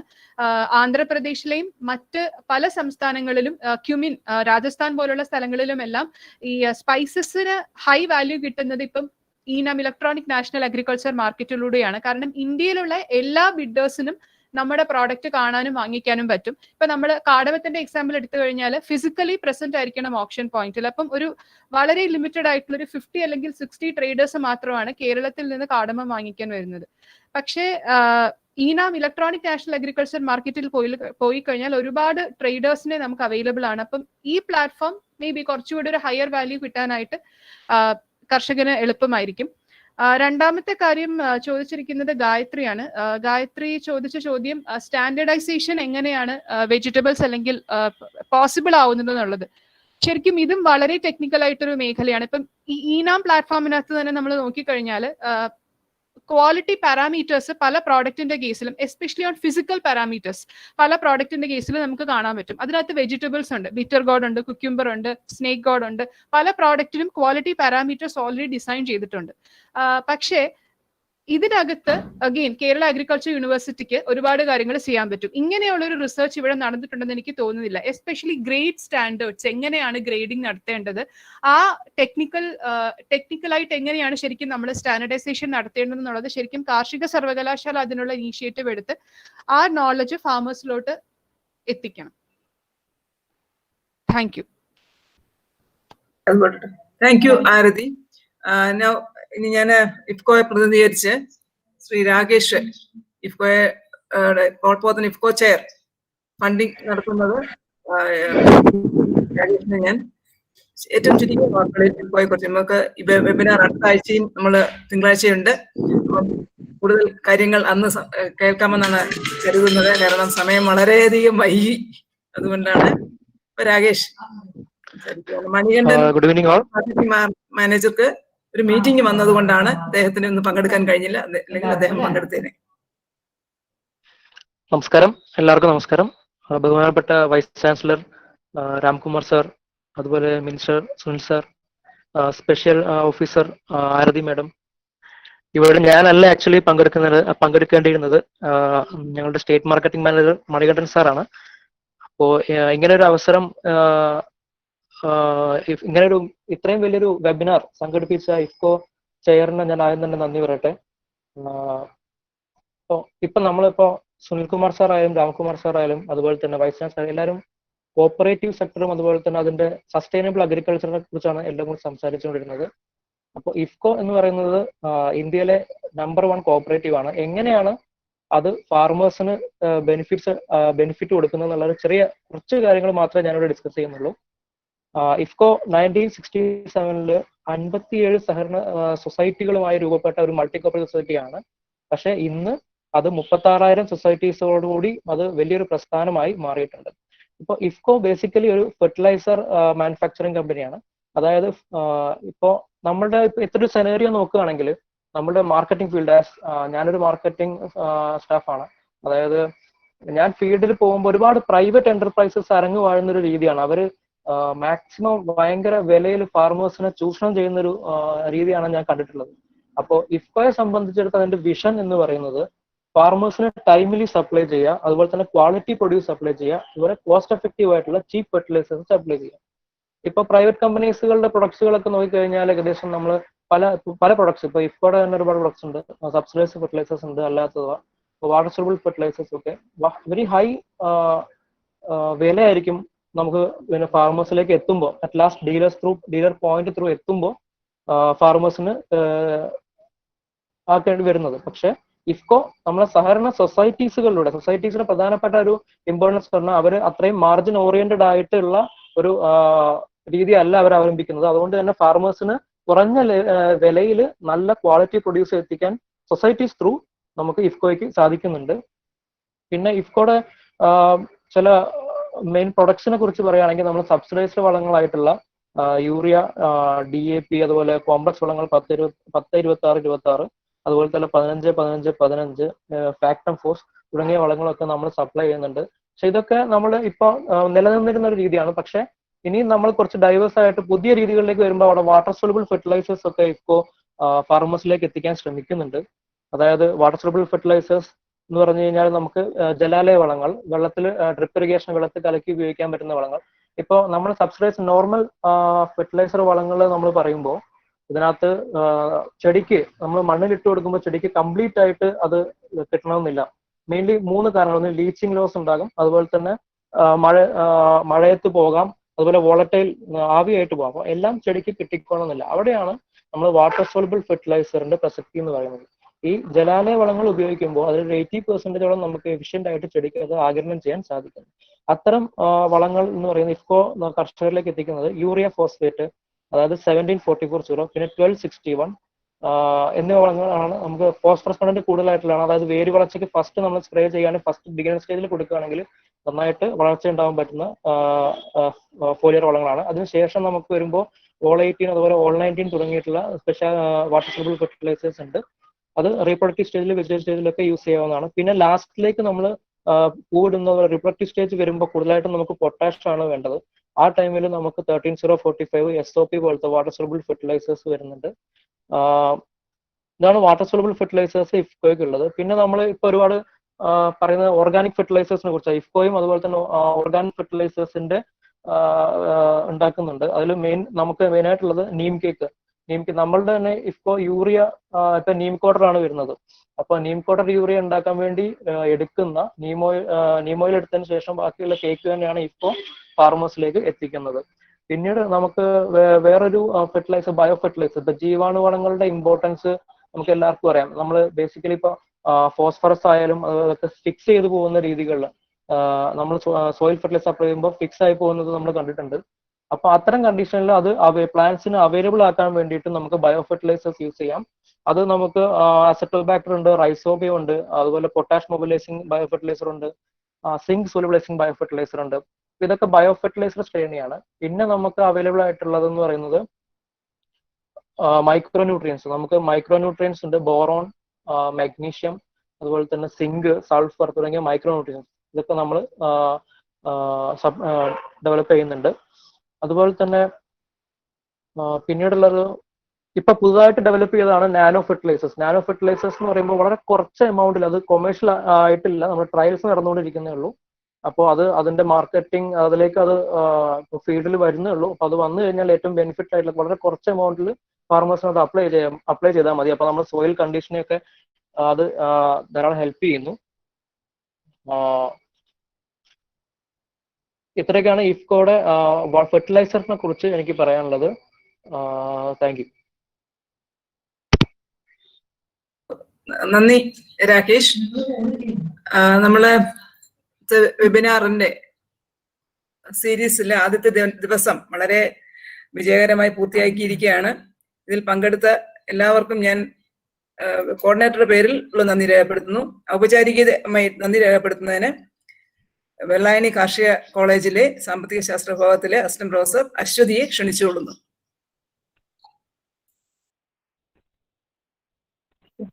അശ്വതി. നമസ്കാരം. മാഡം കേൾക്കാമോ? മാഡം കേൾക്കാമോ? ഓക്കെ.